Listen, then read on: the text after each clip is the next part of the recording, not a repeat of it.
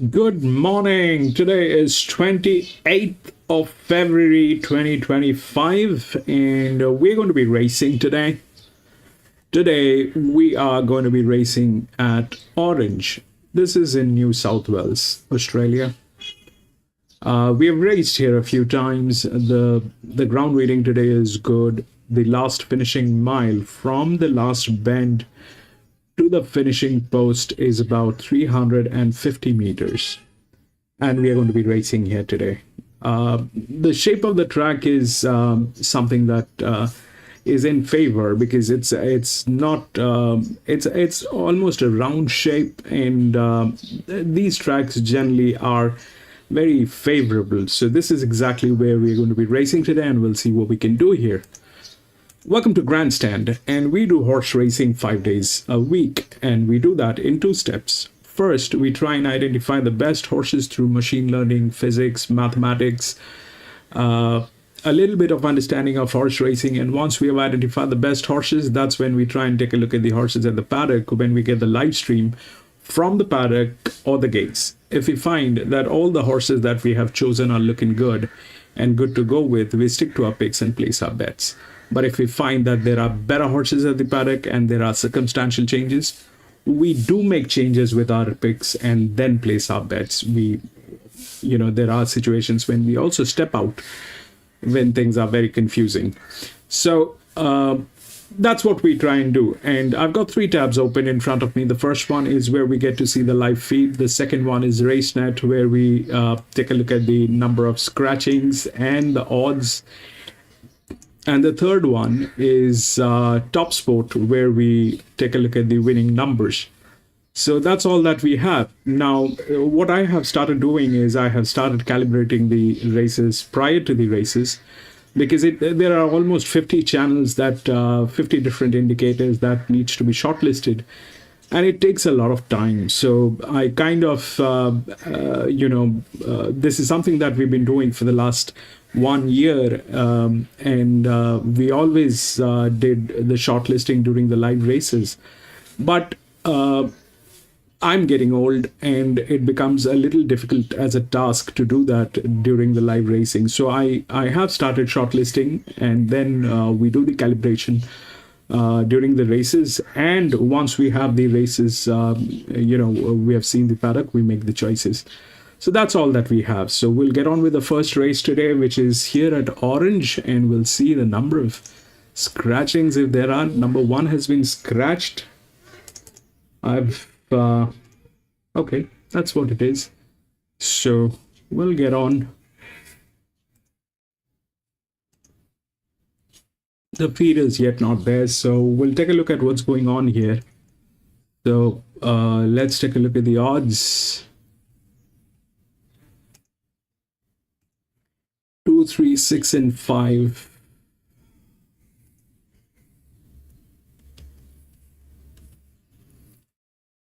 2, 3, 6, and 5. So 2 is the favorite.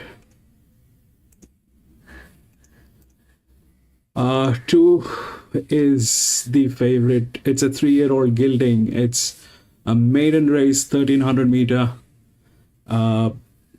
What is happening here? This is in one of the best hands with one of the highest advantage. If we look at the horses with the advantage, 2 has been given a lot of advantage. It is also with a very strong teamwork. The problem is it is not within the rails. It lacks this side of the rails, but it's a 3-year-old gelding. I don't think there should be a problem. The other one that is there is this one, the 5, which is a very strong indication because it is within the rails and it is there. So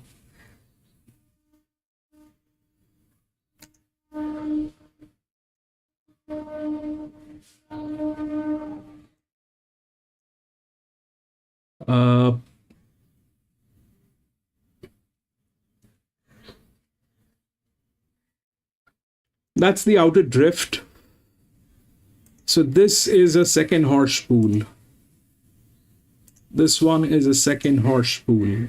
7, whether 2 wins or 5 wins. Or 4 wins.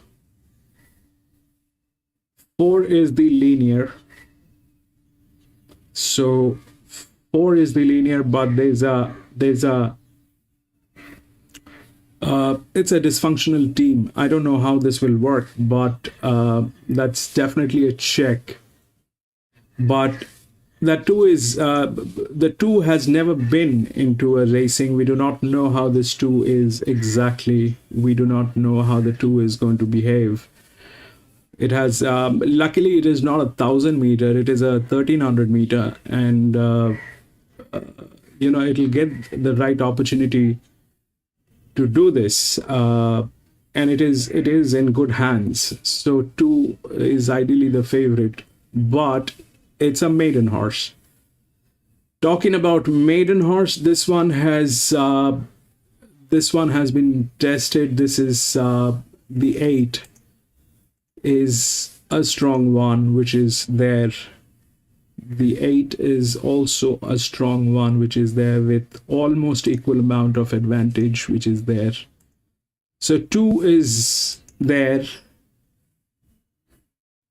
8, probably because of the advantage and the stuff that is going on. 5 has tremendous amount of advantage, and the question is this 4. I am very doubtful about that 4 because of the drift. Because of the dysfunctional team. So I honestly, that's a little weird one. But with that drift, 7 should be able to get the second horse pool. So possibilities. The 2 is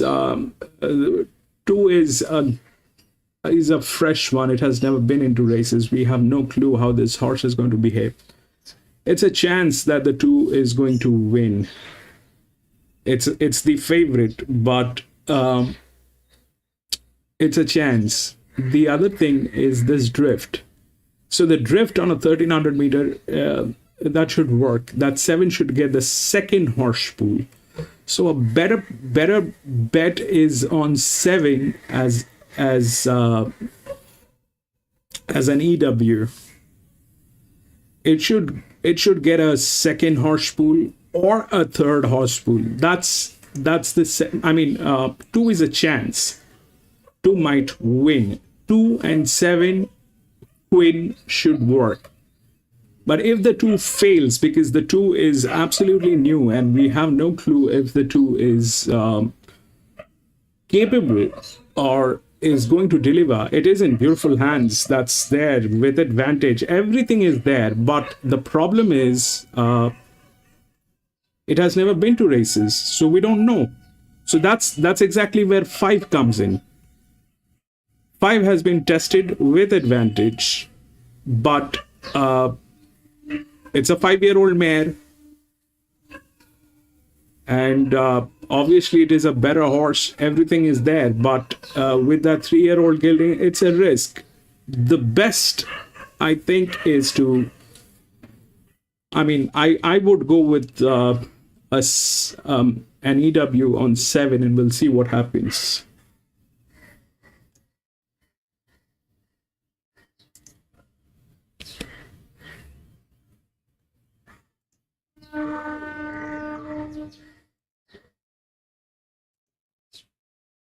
It's going to take a lot of benefit from this run. It trialled nicely before its first up run.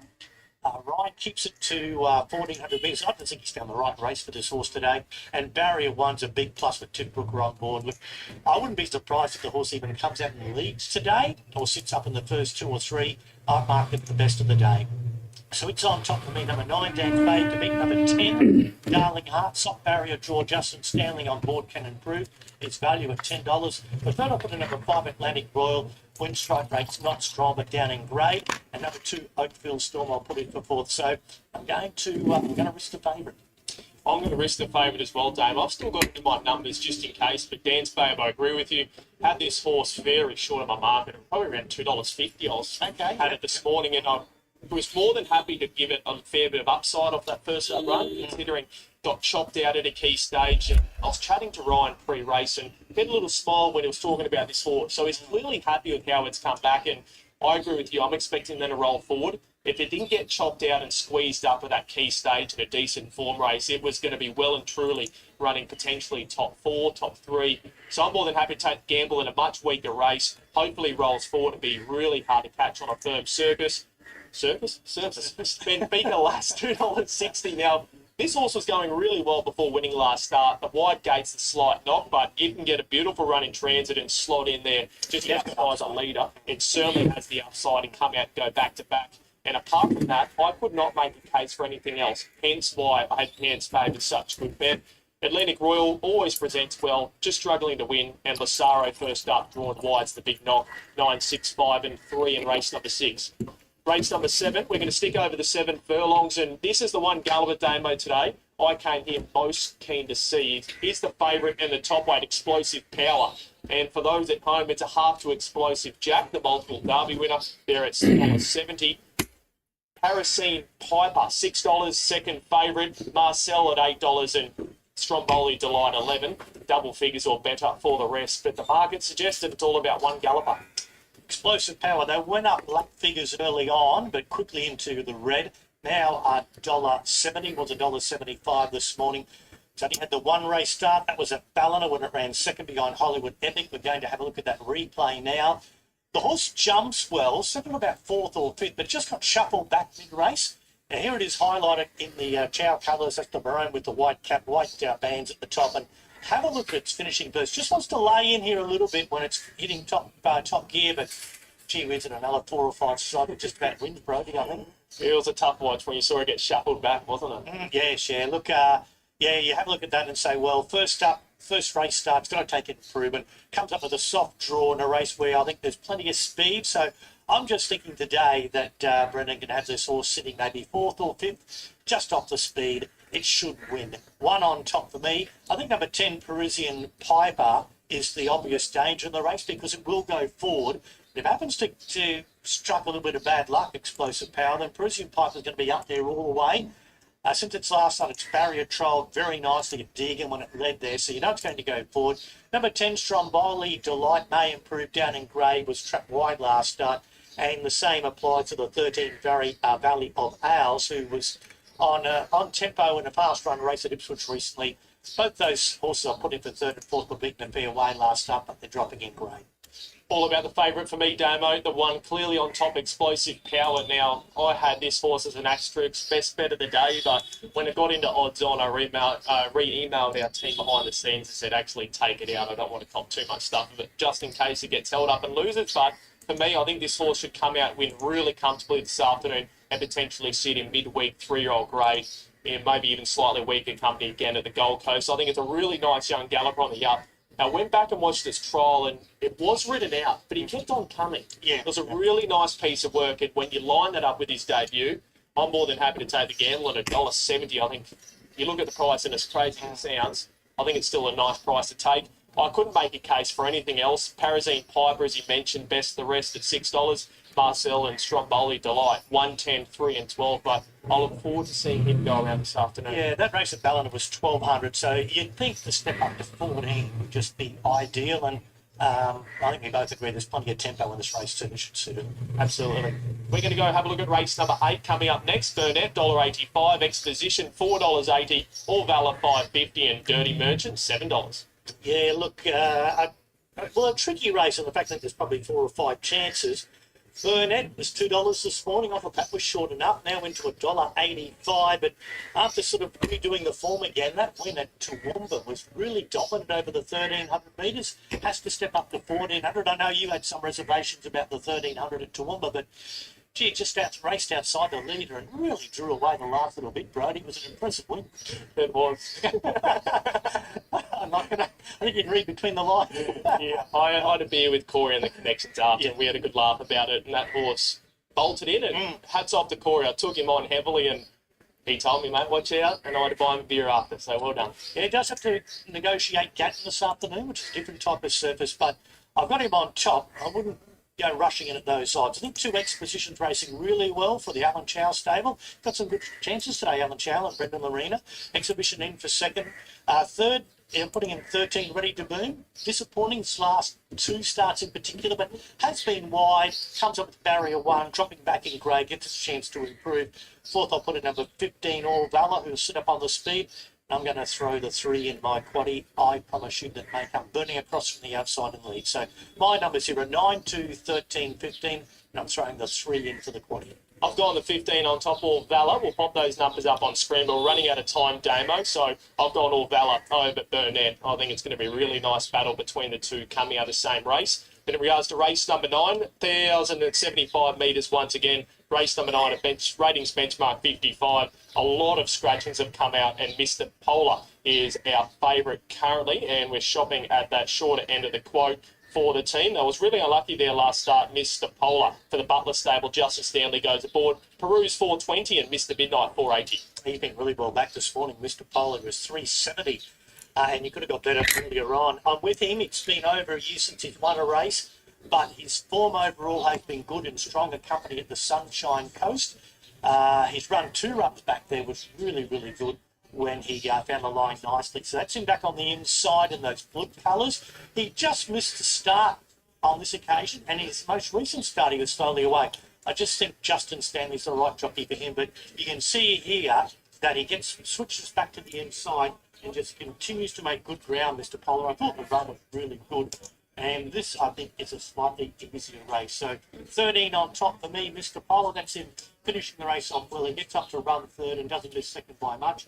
And as I said, this is an easier assignment. I'll put 11 Velvet in for 2nd. Good run at the Gold Coast recently. Will go forward and show speed. Then the 6 Perus, who's another go forward horse. And the 3 full 4th, that's Mr. Midnight. 13, 11, 6 and 3.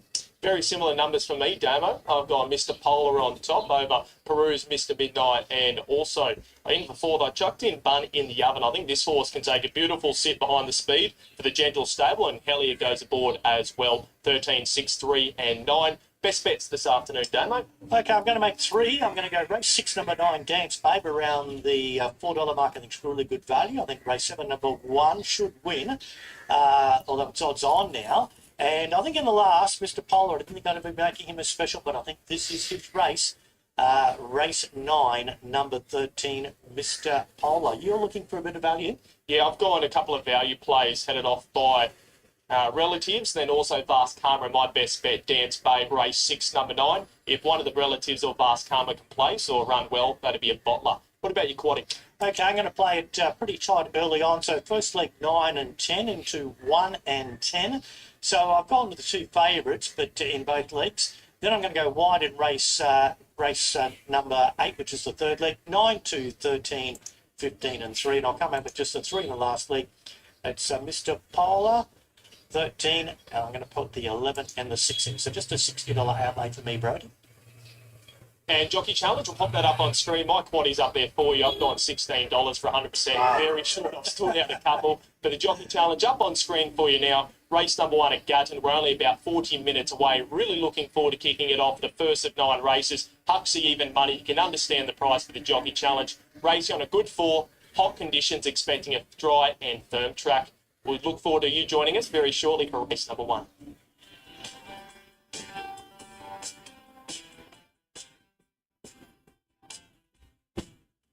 This is our track, Tobacco Park, Orange.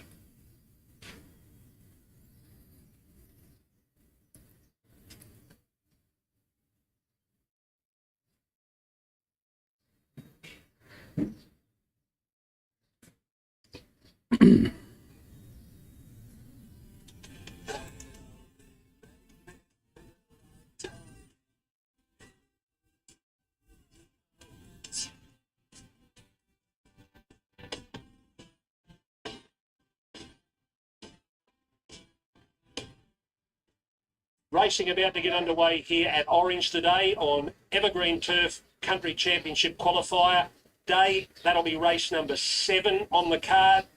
and that will jump away at 4:40 this afternoon. The opener, we've got a favourite in Deepfield King, a first starter by Deepfield for Björn Baker and Brodie Lawyers on board, 225. Night Rains at 4:40 and Kuroshinzo at $5. They're the top three in betting.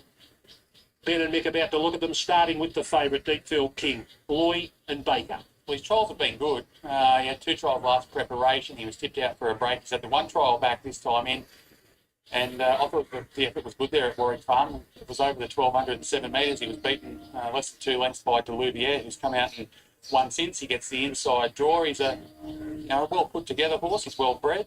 I think he gets his chance here today. Yeah, he's got a little bit of presence about him, doesn't he? He's having a bit of a gawk around, and that's obviously all new to him, race day conditions, but he presents well in the yard, and off his trials, I think he'll run really well. Night's Rain is very solid here. First up for Gary Portelli, his old hometown. Olivia Chambers on board. Had the 1 run last prep. That was here over the 1,000 metres. Tipped straight out after that. 2 trials to get ready. Gets a good draw today. The trials have been good there at Warwick Farm, and I think he fits in well in this race. Yeah, hopefully he's matured and grown up a little bit since his debut run here back in October, where he did show good speed. He got a little bit tired late, finishing 4th behind at Wonder Step. Looks fit enough. Let's go to number 4, Bold Bender. Andrew Banks on for Connie Gregg. It's only finished 3rd at Dubbo last time. It doesn't suit mate, no. Beaten 4 lengths behind Take the Chance. Prior to that, it gone around at the Jerabong Picnics when finishing a close 3rd behind Hamoon Summer. Obviously has to take a bit of a step up in grade here today, but the recent form's been okay. Yeah, the most eye-catching thing about her form is that she finished 3rd at Jerabong on the 15th of February and then finished 3rd at Dubbo on the 16th of February. So it was only at the 24-hour backup and it performed quite well. 5 is Donna Amelia. Dylan Stanley on board for Brett Thompson. It's been knocking on the door. 4 placings from her 13 starts. She's been good at the past 2 there. Narrowly beaten in a photo at Parks over the 1,200. Went to the 1,400 and was good again behind Only Need One. Gets a good draw today. Don't necessarily think the drop back in trip plays against her. I think she'll be hard to beat. Yeah, I'm glad she's finally putting it all together. I remember when she first started her career, I thought she might develop into a nice horse, and here we are. She's had 13 starts and she's yet to break through, but she's knocking on the door with a couple of really good placings at Parks and Dubbo. Kuroshinzo, the second runner for Connie Gregg. Michaela will wear a pink cap. Well, Connie hasn't had it all that long, formerly with Matt Griffith, and it's really rocks or diamonds with Kuroshinzo. 22 starts, no wins, 7 seconds and no third, so he either finishes second or he finishes out of the money. The good draw today helps, but he's been beaten fair margins in his past couple. He did cover a bit of extra ground there at Dubbo last time when beaten 7.5 lengths by Take the Chance. He is a horse that has shown speed throughout his career, so I'm wondering whether he might just settle a little bit closer today. Nicolina, number 7, Tegan Martin and Greg Stevens. I think the past couple of runs have been good. Beaten 2.5 at Bathurst 2 runs ago behind Sasha Bella. We saw Famous Zoo come out of that, which finished second, and it won at its next start. She went to the Sapphire Coast last time out, finished 4th behind Cougars, who won by a good margin that day. Gets the inside draw, gets in wide at the weights. She can run well. There's not a lot of her, but she certainly tries very hard. 3rd at Bathurst at 2 back. That was behind Sasha Bella in what was a brave effort. And then last time out on the Sunshine Coast, a little bit one pace, went 4th there behind Cougars. Okay, I'm just looking at Brodie Loy. He's had a buster on the favourite Deepfield King. He reared up and threw Brodie Lloyd to the ground, but he's up and walking. He's a big ginger at the moment, but he's just walking it off. And catastrophe averted there because Deepfield King got the lead rein wrapped around his front legs, but he took off at a full gallop, went for about 10 yards, and he just pulled up and was caught. Brodie Lloyd's going to jump up aboard now on Deepfield King. Now, is he unsaddling this horse? I think I just heard the steward say he'll be out. All right, we'll do a little quick recap of what we're looking at. And we'll have more update on this favourite. Looks as though it's coming out. So the 2 is the favorite. 2 has never been into any races. It's in the best hands with the largest advantage on that horse. The question is 8 and 7. Generally this drift is an EW. I don't know whether 2 is going to win because it is the first time racing. There's very high opinion on this, but The 4 is the linear one.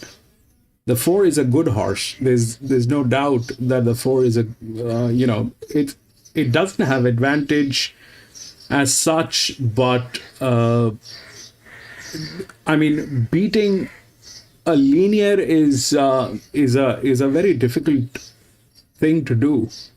So whether 4 wins or 2 wins or 5 with that gate advantage and this wins, I mean 4, 5, these two are in very much winning condition.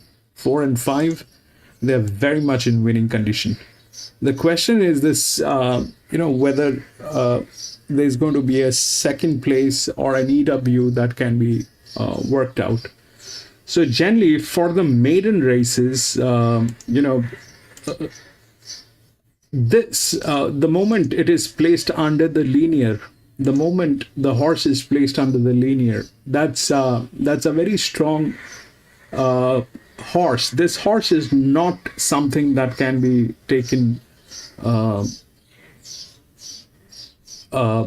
lightly, and it's a filly. It's a filly with one of the largest AHP. This one has the highest AHP, the 3, but it's a little weird. I don't know how that'll work, but the EW places are 8 and 7. Generally 7, generally the outer drift works, but it's a 350. It's not a 400 meter straight, so I don't know if this will work. But 8 is in a very strong position for a second horse pool. So 7 and 8 are EWs. I don't know whether 2 is going to win. So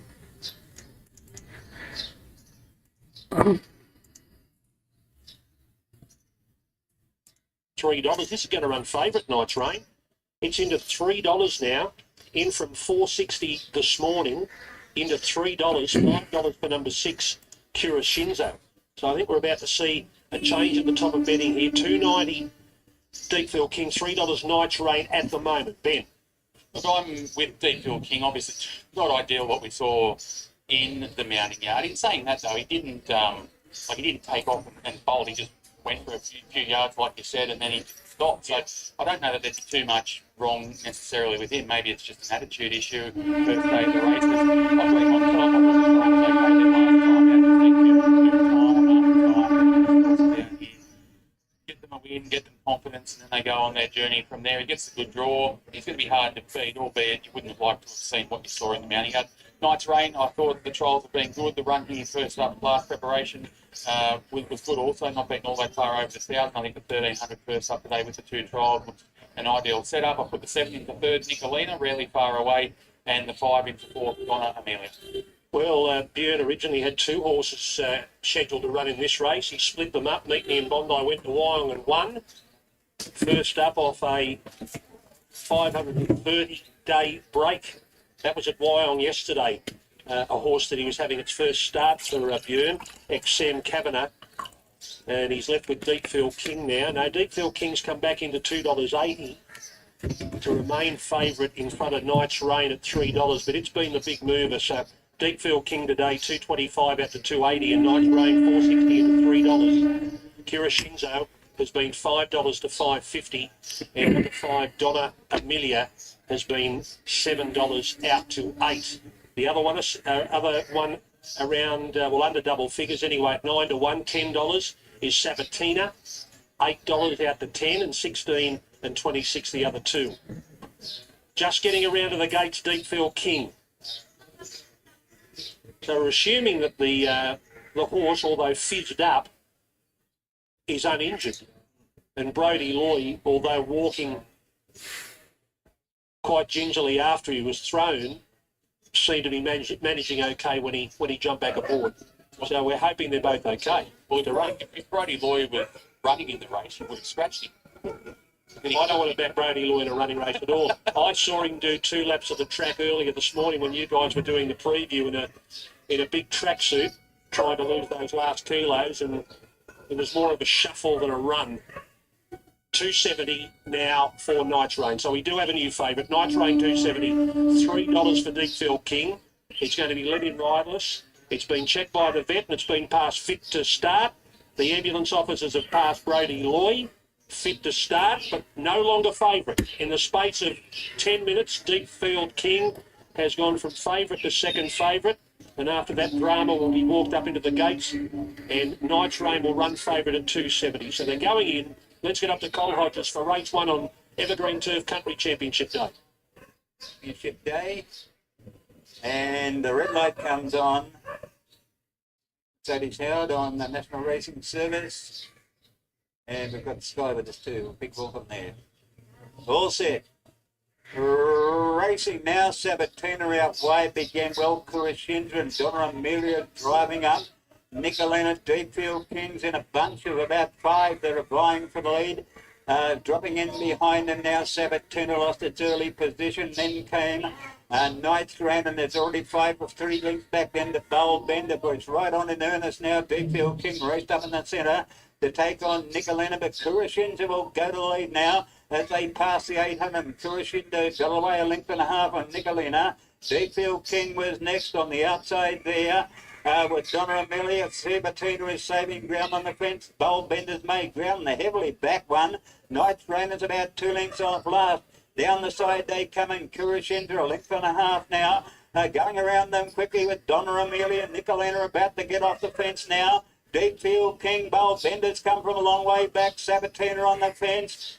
And then comes Knight's Rain. Kurashinda leads for home over Nicolina. Donna Amelia out in the centre of the track, and Bowl Bender's right down the outside, and Sabatina's getting a rails run. Kurashinda, Donna Amelia, Sabatina on the fence. Kurashinda on the outside. Donna Amelia's getting to them now. Donna Amelia, maybe Donna Amelia, but Sabatina's very, very close. Bowl Bender the outside, and Kurashinda in a photo for third.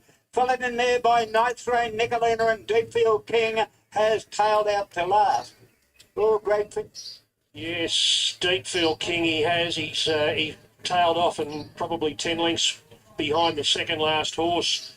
And Knight's Rain only beat one home, and that was Deepfield King. So the 2 favourites are second last and last. Donna Amelia will win this. Dylan Stanley, he rides at 55, so he couldn't claim his 2 kilos that he's allowed. Brett Thompson, the winning trainer. Second will be Sabatina. Over on the inside, number 8, Matthew Carl and Michael Lynch. We're standing by for all numbers to go up into the frame, but it will be Donna Amelia. It's amazing what regular rides and confidence can do for a young jockey. Dylan Stanley just riding in great form at the moment, and with plenty of vigour there over the final 100 metres or so, has got the best out of Donna Amelia. This 5-year-old mare by Don Eduardo. She's taken a little time to really develop, but I'm really pleased to see she's got off the mark today. Yeah, good ride. And look, she's been promising to win a race. Or 5. I was surprised she was still a maiden after 13 starts, but she's got that out of the way. I thought Sabatina was good up the inside there. That gives us a bit of confidence that, that the inside isn't necessarily going to be a problem today. Matthew Carl had no hesitation going up there, and Connie Gregg's runners have both run well. The race changed complexion so many times over the concluding stages, didn't it? Yeah, exactly right. Kurashinda made that mid-race move and speared to the front, and maybe just got tired the last 50 metres or so, but it was still a pretty good effort. Brett Thompson is Tickle Pink, and he's making his way over to have a chat with Ben Walker. Right, well, he's on strapping duty. Oh, no, Jimmy Innes is going to do the strapping, so he said he's the chauffeur for the day. He's not riding, he's been chauffeur, and now he's been strapper, and Brett, she deserved that. She's run some really good races throughout her career. Really deserved it. She sat 3 or 4 deep for trip. She wasn't the jockey's fault. Like, she jumped really well, and they were all vying for the lead, so he went to go back, and they pushed up under him and kept him out. And I said, she's got no hope sitting 3 and 4 deep, and she was really tough. And Dylan rode her out really strong for an apprentice. So really, he's been riding work for me every morning, 10, 12, 15 work for me.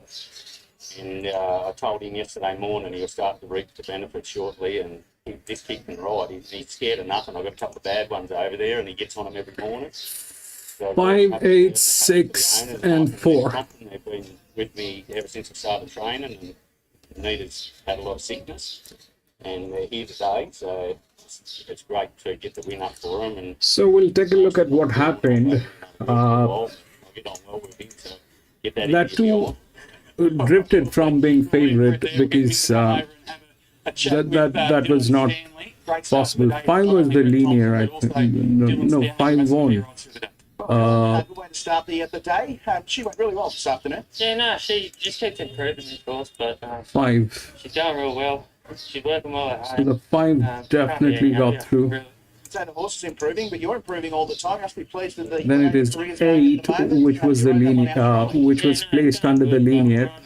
No, so I'm getting fit. So. This is a very strong horse when it is maiden horses racing. He's a tall boy. This thing is the moment it is placed under the linear, it is huge. This thing is huge. Probably a tick taller than Dylan. This thing is an advantage when that Tall but happens. slender boy. And he And, can ride at 55. The 7 was the drift. Now this drift works, but because it is a maiden, this thing worked, and 5 went through. All right, So we'll get a that stewards report on was that favourite. Obviously, right there were dramas on at 5 Downing Yard, but he's with the tailed off advantage. here. Second favourite eventually because Knight's Rain ended up running favourite, but it's gone poorly as well running. We'll take a look at the next That's one. The first drama charge start of the day here at Orange. We'll be back with the second when they're in the yard. Welcome everyone to a big day of racing here at Goulburn. Obviously we're on the countdown to that wild card. This is our 3rd last meeting before then. There's another one on about March 11 or something like that. This one today, an important one, 8 metres, 7 metres the entire, and we're on a soft 9, 10, 3 and 2. for racing here today. Our first race is the Aaron No Run scratching. called Country Boosted Maiden played 1,000 metres. We see the favourite here, number 3, Lombardi Lass, having its 2nd career start. And take a look at these runners for the opener. Better Boy is the one for Jack Van Duren, draws well. Olivia Dalton is the rider, and he's had a few tries before today. He certainly brings a lot of experience here. Start 45 today and yet to break his maiden. I can say he looks terrific. He's a good-looking horse out in the yard here, but he's been getting back and not finding a lot, so he's hard to have here. Second up from a spell is Prairie Legend, trained by John Rolfe with Sinead Peebles. Inside draw claims it's 3 kilos. He looks well. He's right up on his toes around the yard here, so he looks ready to go for his second up assignment. He wasn't beaten far at Braidwood first up, and I think he's shown enough in his 11 start career without placing to suggest he'll be winning a maiden this preparation. Nice trim up for the favourite here, Kayla. It opened around $2.80. It's into about $1.80 now. Lombardi Lass with Pierre Woodville to ride for Scott Callens. Basically, it's drawn the outside now in the field of 7. Yeah, she's very healthy alongside the pony here. Her debut effort was good at Narrow. She got up outside the leader and stuck up well. Was run 3rd behind Rose, although well beaten there.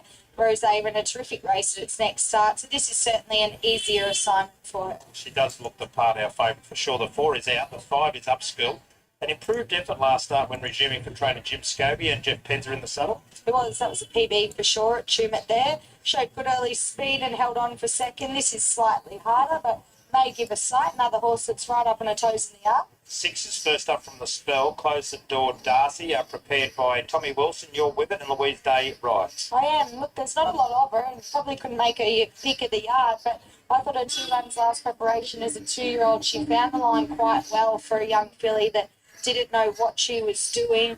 I think she will take benefit from a spell here, and I'm just banking on her having returned a bit stronger. I think she doesn't have to improve a whole lot to be on the figure here. 7 is Performing Diva. Scott Collins, he's had some fun. Performing Diva is with Pat Murphy, who also trains here at Goulburn. 4th on debut behind Rose, but was beaten 8 lengths. Yeah, Woods probably could make the pick of the yard. She's glowing out here in the yard and very fit.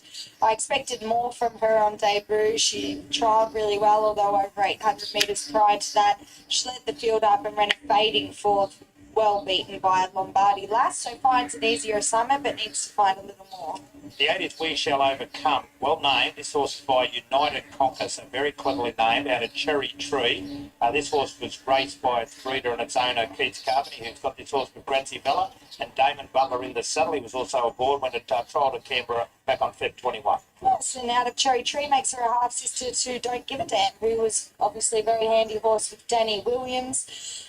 Look, she wasn't asked to do a whole lot in her Canberra trial, but she looked pretty fast and forward there and certainly finds a suitable race to kick off a career. And the stablemate wonderful mistake is the scratching. So you found one at a bit of value here in the opener. Yeah, look, it's a race I'm not overly keen to dive into. I thought there were chinks in the armour of two of the main chances, so I was happy to find a bit of value and go for the 6 Close the Door Darcy. I'm certainly banking on her having returned a bit better, but I expect her to as a 3-year-old filly, and from her soft draw, I think if she has returned a bit stronger, she could be good enough to win. From the 3 Lombardi Lass, who can get right up in the speed here and doesn't have to improve a whole lot off its debut effort to get the job done. In for third, similar with the 7 Performing Diva, and in for fourth, the 8 We Shall Overcome. I thought was best of the rest on debut. Yeah, I've gone for the 3 Lombardi Lass. I think home tracks towards the outside, but got plenty of speed to take it up in. So Lombardi Lass on top. From the 7 Performing Diva, has a bit of ground to make up on its debut performance. The 8 We Shall Overcome, trialled okay. This isn't a strong assignment at its debut. And the 6, which is Close the Door Darcy, 3, 7, 8 and 6 in the first. Yeah, these runners circling around behind the barriers. Our best supported runner here is our favourite Lombardi Lass. Open at $2.70, $2.40, $80, $75, back out to $1.80. Perfect Diva is $2.15, $2.80, $2.90. We Shall Overcome on debut, 6 to 7. Prairie Legend, second run in, $9.50 to $12. Close the Door Darcy. I was talking to the owner and he just said, I reckon I said that 1,000 times to him as a kid. And he said, it's named after my son. He said, I told him that 1,000 times. Close the Door Darcy, he said. Upschool there at $34.31. And Better One Bear, the top one, the veteran of the field at $41.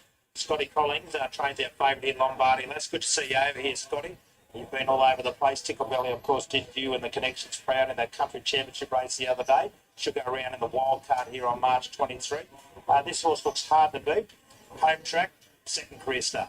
Yeah, no, she looks hard to beat here today. I don't think she deserves to be probably as short as she is, but we don't control the market by all means. Yeah, it is a very, very suitable race. There doesn't look to be a lot of opposition. The main thing is, has she taken improvement? Have you noticed that her track work has she come on a bit from the run? Yeah, no, she definitely has come on a lot from the run, and and it's got her a lot more alert. That's why we sort of elected to come back to the 1,000, and especially at home for her.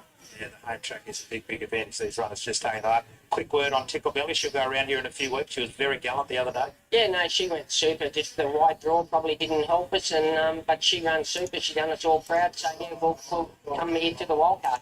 Did a terrific job as well. Good luck for the day, and especially here in the first. Thank you. Scotty Collins there does a great job with his horse. Just talking to Scotty about Mogo Magic. They took it up to Brisbane there, last Saturday week ago. They would fly up to ride it, and he just said just the wide draw and the wet track. But he'll live to fight another day. But not far off the start here. These horses starting to load up. Yeah, they're all loading quite well, and as I said, I probably agree with him here. The form probably stands out on paper, but probably doesn't deserve to be $1.80. I think there's a weakening effort there. He probably doesn't have to improve a whole lot, to be able to get the job done here. But sometimes these races with not a lot of depth are harder to dissect than the harder races. But Lombardi Lass will certainly start our favourite. Out of touch to $1.80. Performing Diva has been $2.15 to $2.90. We Shall Overcome out to $8.50 now. Close the Door Darcy is in a little bit of support, $16 to $13. Prairie Legend $14. Better One Bear $34. And Upskill outsider $51. So with them all about loaded, we'll head up to James Tate, who is our colour golden for today. Who's in the market here at $9, the first start of the Gradsfella stable at Canberra. Upskill still away from the line. Upskill, the outsider here at $61. And Upskill's coming up now for Jeff Penza. Prairie Legend in the inside gate. $1.65 Lombardi Lass, the favourite, about to move up. $3.10 Performing Diva, the second favourite. First of 8 here at Goulburn. On a soft 5, and the starter climbs the ladder, picks up a button. They're about to go on the first. Red light comes on. Gates open. They're racing. Better and Bear was a touch slow. Lombardi Lass out deep on the track. Got away to a good start. Upskill showing plenty of toe. We Shall Overcome up to third. Close the door. Darcy's running fourth along the inside of Performing Diva. Then Prairie Legend. 3 last of all to Better and Bear. Settling down and Upskill showing plenty of pace in front. Leads by a length and a half to We Shall Overcome. Lombardi Lass, the favourite, runs third. Then comes out deep Performing Diva from Close the Door Darcy. And well back is Prairie Legend with Bettor and Bear as they straighten up now. And Upskill in front, grabbed by We Shall Overcome. Performing Divas coming down the outside, and Lombardy Glass through in the centre with a pretty good run. Further back to Bettor and Bear, but Performing Diva hit the front end of Lombardy Lass and We Shall Overcome. Further back, Bettor and Bear. It's Performing Diva and Lombardy Lass. Lombardy Lass through in the centre, fighting back. Lombardy Lass takes the lead from Performing Diva, and Lombardy Lass beat Performing Diva. Bettor and Bear third, We Shall Overcome was fourth. And then came Prairie Legend, and the last couple across the line to close the door, Darcy and Upskill. It was a very, very awkward action there from our favourite runner on the home turn. It looked like it got fairly bad interference there on the home turn. And it's overcome difficulty to win that. A good effort. It was laying in terribly for Pierre Villa, but it has been able to get there. Scott Collins at $1.70. Perfect Diva had every chance again to hold it off, just couldn't. And old Bettor and Bear, he's from the place again. But yeah, that was a bit awkward. Yeah, I might have to watch the steward's report, sorry, to see what went on there exactly. There might be someone getting time. It certainly got a bit nasty there on the corner, but Lombardy Lass, our favourite, she had to dig deep there. She looked like she was a beaten horse, but she picked herself up and found the line really well, still with those earmuffs on, I think, in time. Right, this is what we have for the second one. This is a 1600 meter maiden race, and the odds we know is 9, 10, and 9, 10, 3, and 2. So that 9 is the favorite. The 9 looks like it is going to win. It doesn't look like the 9 is. If you look at the rails, that's 9, 10, 2, and 3. That is within the rails. That's 4 horses all within the rails. That's the order. That's how it has happened. But if we look at how that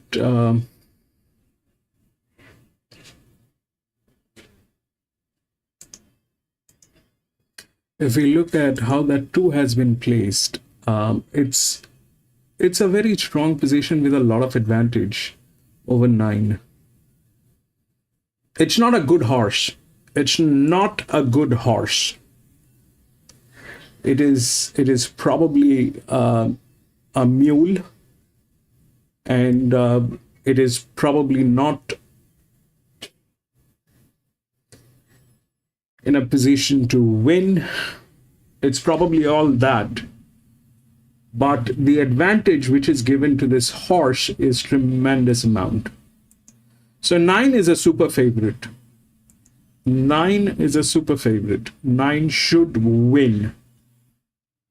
Hands down, 9 should win. This is a drift. The last one, the drift did not work here. But in here, we do not have any linear horses, but the linear is 2. All right.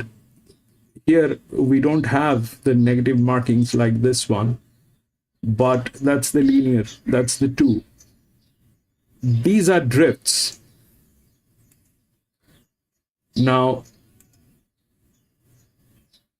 this is in good hands. It's a drift. The horse is a non-performing horse, but it is placed in a way that if it's a 1600 meter, there's a lot of room to run. So if that 2 gets on,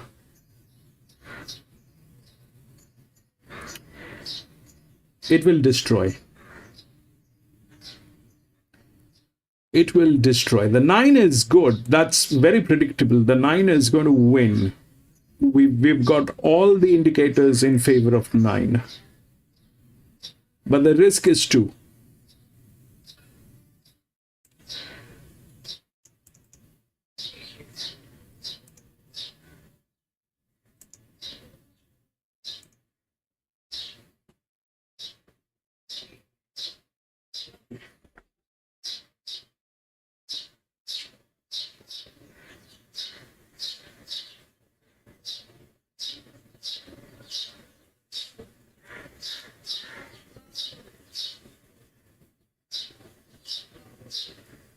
फूफाजी पकोड़े खाने आ रहे हैं क्यों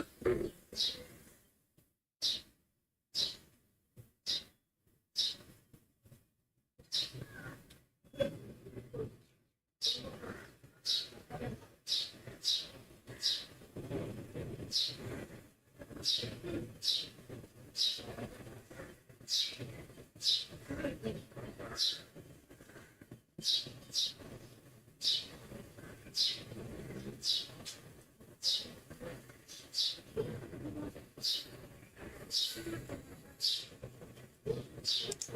the first up run was good. Showed good speed there in a 1,000-metre race at the Sunshine Coast. Soft barrier draw today.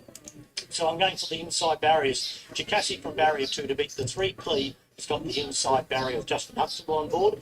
The 9 AI Boom, certainly very hard to beat, gets across. And I'll put the 6 in for 4th, which is Remo Ming. So I'm going 2 each way at the 3, 9 and 6. 2 more to load, and one of those is our favourite, just about to go away into the barriers, and best of luck to Shakira Bailey, one of the first rides here at the Tab races, and best of luck to the 4 kilogram claimer as she loads away on the favourite. Anthony Collins calling all the action at Gap this afternoon for the first of 9. Good afternoon to you, Anthony.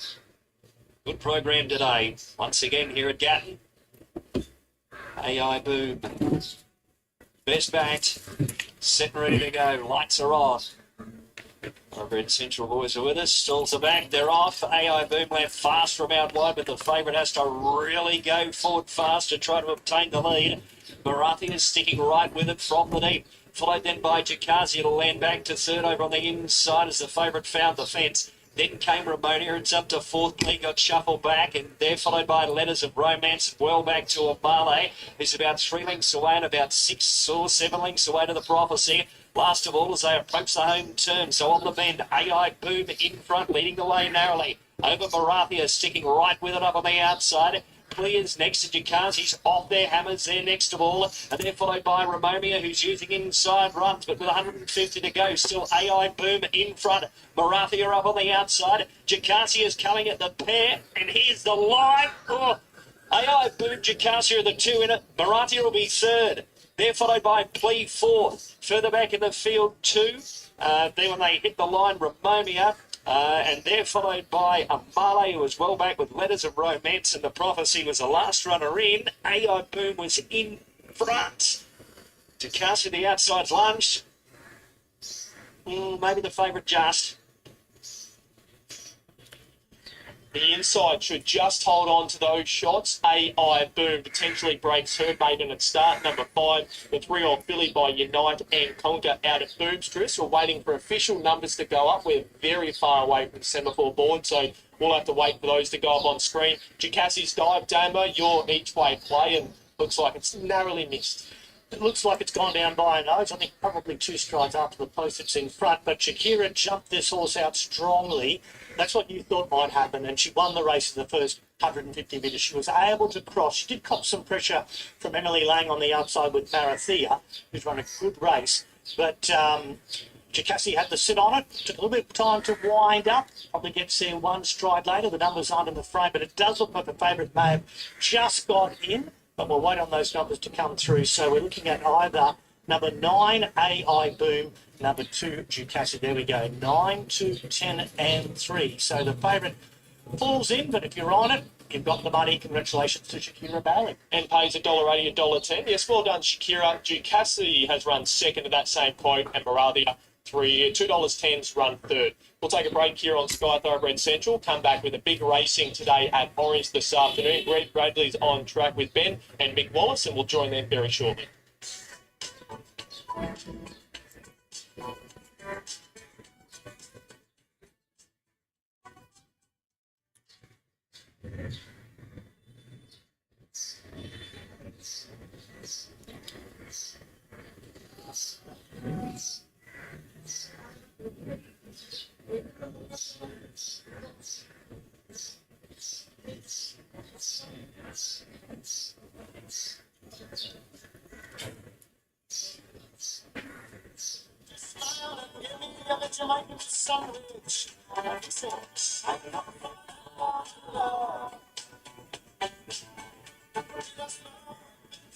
Race number 2 here at Orange. Brodie Loy has been stood down for the remainder of the day after that incident prior to race 1. He rode in race 1, but he's been stood down from his remaining mounts. He only had 2 of them. Race 2, he now rides, who rides Mighty Mac? It's Jake Tracy Holmes. Race 2, this upcoming race, Mighty Mac number 5. Big odds, Jake Tracy Holmes replaces Brodie Loy. And he's riding race 5, Medeno. is now Chad Lever. Race 5, number 8, Chad Lever. Now we've got a short price favourite here. 128 is the current price for Almoretto Boy. Almoretto Bow, I'm sorry. Richard Litt and Ash Morgan. Starting with number 1, and that's Dashing Power. Clayton Gallagher on for Greg Stevens. Presents second up from a spell here this afternoon. I thought he was okay there at Queanbeyan. He's only beaten 5 lengths into 6th spot. Behind Too Good to Be a Cod. I think getting out to the mile today will help his cause. Yeah, exactly right. He was first up at the 1460 last time. Last preparation, he did stretch out to 1,800 metres at Gundagai one day. Wasn't beaten all that far. Second up today at the mile. This is a good assignment. Lucky Star for Claire and Chad Lever. But was okay when resuming from a spell at Newcastle and beaten less than 4 lengths there behind Hoo-Ha. And then last time out a little bit to Plain at Newcastle, only beating 1 runner home behind Dance, finished 7 lengths off the winner that day. Perhaps it was a case of second up syndrome. You would have liked to have seen, I suppose, a bit of improvement in that second up run. In saying that, though, all the forms at the provincials, the margins haven't been too bad. Drops back to country grade today from a good draw. Night Walker, Matthew Carlon for Alison Smith. Well, Alison's horses grow an extra leg on the home track, and this fellow, he's been trying to break through for quite a while. 21 starts, 7 minor placings. 5 of those placings have come here at home to Orange. Last time at this track, finished 5th behind Luna Flirt, beaten less than a length. And the run before that was good at Parks as well in the race that was won by Mr. Fire. Look, the home track record, even though he hasn't won a race, the home track record's enough to suggest that he, the trifecta first 4 chance. River of Rain, Jordan Quince claims 4 for Troy McCartney. This one was sent back to the trials by order of the stewards afterwards to do it again. Yeah, very disappointing there. Finished at the tail of the field, beaten 14.5 lengths. Of the one time we've seen him, it's difficult to make a case. Yeah, he's a 5-year-old. He's only had the one start. He's obviously had some issues along the way. I mean, the times that we've seen him beat 10 lengths in a trial, beat 14 lengths in a race. I know he trialled behind Gallen Star last time. I think he still beat 15 lengths there.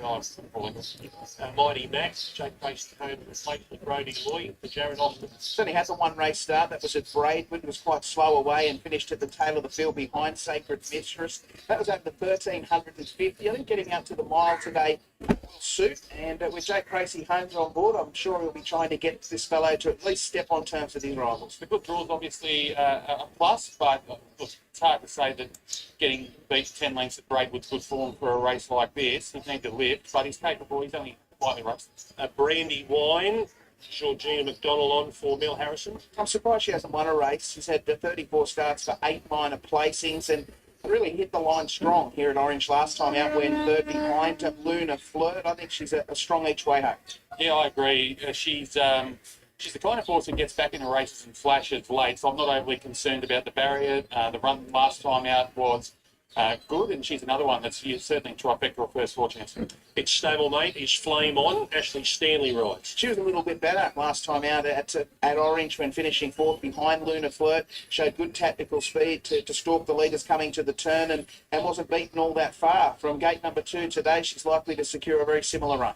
She wasn't beaten far. Like Brandy Wine didn't beat her by much when they met here in that race over the mile last time out.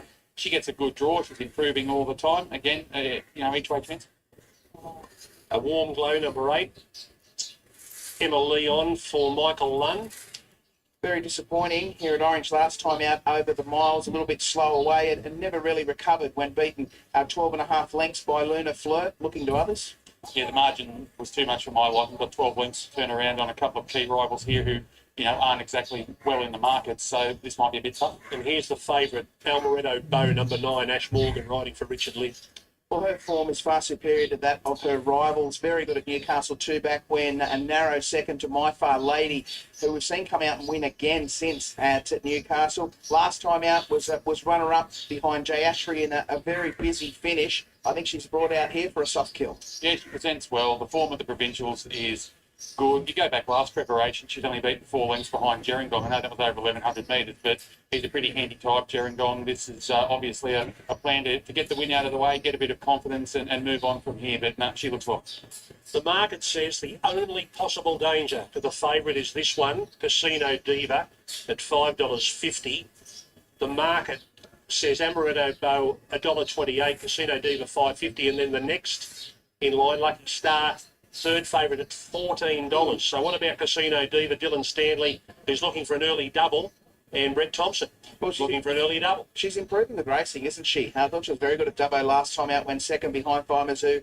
She was doing her best work late there. I think the step up from 1,400 metres to a mile looks perfect.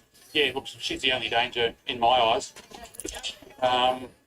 The run. All right, I'm going to stay out of this. The 9 is hands down in a position to win.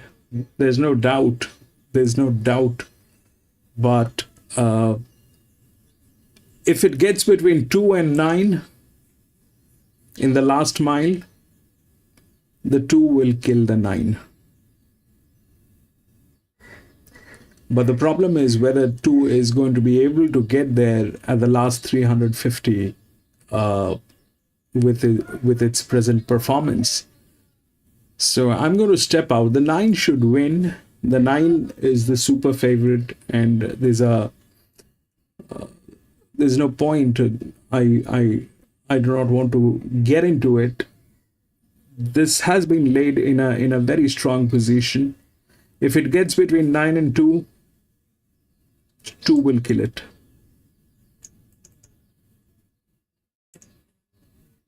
Dollars and longer the rest. Let's see if Brett Thompson can train an early double and upset the favourite, Mick. Well, Brett, Casino Diva, she seems to be improving with racing. Really like the way she found the line there at Dubbo last time.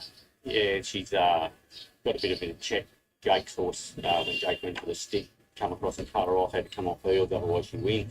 A bit of a bad racing pattern where she doesn't want to go early, she wants to get back. You've got to get a lot of luck when things happen like that. But I told Roger and Merida that I really wanted the mile the other day, but I thought she could win the 1,400, and she went very close.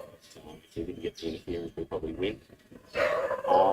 Today I think she's worked the best since Dubbo she's ever worked, and I think she'll be really hard to beat if she gets a bit of luck, and it just depends from that gate where he ends up. If he can get midfield, she'll be really hard to beat. Speaking about luck, Shadow Shot hasn't had a lot of it. Lines up in the staying race number 5. Yeah, no, he's had a lot of bad luck the last few runs. He's going really, really good, the horse. It's a big weight, even with the claim with Dylan, he's still carrying 60 over the 2,100, but horse is feeling really good in himself. He's bucking and squealing his box this morning, and he's really enjoying it. I call him Bones at home. He's a bag of bones. You can't get too much weight on him. It's just what he is. But he's going really good, and I think he'll run a big race today too. In our feature event, the Country Championships qualifier, Smart and Dapper on trial over the 1,400.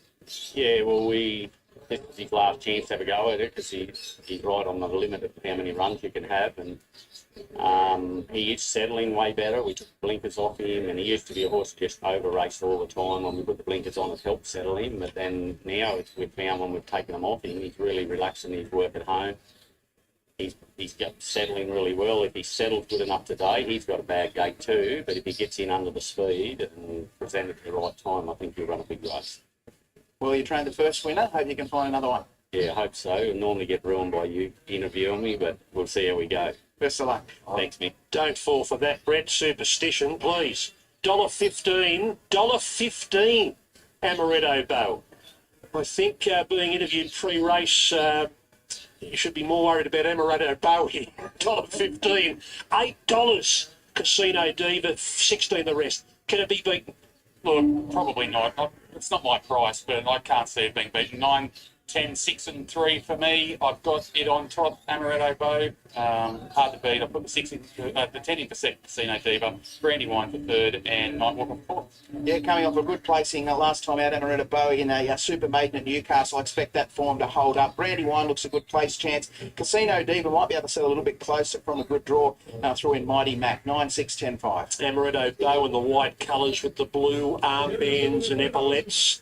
Ash Morgan in barrier 9 as the barriers fall there, and Casino Diva in the Sniper's Bullets colours. Starter grabs the button. Here we go, race 2. Blue light still blinking, no red light as yet. Red light's on now, stand by. Racing now, Mighty Mac begin reasoning. Will Amaretto Bow, the short price favourite, is spearing out from out wide to take up the running. Although Sun Beauty kicks up along the inside, holding it out.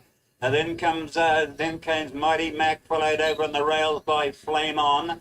Lucky Stars 50 outside, 3 lengths back then to Nightwalker. Dashing Powers getting a fair way back, getting around the outside with Warm Glow. Casino Diva is being shuffled back along the rails as they spear down the back of the course. River of Rain up to be about third last now, and Brandywine at the tail. So they come along with about 900 to go, and Amaretta Bow bowling along in front, 1 3/4 lengths on Sun Beauty. Over on the fence there was Flame On, joined the outside by Mighty Mac, who's going forward in a hurry. Lucky Star 50 outside of Nightwalker, 2 back, River of Rain. Then comes Dashing Power, Casino Diva, and back with it was Warm Glow, and last of all was Brandywine. Down the side they come, and Amaretta Bow is being joined now on the outside by Sun Beauty, who gets to win about a neck of the favourite. Mighty Mac around the outside. Nightwalker starts to run home well. Flame On the fence. Lucky Star to the outside. Amaretta Bow kicked back and led for home over Sun Beauty. Flame On's getting up along the fence. Further back, Nightwalker. And in comes Mighty Mac and Casino Diva. Amaretta Bow the leader. Brandywine's getting home well along the fence. And Flame On down the outside. Casino Diva. Amaretta Bow just in front. It's holding on. Casino Diva grabs it. Casino Diva got the win here from Lucky Star, and Amaretta Bow. Brandywine over on the fence, followed in by Nightwalker. Then came Sun Beauty. Next in was Mighty Mac, Dashing Power, Warm Glow, and River of Rain. Well, the odds-on favourite's been knocked off here, and it's probably run about third, I think. Casino Diva, race-to-race winning double for trainer Brett Thompson and apprentice Dylan Stanley. $8, $1.50. They should pay. New South Wales tab 10. Number 10 Casino Diva. Number 10. Okay, Cole, 10 Casino Diva, Brett Thompson and Dylan Stanley. They've won the first 2 and they've upset the favourites in both races. Donna Amelia won the first. The favourites ran second, last and last. And in this race, Casino Diva, who was a clear second pick, but at $7.50, has knocked off the $1.18 pop, Amaretto Bow, who's only hung on to third as Lucky Star sweeps home down the outside for the levers. So what happened?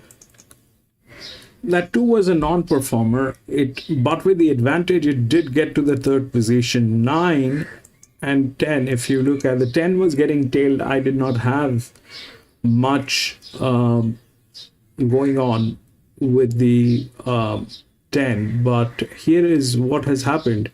This was handicapping.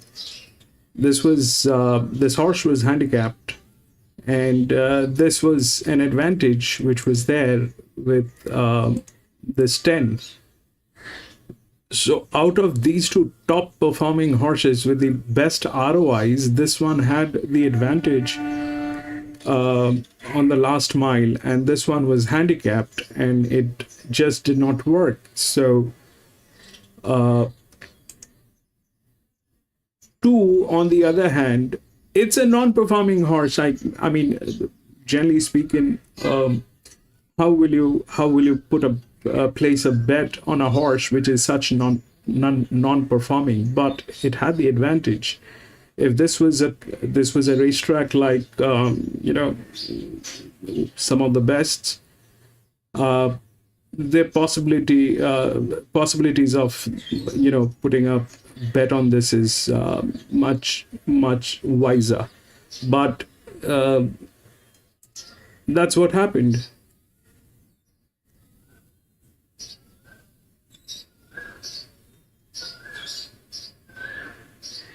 It's all about the advantage.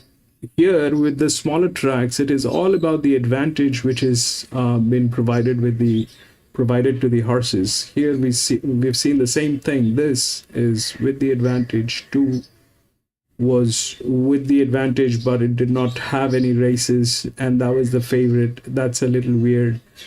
And 5 was again, with the rails. Here it's the same thing. The 10 was within the rails with the advantage more than what it had. And this two got through within the rails with that advantage.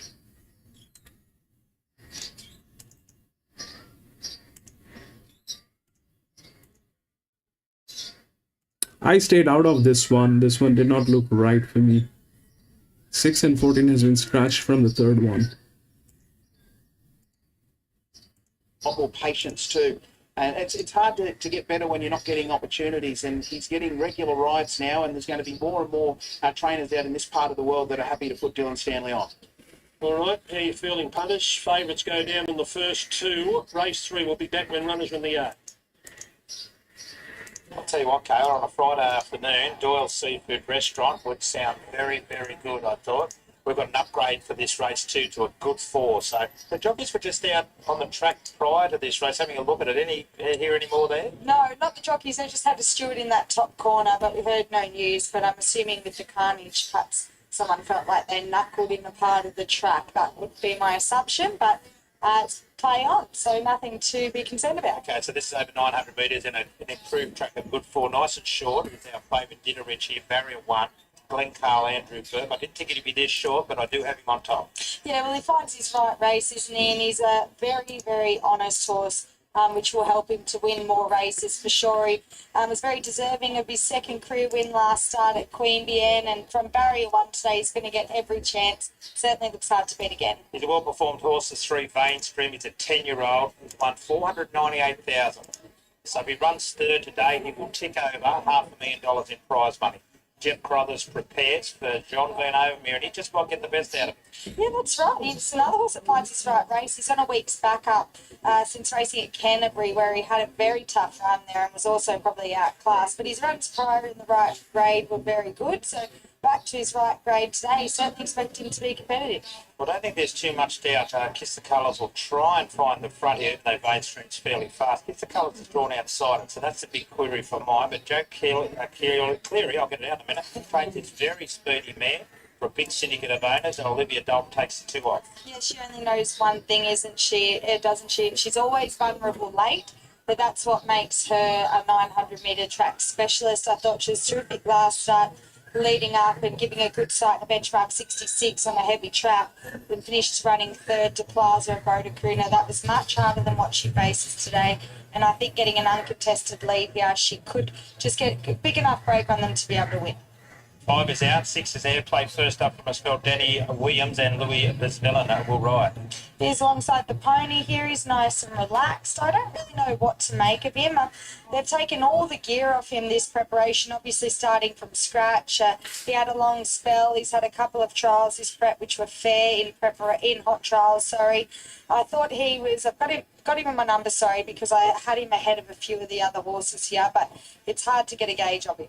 Well, Mainstream's a 10-year-old, but Agent Moon, horse number 7, is an 8-year-old, prepared by Alan McRae, Damon Butler to ride big odds. Yeah, but he's capable in this sort of a race. Look at his track and distance record. He's had 3 starts for a win and a second, and his last start after the Wagga was better than what it reads. He copped a bad check down the straight, and he should have finished up a little bit closer, but he hasn't won since May 2022. And the 8 to round out the parade here is Aerobatic Warrior, Sinead Peebles for Johnny Roth. His first start where he doesn't typically fire, and his best seems to be over a bit further. His 2 wins have come at 1,300, 1,450, so I'd look for him running on a best. I'm going to go for Ditterich to continue his very good record. Inside draw, he's going to get all the favourites in the run, so he goes on top of mine from the very speedy Kiss the Colours. 3 Mainstream looks really well placed today. That'll be interesting if he runs top 3 today. $500,000 for basically who spent most of his time in the country, and the 6 airplays, so 2, 4, 3 and 6. Now with the 4 Kiss the Colours, I think this is the kind of race she can get away with here. From the 2 Ditterich, said very honest and will get every chance here. In for third, the 3 Mainstream, who finds his right grade and is never too far away. And in for fourth, the 6 Airplay, who I thought was the best of the rest. Number 2 here, Ditterich is our favourite. Glenn Carl aboard from the inside draw. Andrew Burke is the trainer. It opened at $2, but there's obviously been scratches. It's got $1.50, $1.55, $1.40. Deserving favourite. Last 5 starts, 2 wins, 2/3 and a 4. Mainstream, the veteran, has been 460, 440, 420, 460. As we mentioned, looks really well placed today on his best form. Kiss the Colours has been 550, 480, $5. Olivia Dalton rides for Joey Cleary. looks the likely speed. Airplay $19 to 23. Aged Moon 51 out to 41, and Aerobatic Warrior 51 to 41. So Andrew Burke has a couple of good chances today. He's got our favourite Ditterich here, and he's got Lang Park in the following race, who's our favourite as well. So a big half an hour, 40 minutes coming up, hopefully for the start. Yeah, are these your only two work at the moment? I've got 4. A couple of spelling, yeah. Well, a couple of good chances anyway. You kick off here. He's very short now, but probably deserved. He's been racing really well. Yeah, he's been consistent and, yeah, been racing well, so... How did he pull up from his good win last time? Yeah, pulled up good. Pulled up good, or he wouldn't be going around, but, yeah, it's nice and bright and everything, can aid up. And, yeah. Is there any concerns coming today? Back 100 metres, any issue? Yeah, this front might be a little issue, and Joe's goes pretty quick too, so, yeah. And it seems to say 900 might suit it a bit more than us, so, yeah, just that little thing, but...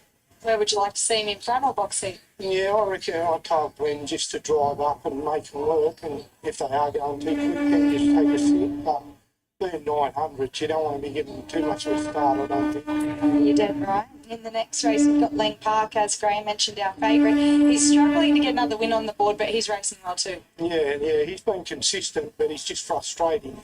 You know, you think he can win, and he just gets beat and that, so... Confident coming. Yeah, hopefully today's his day, but yeah. Good luck with both the bedroom. Rightio, thanks a lot, Carl. Just noticed, Andrew, barrier 1 for both horses. Choose your onside up there in Sydney. That's got to be a big advantage, hasn't it? Yeah, usually I get the outside, but I've had a bit of luck today, so I hope it doesn't end near the barriers. Well, let's hope that they can make the most of it. Good luck, mate. Yeah, thank you. Well, it is our favourite, and you've got the favourite in the next as well, but this looks very, very hard to beat as these runners get their way around to the barriers. It'd be good to see old Mainstream win. He hasn't won for a little while, but he's been around the moat. It's a very suitable race for him today.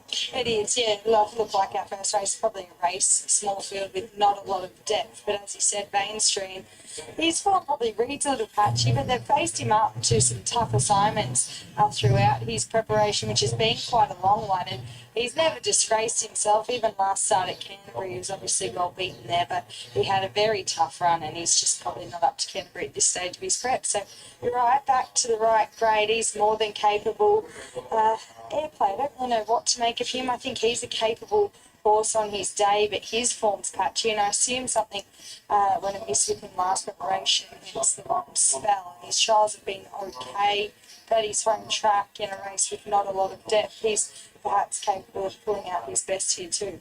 Well, Mainstream's been unplaced in 4 runs here, but as I said, he's the winner of a fair bit of prize money, so he's done a really good job for connections, trained by Jeff Crothers. But Ditterich is our favourite. Inside draw, $1.50 to $1.35. A minute 39 off the start. It's of course in the lime green colour you can see circling around there. $1.50 to $1.35. Glenn Carl got a really good record here at this Goulburn track as well, where he's ridden a fair few winners. Mainstream has been $4.60 out to $5. The next one, Kiss the Colours, $5.50, $4.85. Airplay, $19 out to $21. And then we go to down the bottom, Agent Moon, $51.71, and Aerobatic Warrior out to $81 from $51. And we lost Motorboy, Boat, and Checked On. Our first race today, won in good style by our favourite Lombardi lass, but she placed her jockey at a huge disadvantage there, Pierre Woodvilla, but she got the job done nicely. At $1.60 for Scott Collins, won the first from Performing Diva, and Better One Bear.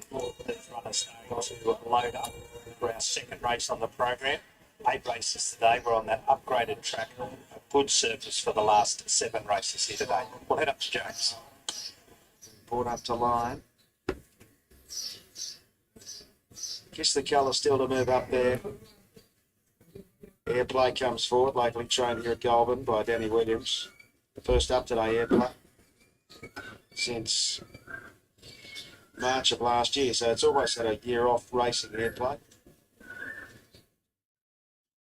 So they're making a good line, and Kiss the Colours will complete the line. Kiss the Colours goes up, Ditterich on the inside gate, the odds on favourite at $1.45. Red light comes on. Ditterich stands up okay. Gates open. Ditterich away fairly off the inside. Musters pace. Kiss the Colours are showing plenty of toe out wide. And driving forward is Mainstream with Agent Moon, and Ditterich holds the inside. A couple of lengths, Aerobatic Warrior Airplay, the last one. Kiss the Colours. Out wide on the track, showing plenty of pace. Leads by a couple of lengths to Ditterich, which drives up along the inside now to nearly share the lead. Aged Moon's running third, a couple to the old fella Mainstream, and then comes Airplay and Aerobatic Warrior. They straighten up. Kiss the Colours, the leader from Aged Moon. Ditterich the inside, then Mainstream. Airplay comes to the outside. Kiss the Colours in front of Aged Moon. Ditterich tries hard. Airplay's running it pretty well right down the outside. Kiss the Colours, the leader. Out wide Airplay. Aged Moon. Ditterich is still there. It's Airplay coming after Kiss the Colours. Airplay and Kiss the Colours. Airplay takes the lead from Ditterich, and Airplay beat Ditterich. Kiss the Colours third. Aged Moon fourth from Aerobatic Warrior. Mainstream the last one home. Airplay out wide. The top first up win for the locally trained galloper. Yeah, well done to the connections there. This horse, first up last campaign, was able to run third. This horse is a winner at Goulburn before, and that's his second win at the Goulburn track. He's basically his best performances have been here in Lewis.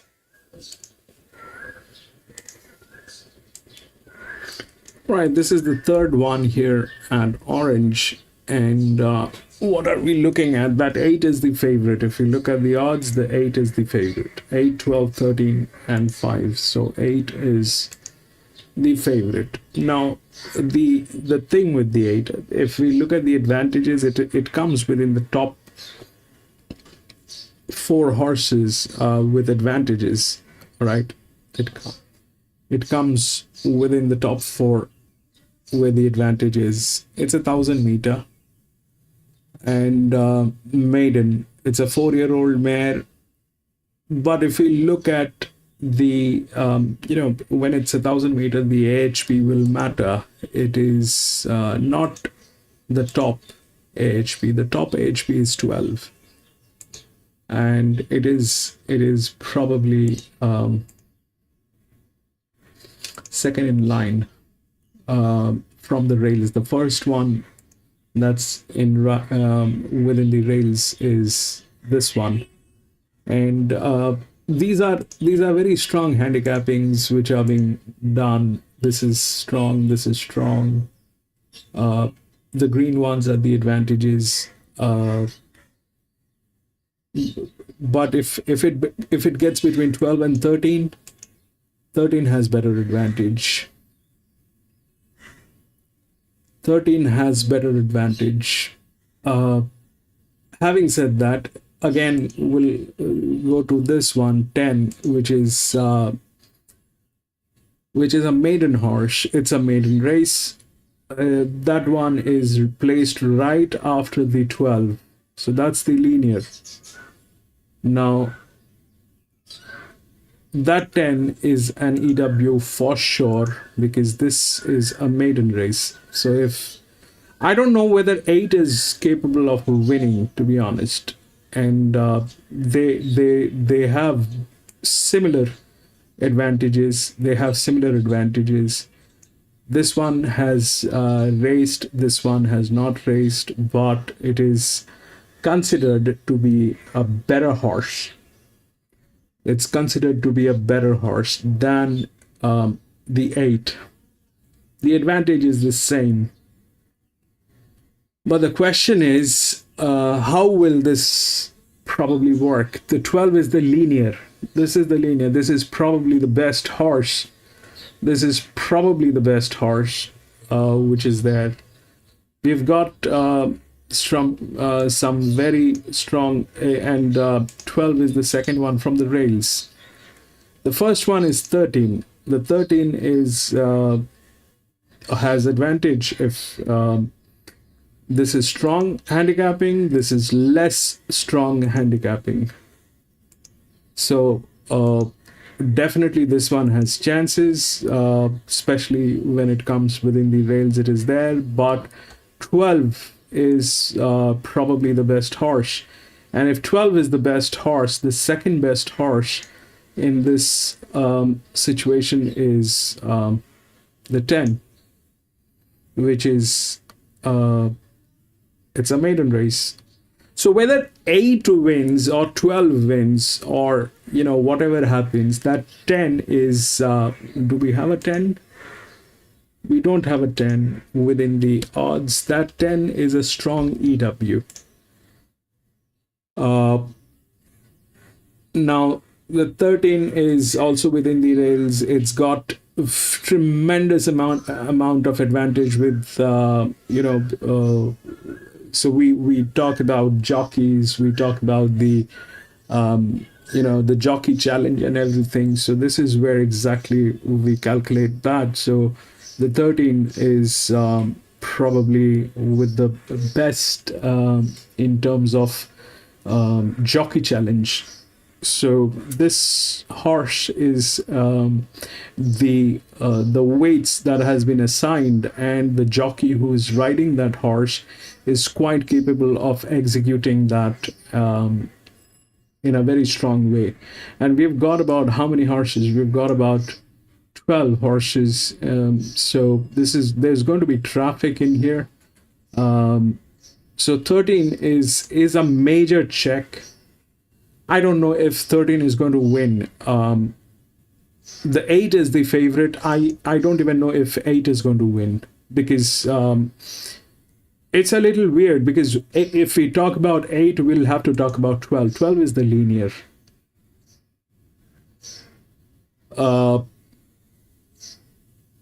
Then 1 has advantage.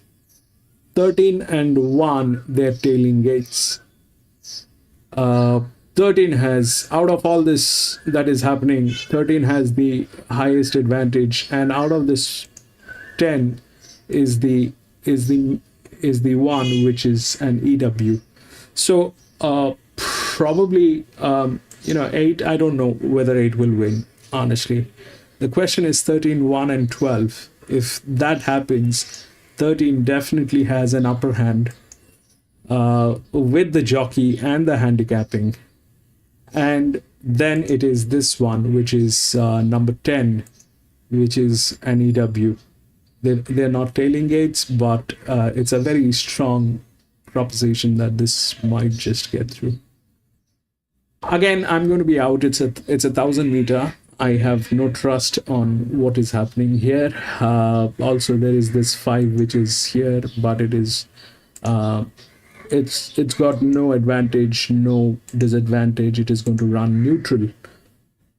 These are neutral horses, so that makes it a lot more volatile, and those are all tailing gates.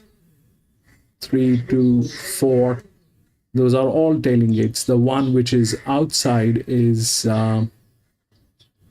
12, but that's the indication of the best maiden.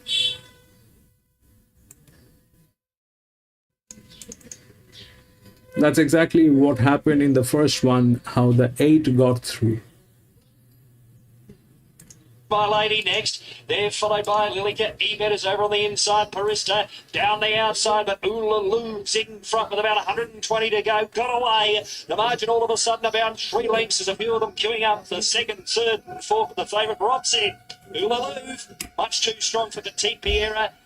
Lilica Ebettor, I reckon, in that order. They're followed by Parista. Further back in the field is She's by Lady, Kobe Ascot, and also Burley Magic and Point to the last runner in. Oolalu, fun to say and fun to watch for anyone who took the shorts. Absolutely bolted in and ran up towards 4 lines. The 3-year-old filly, win number 1 at start number 9, Camo, and that was a 1-horse race.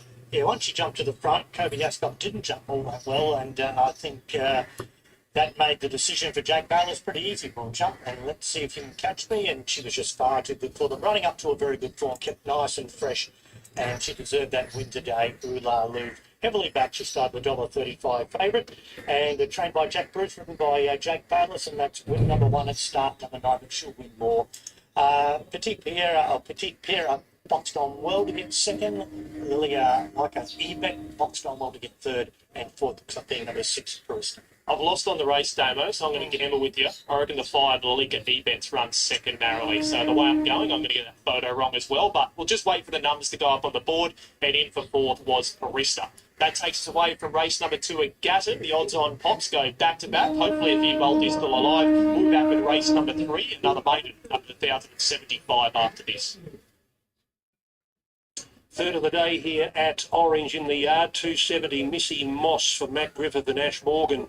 $3.60 Bolo Miss, $5 Christmas Star, $6.50 Northern Exposure. Let's have a look at them, starting with Dusty Vermeer in this Country Maiden plate worth 40,000 over 1,000 metres. Dusty Vermeer, Andrew Banks and Troy McCartney. He's only had the one start. That was Gilgandra at one of the half-tab meetings there. The tab twos was beaten a length in 3/4 there. This is a bit tougher today. Draws well though, and Troy McCartney's team ticking along okay at the moment. Yeah, there's obviously a bit of a story with him. He's a 5-year-old who's only had the one race start, and as you touched on, he performed above market expectations when the scoring the podium finished there at Gilgandra when it sent out a 70-1 chance. So he can certainly build off of that. Number 2 is Luskin Vane, named after 2 great Golden Slipper winners. Luskin Vane. Number 2, Dylan Stanley. He's getting a bit greedy. He's going for 3 out of 3. Brad Draper, the trainer here at Orange. He's got ability on his day. I know he hasn't won in 21 starts. He's been in the placings 4 times. He's looked the likely winner on a couple of occasions and just failed to get there. Look, I know Mick's got him in his numbers. He was only beaten 5 lengths last time when finishing 4th here. It wouldn't surprise me to see him just pull out one of those runs he does every now and then. Yeah, he was ridden quiet last time out at Orange and was doing his best work late when finishing 4th there behind Press Gaze. He's got a middle draw here. I expect him to settle down midfield with cover, and I think he'll be hitting the line late. Media coverage, Clayton Gallagher on for Greg Stevens. Yeah, look, 4-year-olds had the 11 starts, beat in the placings 4 times. I thought the run at the Sapphire Coast last time out was very good, with only touched out in a tight finish there over the 1,000 metres, just has to overcome an awkward gate. Yeah, he's been in the placings 3 out of his last 4, so he's ready to win one, isn't he? I was a little bit worried about the gate as well, but one of the best in the business on board in Clayton Gallagher to sort that out. Mr. Galadoo, Jake Tracy Holmes, Troy McCartney. Yeah, look, another one for Troy McCartney. His 5-year-olds had the 8 starts, was well beaten last time out there at Parks, finished 11th. The margin was only 4.3 lengths. Gets the inside draw today. I think there's a few ahead of him. Yeah, got back in the field there at Parks and failed to make any impression in the run to the line. Gets the blinkers back on today, so that might spark some improvement. Northern Exposure, Benny Looker on for Derek Piper. I think he can improve this horse. He was really good on debut. He trolled up nicely leading into that first up run. Went to the 1200 last time in a super maiden. John! But I like him coming back in trip. Yeah, that run at Dubbo on debut over the 1,000 was very good after Thank you for joining, John. Welcome. finished second there behind Dig B, and then last time out nothing much went right for him on speed when caught deep. Le Chaperon, number 7, Cody Nestor for Alison Smith. He's had he's had 2 runs, went for a break, and then we haven't seen her since. So she's a long time off the scene, no recent trial. Alison Smith's horses race well here, but first up without the trial, this might be a bit tough. Yeah, and all of the starts have been on rain-affected tracks. The last couple of runs, there were unplaced efforts at Cower and Bathurst were on heavy surfaces, so perhaps she might improve today on a firmer deck. Favourites going to the gates with Ash Morgan on the pony. Missy Moss already on the track, number 8, Missy Moss. I think she'll be very hard to beat. She's now with the Matt Griffith stage. Thank you for being here, John. It was getting lonely. Most recent trial, she had no luck in her only run at Scott. Thank you so much for joining in. Looks to have a fair bit of ability. Yeah, I agree. I thought she was the best bet on the program. A sent-out favourite there on debut at Scone over the 900 metres. Was caught deep off the track and was beaten around 6.5 lengths by a pretty smart horse in Pride to Follow. The trials have been really good leading in. I think she's the one they all have to beat. Another one on the track, our war horse. Yeah, the one is in a very strong position, bro. 3 times. We haven't seen the best of her for a while. So if you look at what's going on, the one is there with a very strong handicapping, but they are suffering. That's why I did not talk about the one. The 9 has a drift. They are also suffering. It's a huge drift, which is there. The 9. The 3 is something that we don't know, but it's well within the rails, the 3. Pretty good, wasn't it? And But draw probably makes it difficult. these are all possibilities. I don't know. The 8 is very strong. That's probably in the best hands, but it is not the best horse. That's for sure. Last time out, 2.5 lengths behind Nimble. I like the 10. I also like the 1, which is there. It's the highest torque run above market expectations. It's I've got a very strong indication on the one, but they're also suffering. It's very strong Bolo indication. miss Matthew Carl, Michael Lynch. Ran well from back in the field at Queanbeyan last time out behind. She's the key. They only had the one trial. I am, John, very lonely in here. Yeah, I think we're going to have to write a negative again from that outside But draw. you know, Matthew, I had to make a choice, John. Either I do this and you know, this goes nowhere, or we do this in the right way, Josephs and Jones yard. which will probably help us get better with every race. Water at the back end of last preparation. Resumes here without a trial. Gets a soft draw. Gets a clean to clear rams both. Thank you, John, for being there. Thank you so much. Yeah, it was a great run last time out at Wagga, and was caught 3 wide, no cover, and battled on really well into third spot behind it. Fire Your Gun, so looks to secure a nice run here from a soft draw. Okay, Missy Moss 270. I'm going to be out. This one is a little tricky. I don't want to get in there, but the resistance is 10. An EW on 10, Not a chance. And, maybe. I don't know. I just want to stay out. You want to do Brett Thompson again? Well, he's happy to do it. Well, he is now, and he's been full of cheek so far, hasn't he? So he's had a good day. Missy Moss, the favourite, 270. Well, Mac's in Brisbane. At least he's not in Vegas like just about everyone else. Oh, wouldn't that be a good gig? 270 for Missy Moss. Formerly with Cameron Crockett, one start for that stable. Lining up for start number 2 off a 250-day break. First up for Mac Griffith. Second pair, and by the way, it has been 3. They originally went up $8. And I don't think there's been any deductions. That's getting tailed. The 8 is getting Oh, tailed. 22 cents, yeah. Rail Trail was 22 cents. So originally went up $8. It was $3.50, and now it's into $2.40. $3.60 for Bolo Miss out from $3.20. $5 for Christmas Star out from $4.80. $8.50 for Northern Exposure out from $6. And number 3 media coverage is out of point, now 1.5 to $9.50. It is Missy Moss 240 in front of Bolo Miss and Christmas Star. I've got Missy Moss on top. I made her the best bet on the program. I thought she was brave in defeat there at Scone on debut. She was never on the track, and she boxed on quite well. Her trials have been really good leading in. I thought she probably had the tactical advantage over the other horse in the market, Bolo Miss, who's probably going to have to go back. Her trials have been really, really good, and I expect her to win first up today. Christmas Star's been in the money 4 of 7. Covered ground, went third behind Fire Your Guns at Wagga last time out. Gets the soft draw today.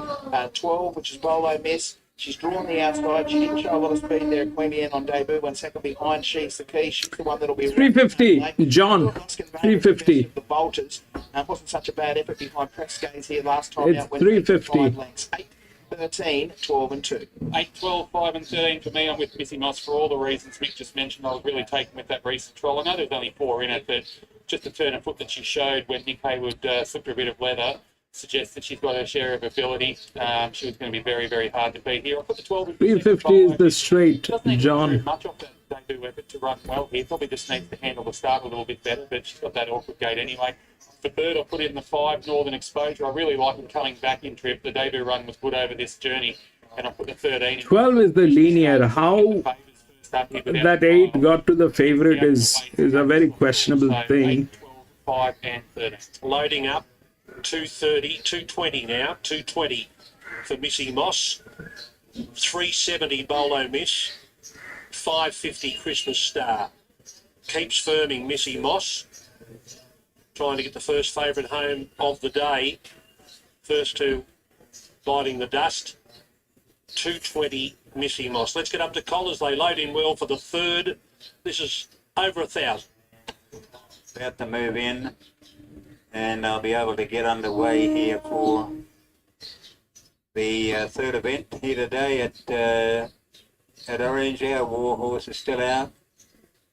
Might be another one. I think Stromner's still to come in. Rosie I Am is drawn out very wide. Jordan Quince riding for the local trainer, Smith. Rosie I Am, it's got a very wide gate here. And 2.7 into $2.30 to 6 dollars. Missy Moss. Next best number 12 at $3.50. That's Bolo Miss. They only had the one start, but Michael Lynch, the trainer, and Matthew Carl. A pretty good combination, although it has drawn wide here. Now, I think Rosie I Am might be coming up to its gate now. And it's drawn off the track right on the outside, Rosie I Am. And the last couple, Our War Horse and Bolo Miss, about to come in, opening 2 races here today, both won by the trainer Brett Thompson and the apprentice rider Dylan Stanley, namely Donna Amelia and Casino Diva, both around about the $8 mark. I think the last 1 or 2 might be about to wander up into their gates now. That could be Our War Horse, about the last one to come in. They also keep talking about war horses now. I thought we are the only one who spoke about war horses. 12 is the linear. How? On a 1,000-meter, beating a linear is... Do a lot of work on the track, which would include Bree McMinn, the secretary of the club, because she mows lawns and looks after gardens and mows tracks. And yeah, she's done a wonderful job here, Bree McMinn, the secretary, since she's been in charge. Anyway, Bolo Miss still to come in. It's only had the one start, Bolo Miss, when it ran second at Queanbeyan Ann only about a week ago. It was beaten about 3/4 of a length. And I don't know whether the jockey's just holding it back there because they're working on another one, but Our War Horse has gone up now. There's Bolo Miss.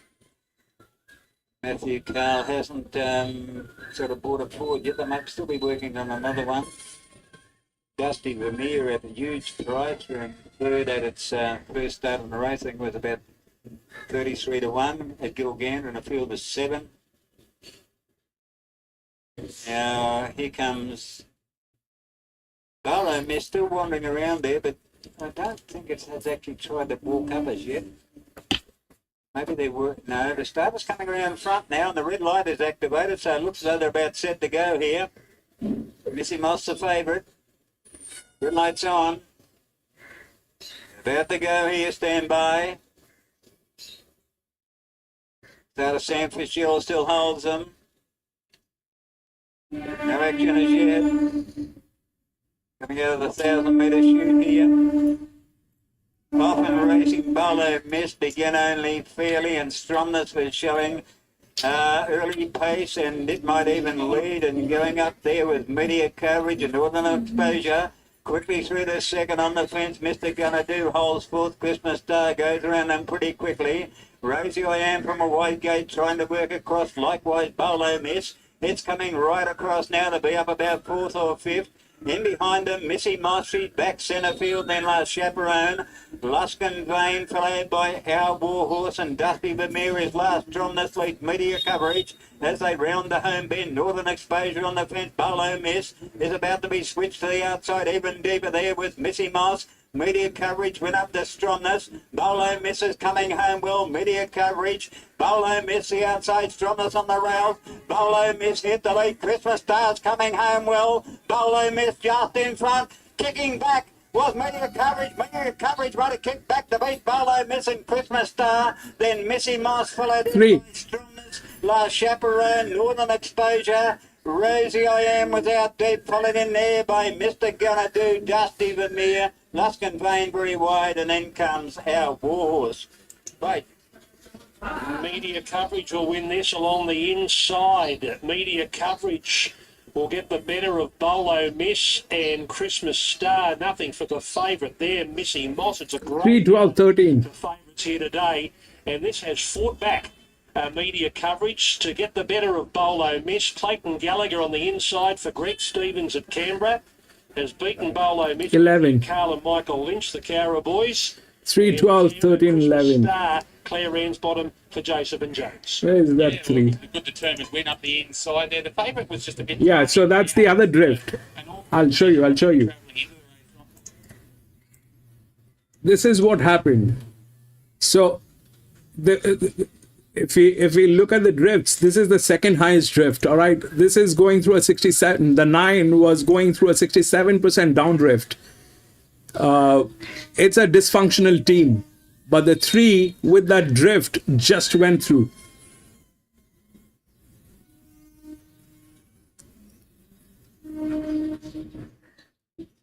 And it has been tested on this ground.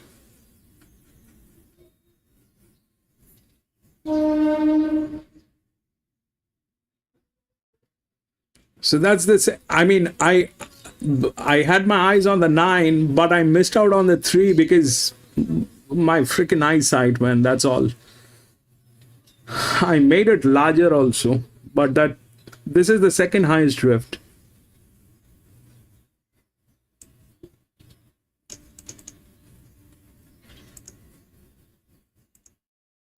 3, 12, 13, and 11. We'll go to race number 4. This is probably going to be a better race. Let's see. Number 2 has been scratched. Odds 1, 4, 5, and 3.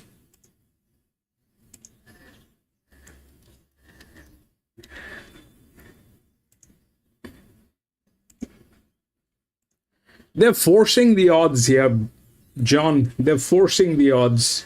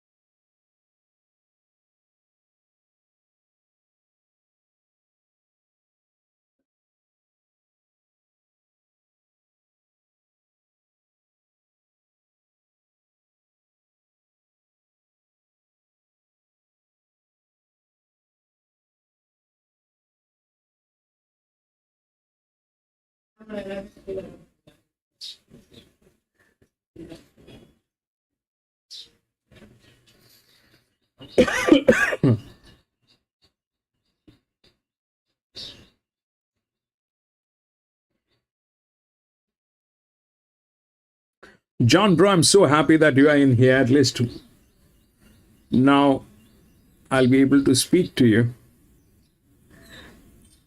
It was getting really lonely out here.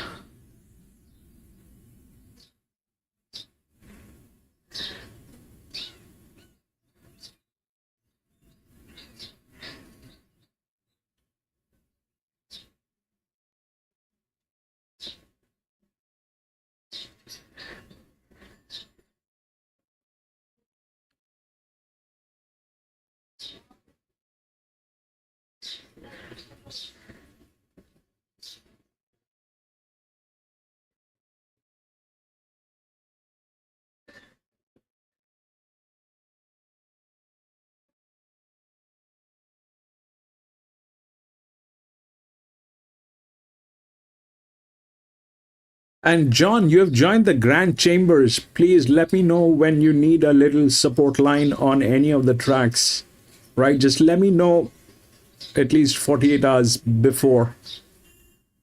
Just let me know 48 hours before. I'll prepare the races for you.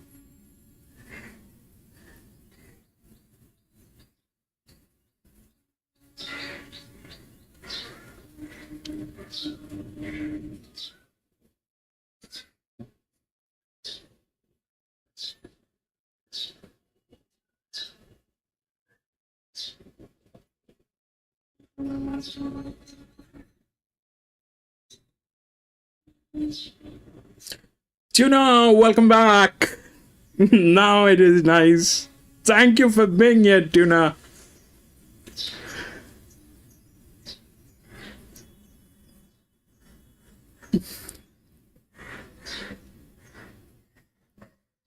Thank you so much for being here. Right, I'm going to be back from the washroom in a jiffy.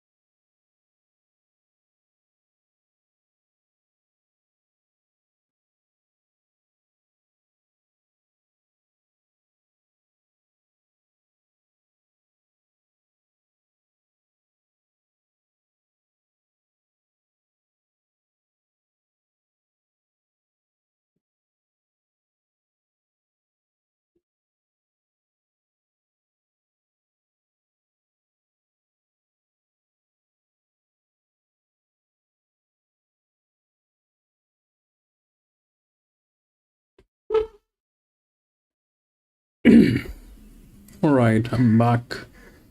They're all loading up well. Ling Park, very open market, but is our favourite at 340. Vegas Dream has been 380 out to 440. 4K, the horse we both like, is at 550. Salonius, a little bit of support at 650. Brasili, 550 to 750. Bold Triumph at 950. Zipperless, $12. East Harlem, 21 out to $26. Herald is in tiny bit of support, 100 to 1, touch $71 into $81, and Kitty Green obviously on late scratching there.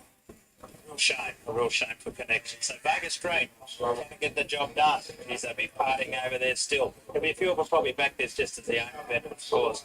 So Mitchby with the 3 runners here. One of them just loads up there, the 6, which is probably his best chance, Vegas Dream. Here's James. Kitty Green taken out at 221. 9 going around the favourite Lang Park in the inside gate. So the starter out the front of the stalls climbs the ladder. Red light comes on. Race 3 Goulburn. Gates open and they're racing. Presili a little bit slow with East Harlem. 4K away to a good start with Vegas Dream. Lang Park's prominent along the inside. Bold Triumph goes up into the top 4. Then comes the Herald, who's going to settle on the outside of Simonius. Getting a fair way back in the field is Zipperless, caught out 3 deep from Presili. And East Harlem's the last one. Vegas Dream the leader by half a length to Bold Triumph with 800 to go. And the Herald's out 3 deep. Lang Park, the favourite, 4th, the inside, followed by 4K. A length and a half to Salonius on the outside of Presili, and further back Zibberlist and East Harlem, the last one. They've got 550 to go. Vegas Dream just the leader from Bold Triumph. Out 3 deep is the Herald. Just behind them, 4K and Lang Park waiting on the run, followed by Salonius, Zibberlist to the outside. Well back Presili. And the last one is East Harlem. It's Vegas Dream, the leader. From the Herald, 4K is cruising up on the outside. Back to the inside is Lang Park and further back to Salonius. Out wide, 4K races up, hits the front. Lang Park's running home well on the inside. Vegas Dream is still there from Salonius. It's 4K clear of Salonius and 4K goes on to win it from Salonius. Zibberless third from Presley, Lang Park and East Harlem Vegas Dream. They'll try up the hill, the last one home, 4K. Too good ride too by the jockey there. Sort of good ride for him, and includes a good score. Sean Kay, the owners, are here today. They had that race won a long way out. Salonius has done well. 540 our winner. And for the minors, it looks like maybe Zibberless Taylor, I think you said, and maybe the 8 was silly. So it looks like 5, 2, 4, 8, but we'll just wait and see what the judge puts up. And our winner at good odds there at 540. Yeah, she's been excellent since joining Sean Cody's stable this mare.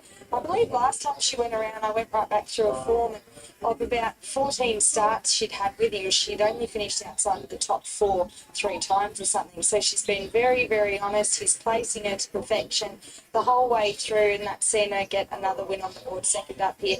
As you said, aided by a terrific ride there by Amy. She ended up in a lovely spot near the... All right, this is what's going on with the fourth one. It's also 1,000 meter. It is also 1,000 meters. So if we look at the odds, that's 1, 4, 5, and 3. 1, 4, 5, and 3 are well within the rails. That's the first thing, right? Now, if we look at 1 and 4, we've got a very strong indication on the 4. It's the linear. It is the linear.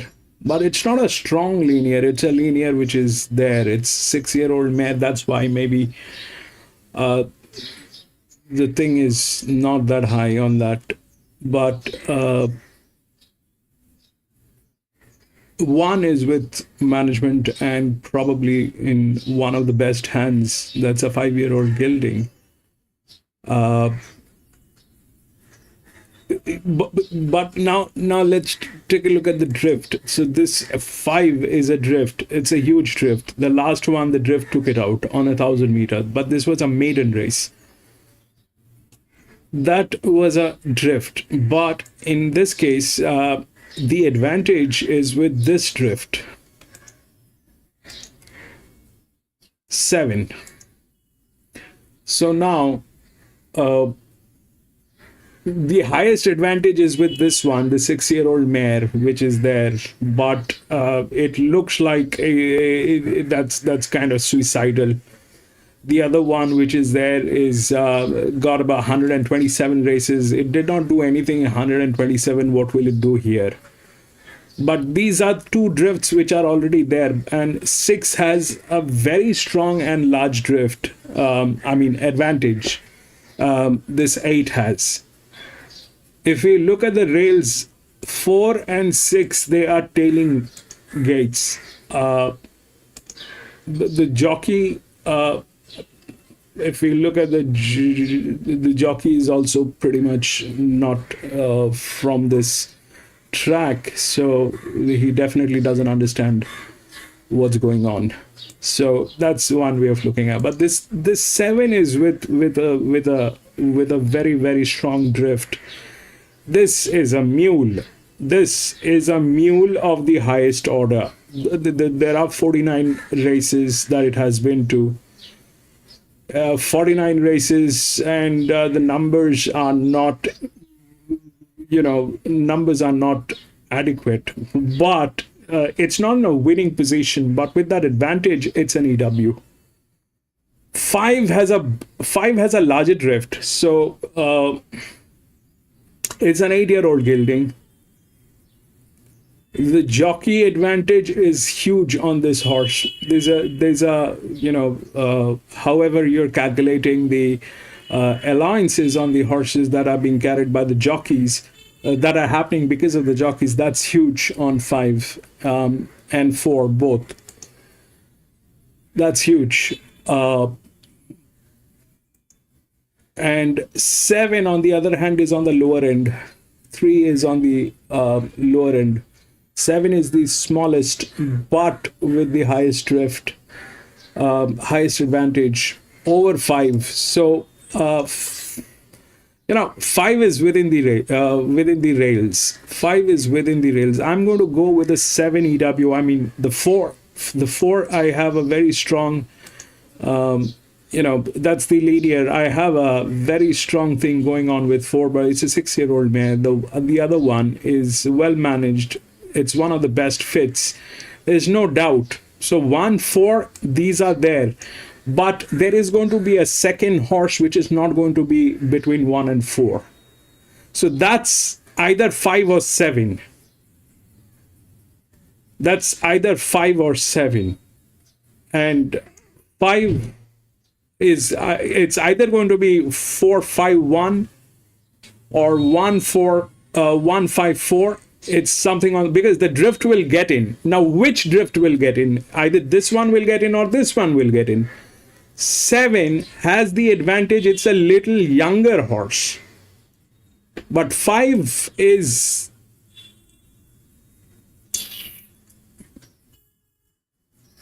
within the rails, all good. The jockey is also on 5. It's a benchmark 82. Man.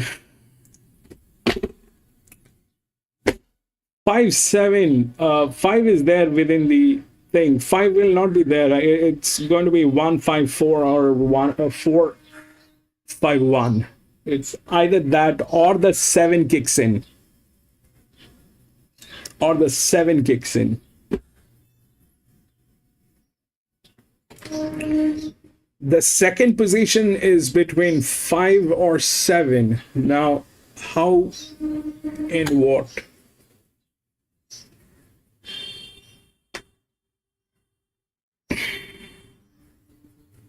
Away about a long neck over Brass Band, the outside of it, Magical Eye, and also Relatives are 3rd and 4th. Stella Rosa towards the inside of Network Era, and Cliff Sun tacks on last of all, but still at least 4 lengths back.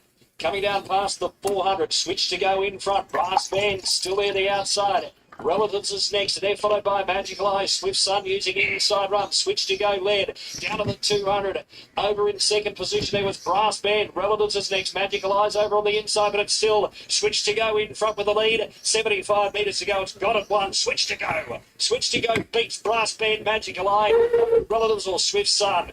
And they're followed by further back in the field to Network Era and Stella Rosa. Last runner in.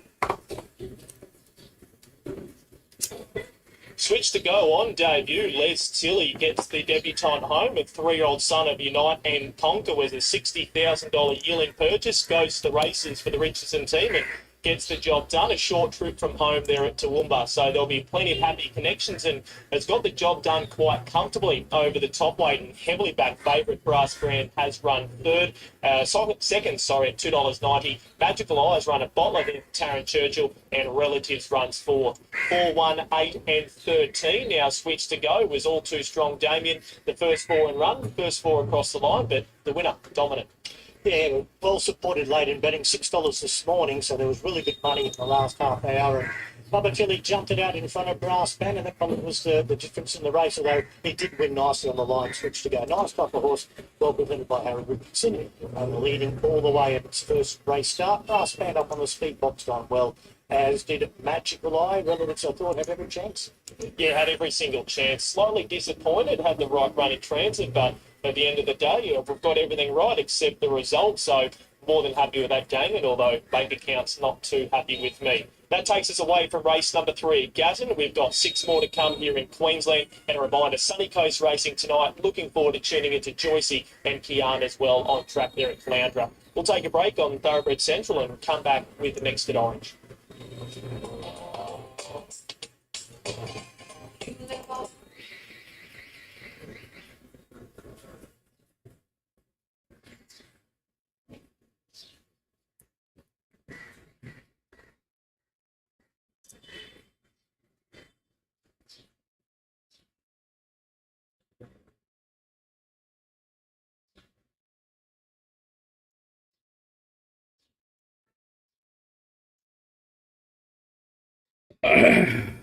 John, what do you think about the 7?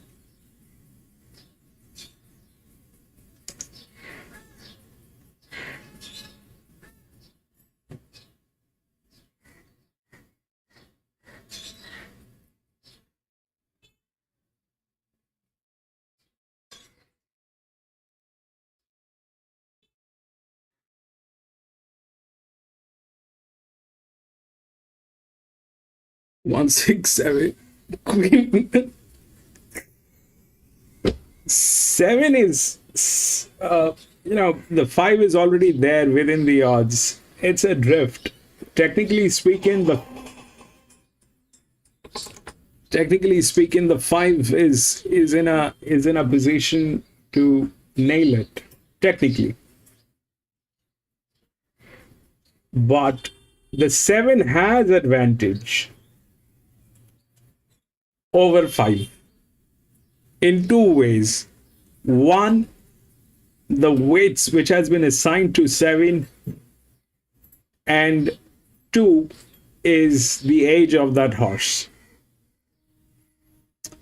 So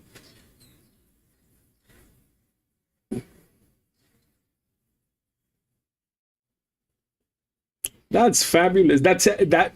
See, the jockey challenge for the 7 is higher. It's the steepest. The jockey challenge for the 7 is the steepest. That jockey has a very, very difficult task that's there. But with your stats, it's good. But it's in good hands as well. The 7 is in very good hands. So, yep, the linear is 4. 1 probably is in the best hands, there's no doubt. So 1 and 4, let's not talk about them. It's about 7 and 5, and you also have taken this 6. The 6 is good also. The 6 is also good. It's got 127 races.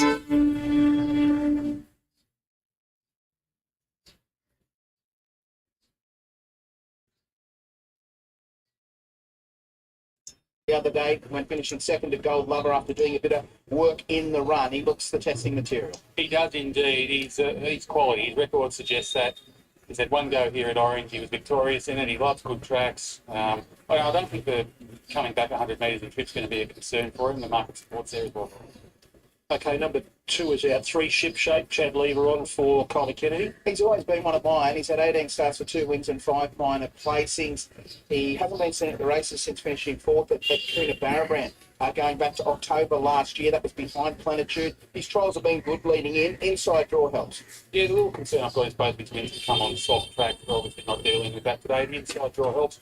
Good recent trials. Look, he'll be better later in the preparation, but he can sprint more fresh. These horses late coming in and they're going straight out. Full brief statement, Jordan Quince on for Alison Smith. Yeah, locally trained mare who arrives back home here off a win at Dubbo last time out. And it was a good effort too, defeating Pressford and Brogan's Creek over the 1,000 metres. She generally performs quite well here on the home tracks. Had 8 starts here for 2 wins and 3 minor places. Yeah, and loves the trip as well. 14 goes, 4 wins, 4 minor places. She comes off that win last time out.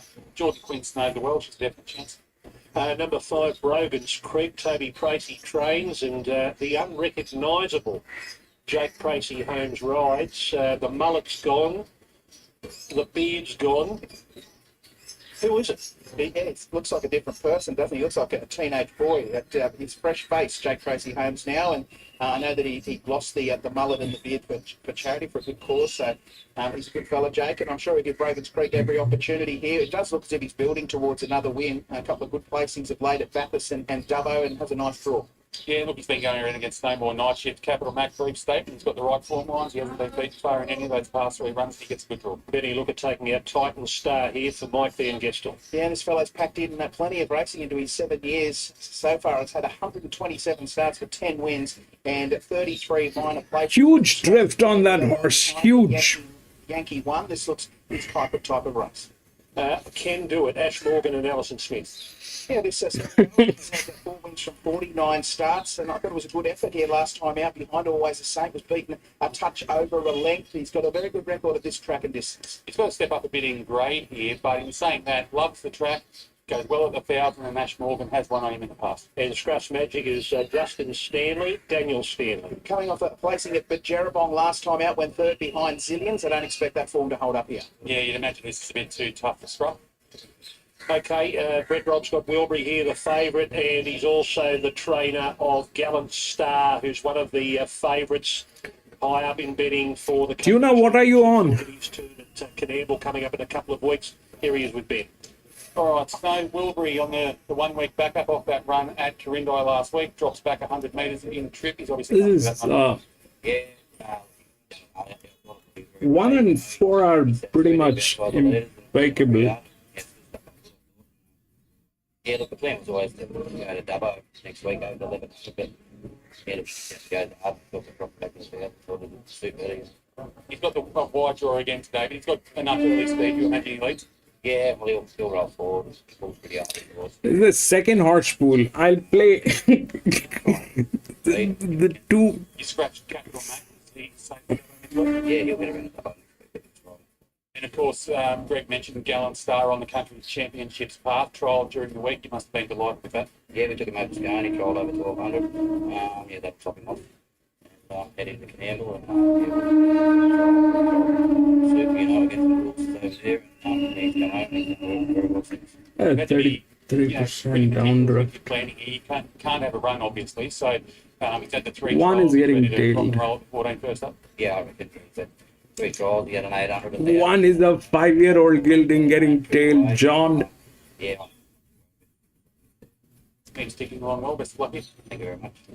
He bolted in with that barn dance on Big Dance Day and stamped himself as one of the top hopes in the country championships. And of course, we'll go through that market a little bit later when we get to the main race of the day. It's about $8, but there's still a question mark over whether the favourite runs or not. Clear thinking, no decision's been made there. Well, when I say favourite, it was favourite. The Matt Dunn pair have taken over after they qualified the other day at Lismore, Fukabana and Tribeca Star. So Clear Thinking with a question mark is back to third favourite, and Gallant Star is on the fourth line of betting. Okay, what do you think here? Wilbury, the odds on favourite, $1.65. Well, it hasn't been a favourite stay, and I think $1.65 looks poison odds for Wilbury. I would have thought he'd be in black figures, around about that $2.10 mark. He's got a good record. He's won the 5 from 18, and he had to do a lot of work there last time out at Corindai, and he battled on really well, finishing second behind at Gold Lover. I don't mind the quick turnaround. I think 1,000 metres will really suit him, and he looks the one. Chip Shape in for second, first up from the spell, gets the inside draw here. Ship Shape. Hard late. Brief statement, well, you know what you're going to get from her. She's just so consistent. She always... 3 has 3 is the top line on the within the rails. It has tremendous amount of advantage. Tremendous amount of advantage. Run well last week. As I mentioned, we get that race at Dubbo next week up his sleeve. That he would have run Capital Mac here, and that will be for next week. Are you right about the price? But at the moment, geez, any price a winner, we need something. It's best horse in the race based on what we've seen of him today. He just needs to get across, just not fire up like he does what we've seen him do in his past few starts. Before I've got in the second brief statement, she's a model of consistency. She loves racing here on the home track. This is a bet distance. She'll need a bit of luck from the gate as well. I'll put the 5 in for third, which is Brogan's Creek. Nothing wrong with his form. Wouldn't surprise me if he came out and really put it to the favourite here, and I'll put the 7 in for fourth. Can do it. There's never been much between him and brief statement. You get $3.40 about brief statement, and you're getting $12 about in 1.457. Justin Stanley's riding the rank I'm on outside of his EW, 150 to 1. Back riding again, a riding comeback for Justin Stanley. As a trainer, he won... Soul, welcome back, Soul. And we've got another rider here today. Thank you so much for being here. For quite a bit longer than Justin Stanley, Cody Nestor. He's got the remarkable record of training 2 qualifying winners of the company championship, and he's ridden 2 qualifiers as well. He's won 4 qualifiers, training 2 and riding 2. And him and Justin Stanley combined for 1 with something borrowed. That's right. I think you had a bit of joy with Cody when he won one of those races as well, with activation. Yeah, that's right. Now the place looks like we have people to talk. Thank you for being here, Sally. 70 Wilbury, 320 for Brief Statement, and 750 for Broken. One is getting tailed. And we've got $12 and longer, the rest headed by Can Do It. He's got a bit of 7 class, EW. that's for sure. He's won 2 highways, and I suppose his biggest claim to fame was when he knocked off Gallant Star in a highway. All good, my friend. All good. All good. Thank you so much for supporting this channel, Sully. Thank you so much. Tuna, John, really needed this. Last start. They're all in. Here's Cole. Stand by. Wilbury the favourite. Often racing, Brief Statement began well. Wilbury out wide and Brogan's Creek driving through along the rails, Can Do It. Ship Shape is getting up along the fence, but it's right near the back of the field.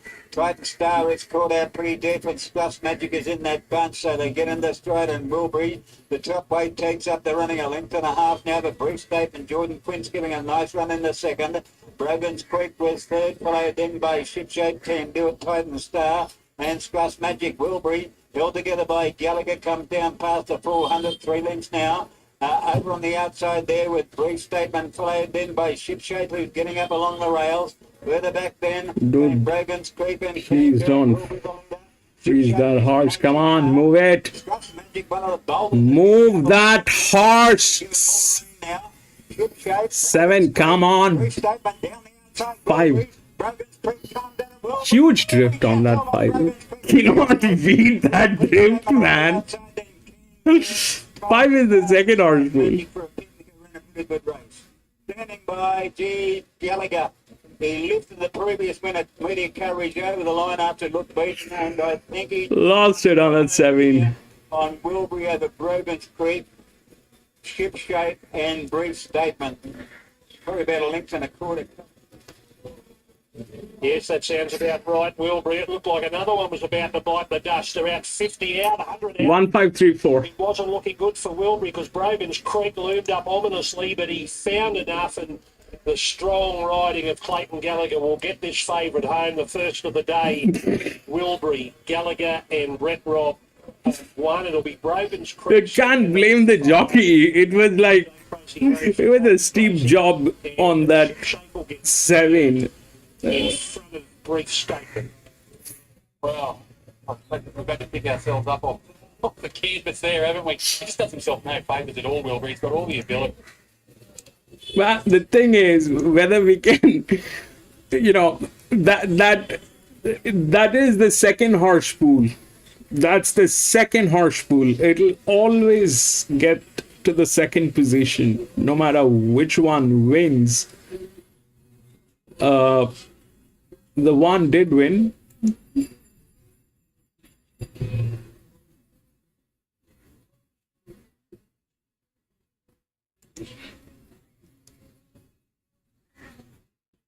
This is the second horse pool. 1, 5, 3, 4. 1, 5, 3. 3 with the advantage. 4. A 6-year-old man with that thing is weird. Anyway, that happened. We'll go to the next. 6 and 9. Scratched. 4, 2, 1, 8.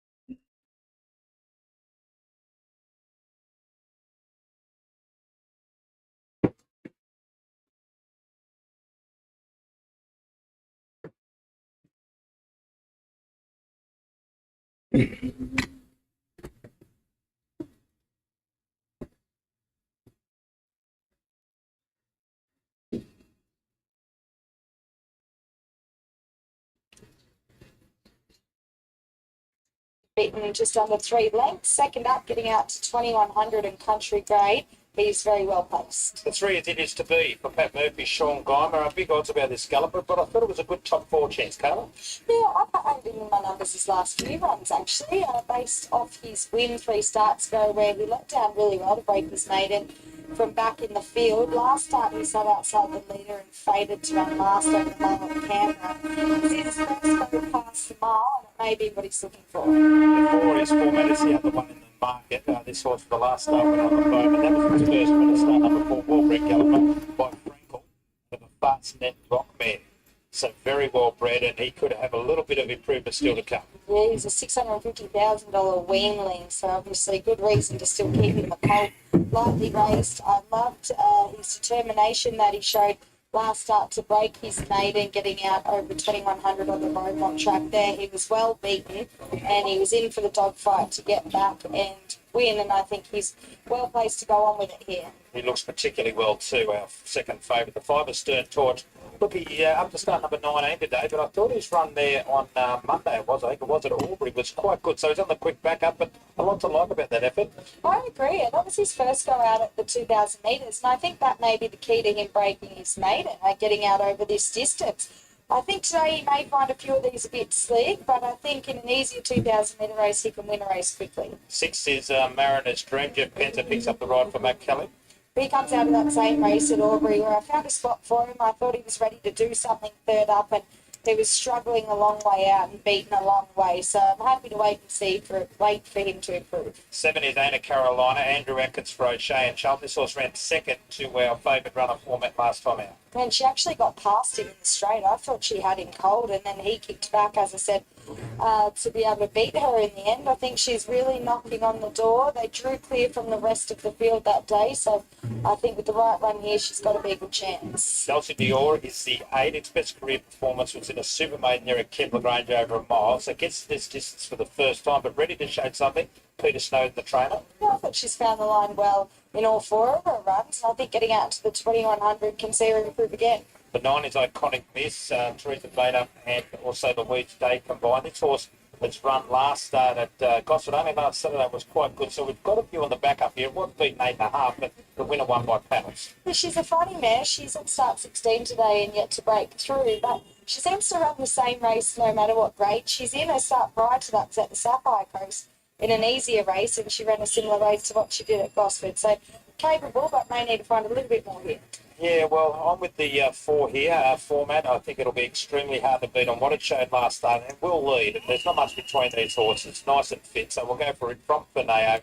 The 7, Ana Carolina. It was good last start, and the 3, it is to be the best of the longer price runners. So 4, 2, 7 and 3 for mine. Yeah, we're on the same page here, Graham. I really like this format. I loved his determination last start to win, and I think he can only go on with it well placed here. From the 7, Ana Carolina. Well, as I said, she got past him last start. I think she's really getting close to another win.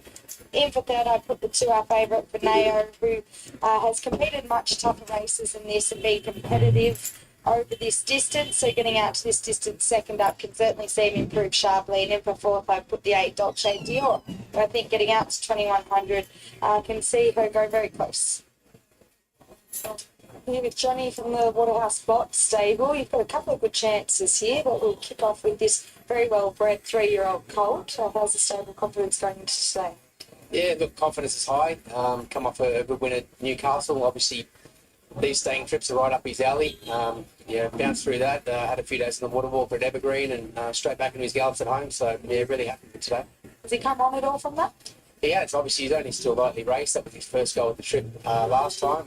Similar trip here today, so expect a good tough performance up front. I was about to say, I assume you'd want to find the front here. Yeah, absolutely. That's his calling. That's our pattern of training. So setting forward, and he should be awfully hard to run down. Soft track the other day, getting onto the good 4 holds, no concerns. Yeah, look, he's quite adaptable. So we'll take either. It's a very hot day. He's handled the conditions, travelled down well, and really happy with him. Appears a colt with a good attitude, and in race 5, we've got another good chance in Stormbringer. The form out of his debuts ended up quite good. Yeah, he had a good run there down at Nowra. Same deal with him. He's travelled down really well. He's dapples head to toe, and he's in for a good one. Terrific. Both are good chances. Good luck. Yeah, thanks a lot. Yeah, they could easily get a bit of money in the next couple of races because format has been steady all the way. $3, $3.20 to $3. For Nao is our favourite though. It's been $2.40 to $2.50. Did touch $2.60, so it is our favourite from barrier 1. And format from barrier 3 is the other second favourite, $3 to $3.10. Now Ana Carolina chased this horse home last start and actually got in front of it, so it's $4.20 to $4.80. Dulce Dior, there's not without some chance. Mitch Bell's man, $11.12, then back into 10. Iconic Misses on the back up. It's at 14s from 15s. Stern Torches on the back up. It's out to 18s. It is to be 19s and steady at that price. A Mariner's Dream at 23s out to 34. So we've got a Stern Torch on the back up, a Iconic Miss on the back up, and the other one, there was another one on the back up as well. But they're certainly making the most some of these trainers of these longer distance races when they're applicable. Yeah, well, that's the problem, isn't it? Often that we hear trainers say that they're just hard to come by these longer races. So when they're popped up, they're happy to go on the back up. These are the kind of horses you want to see backing up when they're fit and getting over this staying trip. So I have to find a little bit more here, though, to be able to figure in what I think is a much harder race than what a few of these have been facing. But it looks a nice staying race. So it is to be is locked away. We've still got a few of these runners out the back, including Iconic Miss. The Stern Torch for the Colvin stable is put away. Pierre Bourvillon with the ride there. There's one of them just playing up a little bit there. It looks like it could be it is to be, but I'm not 100% sure. And still out the back there is the 7 as well. So we've still got a few more to load up. This is a really good race. They start the home straight here. Complete one circuit over the 2,145 metres. So our favourite remains horse number 2, Fineo, second up from a spell. Good effort from win. It's $2.40 out to $2.70 in format. Has got out a little bit as well, $3 to $3.40.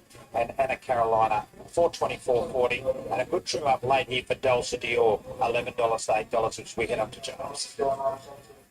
Iconic Miss coming forward now to complete the line. The outside gate, the Red Rider Constructions Class 1 and maiden plate. For now, the inside gate's the favourite. They're standing well. Format barrier number 3. Gates open, they're racing for now. A touch slow off the inside. Anna Carolina was away to a good start. The Stern Torch pushes forward with format. Mariner's Dream not far away. For now gets up to about 50 inside of It Is To Be, who's pretty keen as they go past the winning post. Dolce Dior next to last, and Iconic misses the last one. Out of the straight they go, and format takes up the running from Anna Carolina. A Stern Torch third the inside, followed by Mariner's Dream, and for now's relaxed nicely, 50 inside, 2 lengths It Is To Be, who's relaxed better now. Iconic miss next to last, and Dolce Dior's towards the tail end of the field as they head to the back of the track, 1500 to run. And format is the pilot by a length to Anna Carolina. A length away further, Stern Torch, and Mariner's Dream. For now, 2 lengths It Is To Be, 2 lengths Dolce Dior, and Iconic missed the last one, and the tempo is genuine. Format is the leader, 1200 metres to go. By a length to Anna Carolina. A Stern Torch third, the inside for Mariner's Dream, and then comes the favourite For Now, who's running fifth, about 4 off the lead. A length and a half It Is To Be from Iconic Miss, and Dolce Dior the last one. They put the 1,000-metre mark behind them, and Format lead by 3 parts to Anna Carolina. They ran 1-2 at the Beaumont track last start. A Stern Torch runs third, then Mariner's Dream. For now is running fifth and travelling nicely from It Is To Be, Iconic Miss, and Dolce Dior back the tail end of the field. Look at that. Format doing it nicely by half a length to Anna Carolina. Here comes a run. Mariner's Dream out 3D from the Stern Torch, and taking off from the back is Dolce Dior from It Is To Be, and For Now's just behind them. Iconic Miss last of all. They straighten up. 4:20 to go. Format grabbed by Anna Carolina. For Now's trying to come through in the centre. Then Mariner's Dream. It Is To Be down the outside with Dolce Dior. Anna Carolina out in the middle of the track is fighting it out with Format. For Now's coming through strongly in the centre now. It's Format fighting back For Now with a strong run. Then Anna Carolina or Dolce Dior. But it is For Now and Format. They're fighting it out. For Now takes the lead and sprints away for a top win. For Now by a length and a half. Format. Anna Carolina third. Fourth, Dolce Dior from Iconic Mix. Then Mariner's Dream. It Is To Be. A Stern Torch the last one home. Yeah, too good our favourite runner For Now, and a nice horse on the way through this galloper by Frankel, very well bred galloper. Frankel has landed the. Right, this is what I have for the 5th one. So, that 4 is the favorite, okay?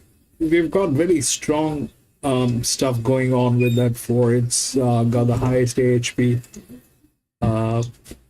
The advantage is huge. The biggest advantage is on 12, which is here. That probably has 33 races. It's still a maiden. I don't think that is a threat. That's there. Now the biggest drift is with 8, so that's the second horse pool. That's the second horse pool. 4 is looking all good, and that 7 is well within the rails. 11, which is a 9-year-old gelding. I don't know if that's got anything to do with this race, but it is within the rails. The 7 is not within the rails, but the jockey on this has the advantage. So we've seen what the jockey advantage does. We had a confusion about the 5 and the 7, but that's the jockey advantage. That is the jockey advantage. The 7, that was steep. Going with that was a little difficult, though the horse had advantage, but combining that, it becomes a little tricky.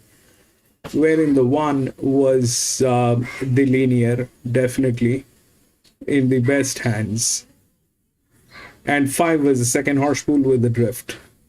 Here 8 is the second horse pool with the drift. Okay, there's another drift which is the second highest drift, which is on a 7-year-old mare, so I don't believe that. 8 is in.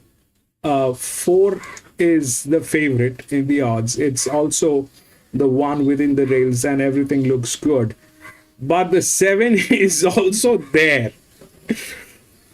if we take off the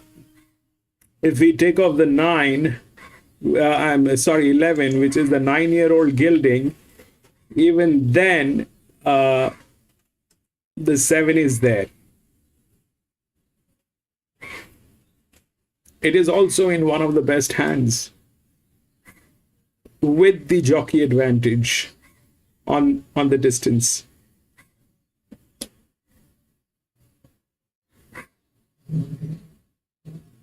So the 4 is definitely the favorite, which is looking all good. 8 probably is the second horse pool, but the 7 is there in the game.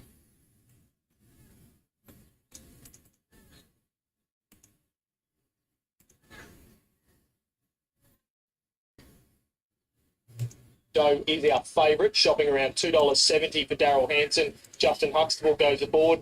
High Jules, $4.60 on the second line of betting, as you mentioned, receiving good support in from $5.50. They bet $9 yesterday and only 14-cent deduction, so they're looking to land a good go third up. Ruby Doo, $7 into $6.50, and Bars Karma, $6.50 out of 7. And Let's Dance Jandy, the big market hole in betting early, $5.50 yesterday, $11 now. Galway Hustler's the other one to trim up, 14 to 11, as we join Anthony. Doors. Race 4, stand by, set and ready to go. It's the Diamonds from the inside gate. It's a good betting race, this. Ready? They stand off. Righto left fast, Prince of Diamonds making it work. Let's Dance Jandy okay away into stride, and Ruby Doo up to 4th on settling down. Galway Hustler is next, followed by High Jules, who's kicking forward fast over on the inside. Don't be Dramatics out there very deep. Racing back third to last with Vast Karma with Freak Shake and 2 off to Sly Corner at the rear of the field. Prince of Diamonds sped to the early lead and coming down past the 600, it led the way about a long neck right over the outside of it. Let's Dance Jandy and Don't Be Dramatic make it now a line of 4. Followed then by High Jules, who's just tucked away at the back of the speed with Ruby Doo next, and Galway Hustlers heading the remainder of the field, and Vast Karma is using inside runs. They approach their own turn. So 250 metres now from the judge. Prince of Diamonds in front, now out by 3 parts of a length over Let's Dance Jandy up on the outside, followed by Rido, and then came Don't Be Dramatic, Ruby Doo right down the outside, but it's still Prince of Diamonds in front with about 75 to go. Galway Hustlers sprinting hard and fast, but Prince of Diamonds, I think just Prince of Diamonds over the flying Galway Hustler. Rido will be third, and they're followed by further back in the field who's Sly Corner, who made ground. Ruby Doo was next. Further back in the field to Don't Be Dramatic, Let's Dance Jandy, Vast Karma well back with also Freak Shake and High Jules at the tail end of the field. Prince of Diamonds will just grip on the victory. And it does, paying around $34 as well, around $48.90 on a local tote. Prince of Diamonds, Kayla Johnson boots home the winner for the Hill stable, K-Hill that is, and well done Kayla. She's riding a few winners, the young apprentice, and gets the job done narrowly over Galway Hustler, doing its best work late, and the favourite Rideau will run third at $1.40. We'll bring forth to you very shortly. That might be Don't Be Dramatic on the outside there, Damo, but we'll confirm that for you shortly. Prince of Diamonds too good at a monster quote. Yeah, first up today. 6 campaigns so far. Has never won first up. Has only been placed once, but Kayla Johnson, with her claim, was able to jump this horse to the front, hold the lead, and just kept kicking and kicking despite coming plenty of pressure mid-race. Galway Hustler finished well. Rideau outside the lead and boxed on for third. Ruby Doo was okay, and you've got to say that High Jules, after being a shade slowly away, was probably a touch disappointing. 6, 9, 5 and 3. Prince of Diamonds the winner, $48.90 and $7.20. Takes out its 7th career victory. Brought those non-tab form lines, but it's got the job done first up here at Gatton this afternoon, and that was its first ever first up victory. Galway Hustler, $2.70. Michael Hilliers run another placing, and Rideau the favourite, $1.40. 6, 9, 5, 3. Another leader home here at Gatton, just about halfway through the card. 5 more to come this afternoon. EW on 3, the 9-year-old.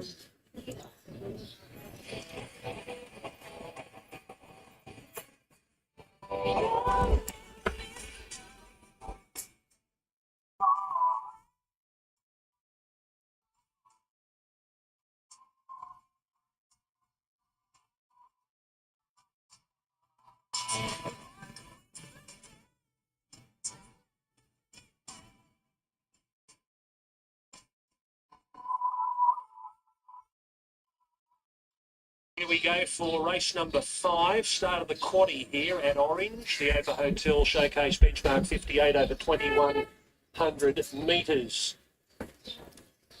Let's have a look at them, starting with Doorway Choice. Jordan Quince on for Alison Smith.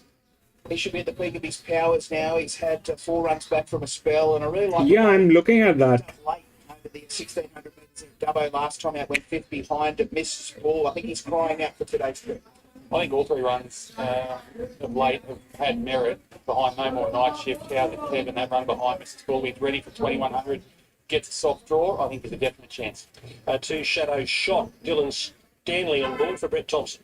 Yes, they've already combined for a couple of winners earlier on the card, and this fellow, he needs a change of fortune. Things just haven't been going his way of late. He was very unlucky too back at Scone, went 4th behind Jack of Aces, and then last time out at Scone in benchmark 64 over 2200 metres. Probably had his chance, but that was a stronger race. We're beaten 3.5 lengths by Jack Duggan. I think he's well placed today. Yeah, the one thing you know is going to be strong at the end of the trip. He's had 5 goes over this journey for 2 wins and a second. He was a winner here at this track and distance 4 starts back when winning a benchmark 66. He's a definite chance. 3 is Yak Emily on board for Michael Lund. Oh, we love old Yak. He's a 9-year-old. He's had 76 starts and 6 wins, a whole host of minor placings. And last time out there at Gunnedah, finished midfield behind Up and Comer. He races well here at Orange. He's had 5 starts here for a win and 2 minor placings. Yeah, and the thing with Yak is that he'll just stay all day. So there will be a point in this race, whether it's early or in the middle stages, that he's going forward and trying to inject a bit of tempo and be the last man standing. He's going to need to be at his absolute peak, but stranger things have happened. Here's the favourite, number 4, Devil Rider, mixed stable that takes off 1.5 at Randwick. He should be able to make his own luck up on top of the speed. He controlled things at Musselbrook 2 back when a good winner over Search Warrant. We then saw Search Warrant come out and win well at Wyong. He's had another run since. That was at Newcastle. It was a grinding effort, went 4th behind Our Uptown Girl. This looks easier. He's a lovely type, just having a look at him in the yard. He's progressive. He's only had 5 starts for that win at Musselbrook that you mentioned. Mick went to Newcastle last time out. It was just out sprinted at the top of the straight. It was coming again through the line. Beat by 8 high, getting out to the 2100 should be an issue. Weave that with number 5, Zoe Hunt on board for Gary Lund. Yeah, getting the feeling that her best form might be in the rearview mirror. Last time out there at Dubbo, finished at the tail of the field behind Mrs. Bull over a mile. I think we'll just wait till we see some signs of improvement. If she's in the kind of form she was in a couple of preparations ago, you could entertain her, but from what we've seen of late, this will be too tough. Okay, Hurricane blowing number 7, Georgina McDonald on for Scott Jamison. Good tough effort last time out at Goulburn when finishing second behind Extravagant Choice. That was on a heavy 8 surface, so perhaps he was flattered a little bit.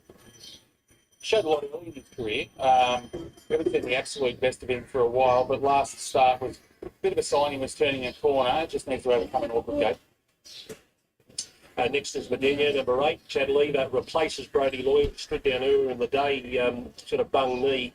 Joseph and Jones stable. Now, which is a little bit playing to Queanbeyan last time out over the 2,000 metres behind Great. Oh, there's a jockey change on that 8. She can roll forward, so I don't think she'll be too far away in the run. If you can There's a jockey change on that 8. She's good each way. Back in August of last year, over 1750, and she's had the 3 runs now this time in. She's building up to peak fitness. If you just put that last run out of your mind, you'd say she's an each way champion. Okay, Mitch Monopoly, Michaela Weir for Gaynor Williams. If you look at a run there too back at Parks, you could make a case for her. I thought she was brave behind Soul Taker there over the mile after doing plenty of work in the run. And then last time out here at Orange was a bit one pace behind Lysander. She doesn't have the greatest overall record, but she's one of those horses that on a day can just put in a flashing light run. Wouldn't surprise me if it was today. Technically speaking, that 8 is the second horse pool. Carl, Alison Smith. Half of his 42 career starts have been run here at Orange. He usually reserves his best for this track. Finished earlier behind the Sander last time out. On pace, he goes from 1400 straight up to the 2100 metres, which has got to be a query. Well, he hasn't been tested at this trip in the past either, so that adds to the query. But being by High Chaparral, I'm convinced it won't be a problem. He's going to get a soft run from the gate, and on his day, he does have a decent turn of foot. So I couldn't say that he's not a chance here. Storm O'Hearn, number 12, Andrew Banks on for Gary Lund. Still a maiden through 33 career starts. We know he could stay a bit, but his recent form's been subpar. Yeah, he's beat margins have just been too much for my liking his past few. He's on the quick back up, but he got beat 13 lengths only a few days ago. This might be a bit tough. Okay, Matt Jones here from the Joseph Jones Yard. I think he might be the only one left in town. All got the trip to Vegas. Yeah, Bob says all have had some Vegas. Probably a little bit hard next year. Vegas, you go to Orange. I want to stay out of this one. Not looking great. I lost the last one. I'm going to stay out of this one. I had an EW on that 7. That 7 did not work, John. Wherein I had a clarity on that 8. I like the 8 here, but there's a jockey change on that 8. That 8 is technically the second horse pool. But the question is between 4 and 7. If the 4 looks impeccable, Fitness the key for Medeno going in this race.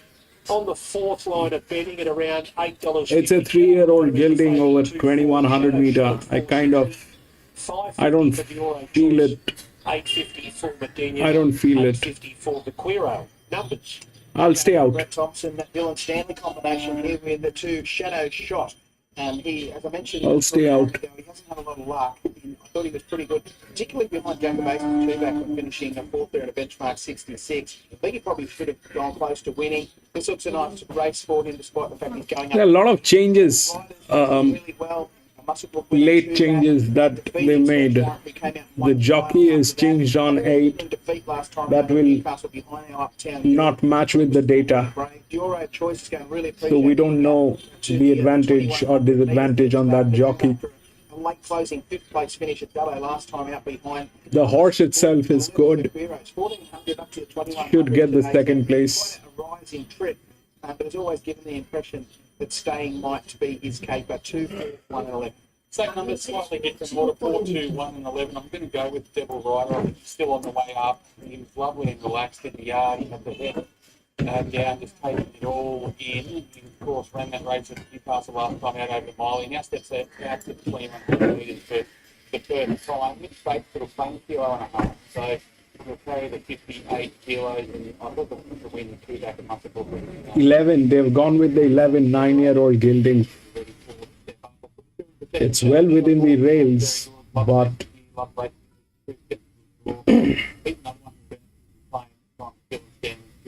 the one, the Oro Choice, I think, has been looking for this distance at all of his runs, his preparation. Now gets out to the trip, gets the 4 kilos off, so 59 kilos, and a good draw. And I put the Quiro in there as well. I'm convinced he can get a soft run on his day. He does have a good turn. 4, 2, 1, 11.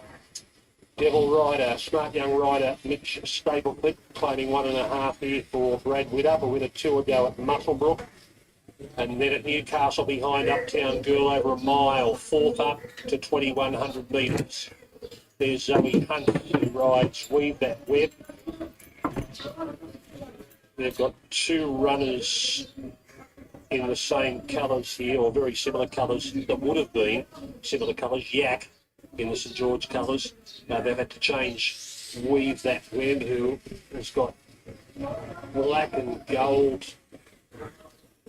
and then green and red Rabbitoh sleeves. Not sure where those colours come from. It's obvious where the Bronco one colours come from, being dragons. I'm not sure where the other ones come from. You got the dragon colours out here, and also the Raiders as well, right? They make a regular appearance. 2 Paid for the Rabbitoh colours, yeah. $2.50. Devil Rider, $4. The Shadow Shot. Those colours have been worn to victory earlier today. Shadow Shot. The Roger and Nerida Atkinson colours. The Sniper's Bullet colours. They won the second on Casino Diva, upsetting the long odds-on favourite Amaretto Bow in the second. 250 for the favourite Devil Rider. This is over the longer distance of 2,100 metres. Here's Cole. You're about to come up in the line. Yak, Selma, her goes in, Hurricane a Blunt, Yak on the outside. First leg of the quadrilla. And the red lights on. Stand by. Oh, one that's getting cranky in the gates here, Devil Rider. So Devil Rider settled down better now. Racing now, the Quiro jumped away nicely. Devil Rider got away well. Now wide Hurricane are blowing and even deeper with Yak trying to burn across, and Devil Rider might lead at the winning post the first time, but Yak is out 3 wide with Hurricane are blowing in the centre. Medina ran the fourth and then came the Quiro. Being followed by Johoro Choices over on the inside of Miss Monopoly. Salma Hurst getting a fair way back with Weave That Web, and last of all was Shadow Shot. Yak will That 3, John, 3 is... 3 is away. Medina is leading. outside of the Quiro, then came Dioro Choice, John on the outside by Miss Monopoly, 3 back to Salma Hurst. Then came Weave That Web and Shadow Shot is at the tail. Down the back they go, and Yak at the 1,200, length and a half now, and Hurricane a blowing. Medina was third, then Devil Rider just moving up on the outside, 2 back for Quiro. Dioro Choice is stablemate, sneaking up along the fence, and Miss Monopoly, Salma Her. Shadow Shot starts to make ground along the rail, and Weave That Web had dropped the last one. About to lead the back now, and Yak at the 800 leads about a half a length on Hurricane a blowing. In third place, Medina, Devil Rider followed then by Dioro Choice, the Quiro on its outside, 3 back, Miss Monopoly, Shadow Shot is still about 7 lengths off the lead, then Salma Her, and Weave That Web is last. Yak, Hurricane a blowing takes it on with about 500 they go. Devil Rider goes around the outside, it's quickly joining them, Medina. The Quiro's working into it nicely, then Dioro Choice, Shadow Shot's a long way off them. They come up to the home turn. Yak Hurricane a blowing. Devil Rider, the Quiro out wide, runs home fairly well. Dioro Choice. 8, move it, man, move it. Then tackle now by Devil Rider, Hurricane a blowing. The Quiro running home well. Dioro Choice is getting clear. No. Devil Rider reached the narrow lead. 4. Dioro Choice is running home well, but Devil Rider beat either. Dioro Choice, Yak are out wide, Hurricane are blowing. I think you got the 3. John, I think you got the 3. Followed in there by Miss Monopoly. A good break back then. Came Weave That Web. The Quiro is well back behind him, and Shadow Shop will pull up about centre field. Number 4, Devil Rider. Mitch Stapleford on board for Brad Witter. He's by Ace High, the staying sire. He carries the Ace High colours of John Cordina, and he won like a stayer because he was there to be beaten. He took off before the home turn, but he just kept finding the line, and he was much stronger than anything else on the line, pulling away to score by 2 lengths. Well, I wasn't overly confident approaching the turn because Mitch was getting to work on him, and I thought Dioro 4-1-3, I think. chiming into the race nicely at that point. But every time Mitch asked for a little bit more out of Devil Rider, he responded. And Mick on the line, it was very soft. Yeah, exactly right. He relished the 2,100 metres today, ran it right out, and he's bred to stay. And through the line, he was very strong. And that's 2 wins out of his last 3 starts now, so he's certainly on the upward spiral. Yes, a maiden at Muswellbrook over 1,500. Beaten over a mile at Newcastle last start, and in a benchmark 58 today over 2,100 metres. Devil Rider, much too good for them. Number 4. Okay, Mitch Stapleford on his way back. Let's get the market up if we can for the Country Championship qualifier coming up. There's race number 7 today. Brilliant, John. Older brother. I did not feel it. I stayed out of it. I stayed out of it. His second pick at $5, so the brothers are going to find out favouritism in the race. The 4 was good. 550 light infantry. It's at 750. Marinara's at 850. Stoppings. One of the best hands, there's no doubt. Just recapping your boys' thoughts in the CDRA Country Championship qualifier held for the first time here at Orange Racecourse. Yeah, I went looking for a little bit of value. I thought Marinaro could run well first up over the 1,400 metres. Probably would have preferred him on a rain-affected track, but I just think with a bit of freshness in his legs, he might be able to get over the top of them late. I'm with No More Night Shift. I think everything's been aimed towards this. Matt Griffith is a great target trainer. When he sets his sights on a particular race, he makes sure that horse is ready to go on the day. He draws well, gets Ash Morgan. I think he's the one to beat the $3.70 favourite. I think the market's got it pretty right. No More Night Shift and Zeriza Tycoon. They're two horses that have really good records. They both won 4 from 6, and should either of them progress through to the final at Randwick, I think they'd both be very competitive. No, exactly right. Mitch Stableford just unsaddling here, and he'll join Greg shortly. There's another talk. Gary John Stanley and Mitch Stableford. Well, the staying blood came out in him today, didn't it? Yeah, definitely. That's a really smart idea. Stepping up and trip by the travels on this, give you 3 weights. And when you go 4317. Brilliant. yeah, well, the ones in front of it. 4317.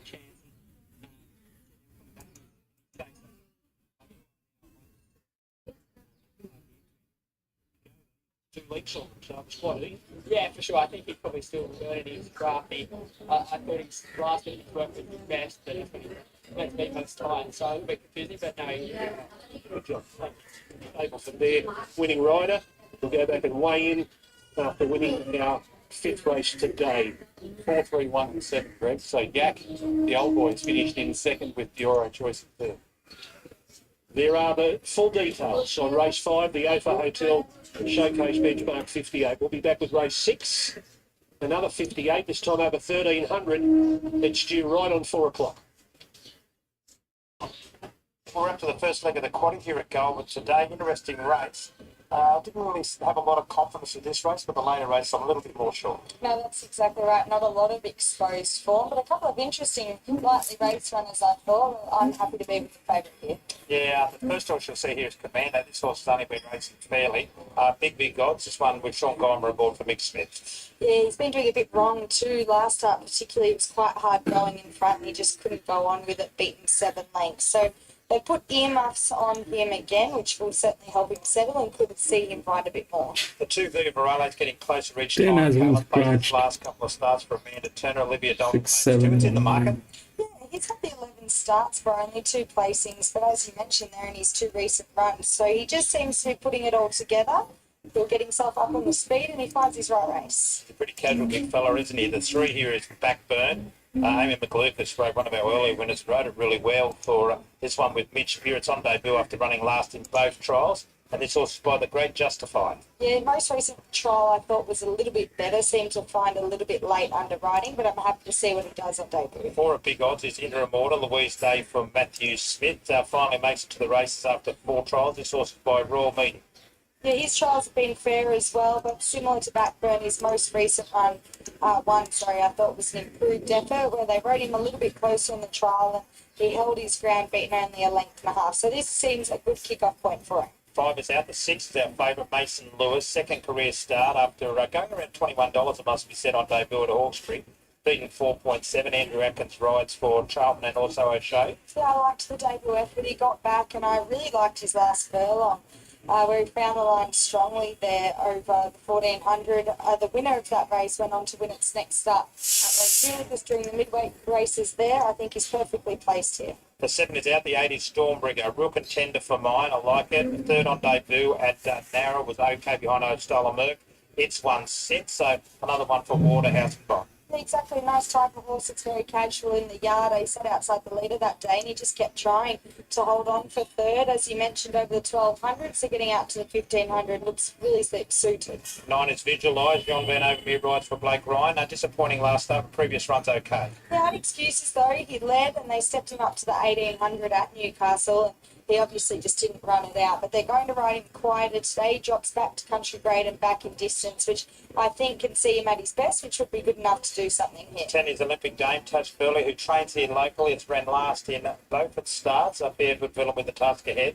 Yeah, and well beaten, but they have both been on heavy tracks, so perhaps getting out in distance a bit more and onto a good surface gives her a chance to do a bit more. 11 is scratched from the 12. On debut is Pharaoh's Crystal. And this one for David Fiver and Jessica Drury will ride this horse. 2 trials so far, a galloper affiliate backed by American Pharaoh. So she's been up on the speed and held her ground over riding. Another one, I think this is a good kick-off point from a soft draw. That's the way they paraded. As we take a look at this market for this race, 3.5 minutes out for a start. Yeah, I just thought this was a difficult enough race. I've made it 8 on top.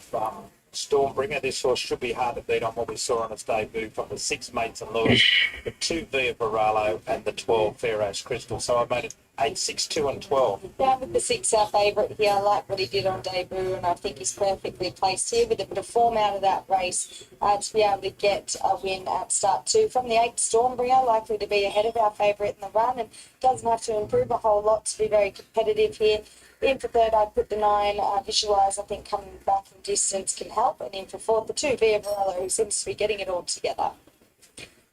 Here with Amanda Turner, who has a couple of runners today. And you kick off here with Via Varela. I was just said he's had a few chances, but he seems to only be getting it together in recent starts. It's taken a long time to get him fit because he's so lazy and so relaxed. So he's finally fully fit. Well, that's good to hear. And where would you like to see me run? I think he'll be thereabouts, sort of outside the leader. He's very well, he's pulled up well since his last start and he's eaten well and he was jumping out of his skin here this afternoon. So for him, that's very good. Well, I was about to say I saw him going out onto the track for Olivia Dalton there and he looked like he was going to have a bit of a hump, so that's good for him.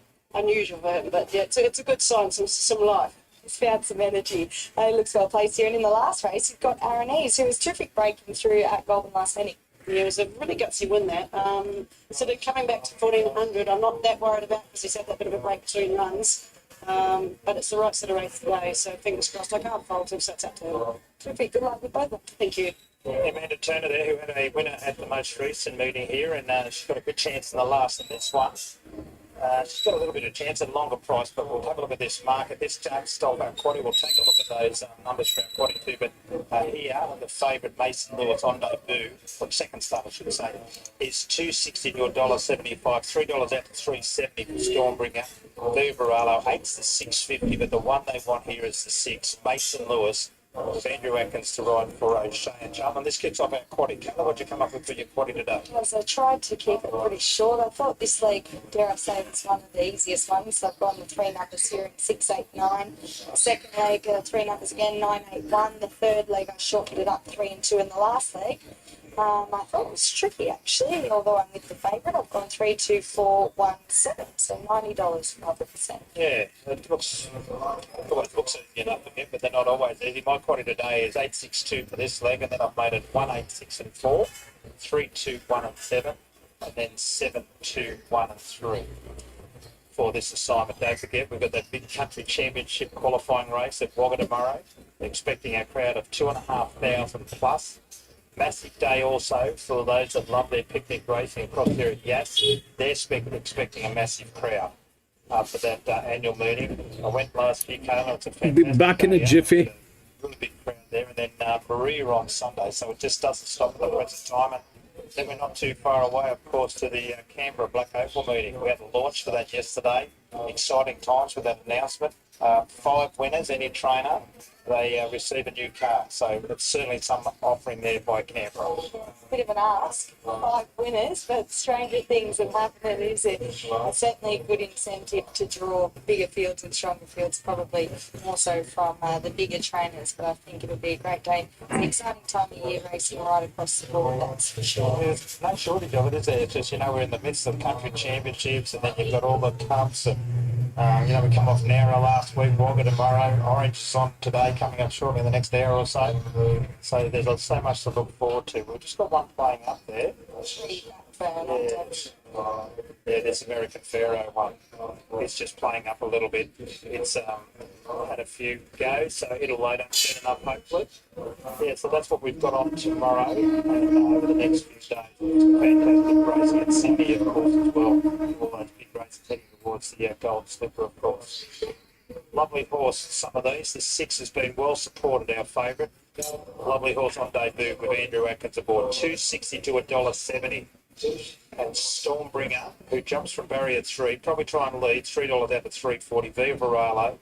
Just heard from Amanda, 8s into 7. Visualise. He's into 8s from 12s. Interim order, 23s from 26s. Pharaoh's Crystal, you just saw on the screen there. 26s, 23, 26s. Blackburn, who's on debut, is at $51, 34.41. Commando, big odds, $126. An Olympic Dane, who's at a couple of stars, jumps from the inside. It's at $151 as well. So these runners starting to load up fairly quickly for our first leg of the quaddy. Good luck with your investments. Here's James. 8. Race 5, the Goldman Australian Open play, first leg of the quaddy. Race on Louis, $1.70.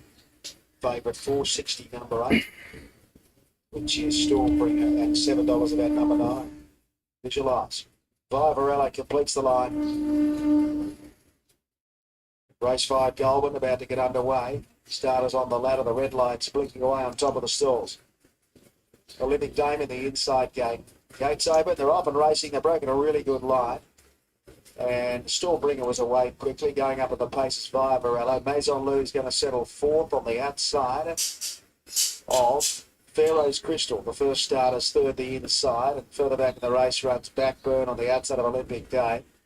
Going to get their way back interim order in company with Visualise. Commando's the last one. Stormbringer, the second favourite, goes clear with 1,000 to go by 2 legs to via Varela. And further back then runs Pharaoh's Crystal, who's 3rd along the inside of Maison Louis, who is travelling very nicely in 4th placing. And then comes Olympic Dame, a length and a half to Backburn, who's being followed by Visualise. Further back, interim order at Commando's the last one, about 12 off the lead. And Stormbringer's gone pretty fast in front with 600 to go by 3 past to via Varela. And further back to Pharaoh's Crystal, 3rd. Maison Louis being asked to come into the race 4th on the outside. Has about 5 to make up as they straighten up. Again, the Backburn, Visualise, Olympic Dame, and further back to Commando and interim order. Stormbringer's getting a good side from via Varela. Maison Louis, here comes the favourite coming down the outside with a really strong run. Get the Visualise. It's Stormbringer in front of Maison Louis, trying hard on the outside. Maison Louis, the odds-on favourite. Goes up the Stormbringer, takes the lead, sprints away for a top win. Maison Louis races away, won it by 2.5 lengths. The Stormbringer, by Varela was 3rd, Visualise 4th, then came Pharaoh's Crystal from Commando, interim order, Backburn, a long last Olympic Day. Maison.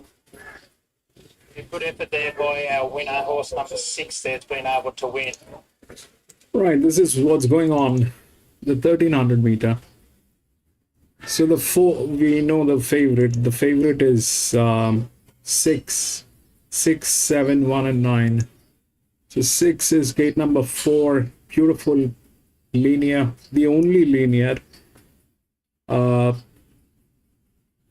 the only handicap. The only handicapped. So that's the only handicapped, only linear, well within the rails. Probably the best fit. The second best fit is 1, which is a 6-year-old mare. The ROI is better on 6. It's a 4-year-old mare, but the problem is they are drifting, bro. These people are a absolute dysfunctional team. Especially the favorite. It's absolutely a dysfunctional team. They're like 60% on drift out. I like the 3, which is the technically speaking, that's the second horse pull. But here is the problem. They're kind of drifting out. These people have been making losses. The team is not successful. they're kind of drifting out. So I don't know. This might backfire royally. That's a good one. This horse is, I mean, the 6 is fabulous. We've got strong indicators going on all across, but that's also there. Not sure. I'm going to stay out.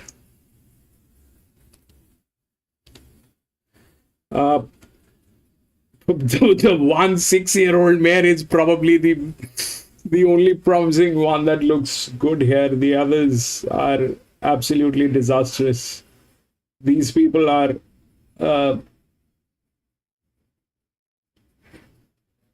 it's a benchmark 58. Either you trust the horse or you trust the numbers, and the numbers are not in favor of this race. I don't find it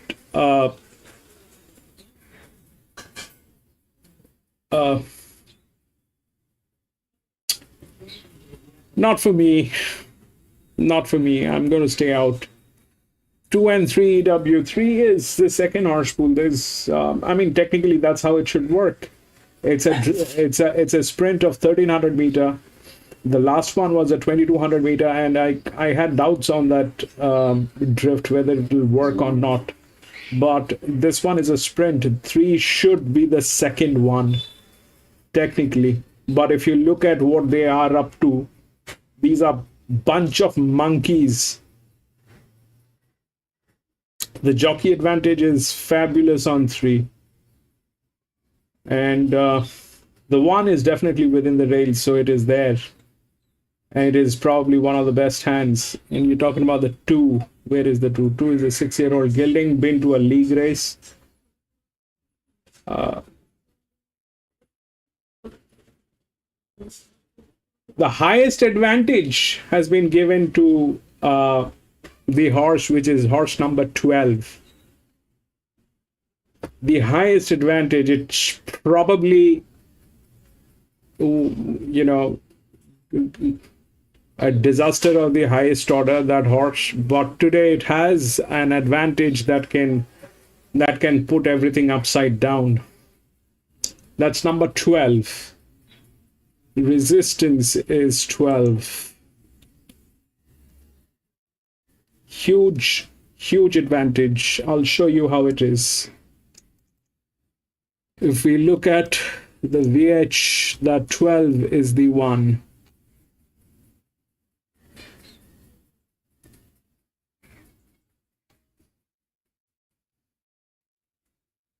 If you compare to 6 and 12, that's a 4-year-old mare. This is a 4-year-old gelding. It is the only one which is handicapped, and this thing, it is also in good hands. All right, it is all these are all mulish. These are all disastrous hands. They are like 60% drifting out from their ROI.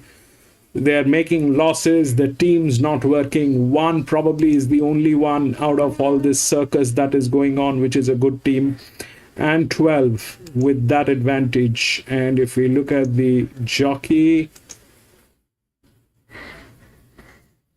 3 is the one with the jockey. 4 is the one.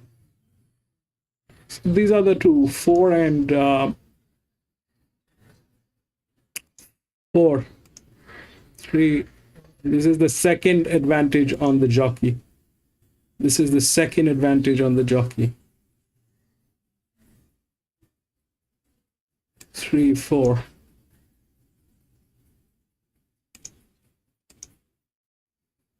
But this is also something not to ignore. This is also there. It's a big number. And that horse itself has a tremendous amount of advantage going on. It's a benchmark 58, and the track is 350. So could be very, very upsetting, this one. Spirited down to the 250. Born to Be Alive was in front, but yeah, Copy up on the outside. Pokes its head in front, and Pretty Little Lass is up on the outside of it. Be Exact is over on the fence, but it's Pretty Little Lass out wide just from Yeah, Copy. Pretty Little Lass. Pretty Little Lass beat Yeah, Copy. Be Exact, Union Spirit B further back in the field, the native B. Then came Born to Be Alive. Further back in the field to Planned Encounter, and then came Termite. Boogaray, Four Bears, Uncle Bud finished together there with those. Pretty Little Lass does it.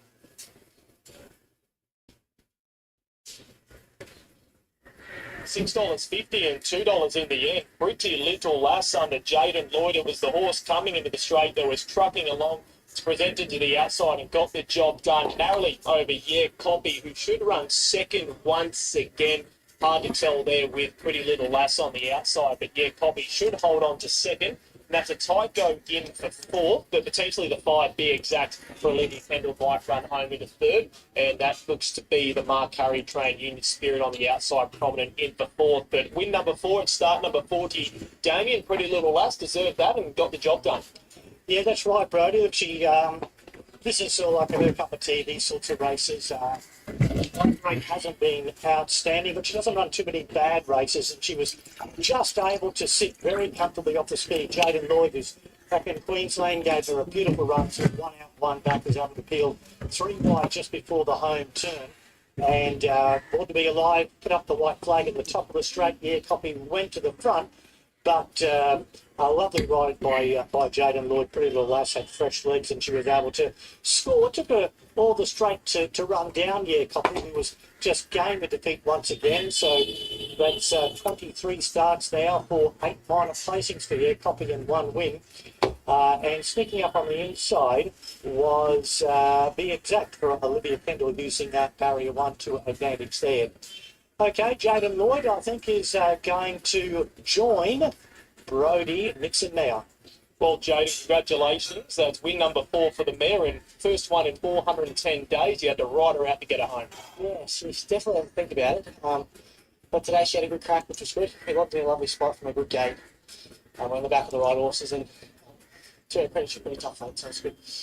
Now, do you reckon she could potentially step up in trip, or the 1400 really sees her out in the end? I think it sees her out. I think it's a perfect distance for her, where she can hold position, and she's strong late. So well placed by the team. Now, quickly on yourself, you're back here in southeast Queensland. Happy to be home? Yeah, it's really good to be home. Sort of great to be back home. I was sort of taking it slow, just to start with, and trying to get my weight down, but it's good to get a couple of wins. Now, you had plenty of winners there in New South Wales, and you're more than happy to travel as well. You went to plenty of country tracks, you rode at the provincials. You were down south for a fair few months, but you must have been thrilled with your results. Yeah, I was really happy. It definitely improved me as a rider. The more experience, I guess, the better, and just missed home, so it's good to be back. Congratulations, Jade. Thank you. Okay, thanks, Brody. Pretty Little Lass takes out race 5 at Gatton, horse number 9. We're going to take a break. More racing coming up very, very soon.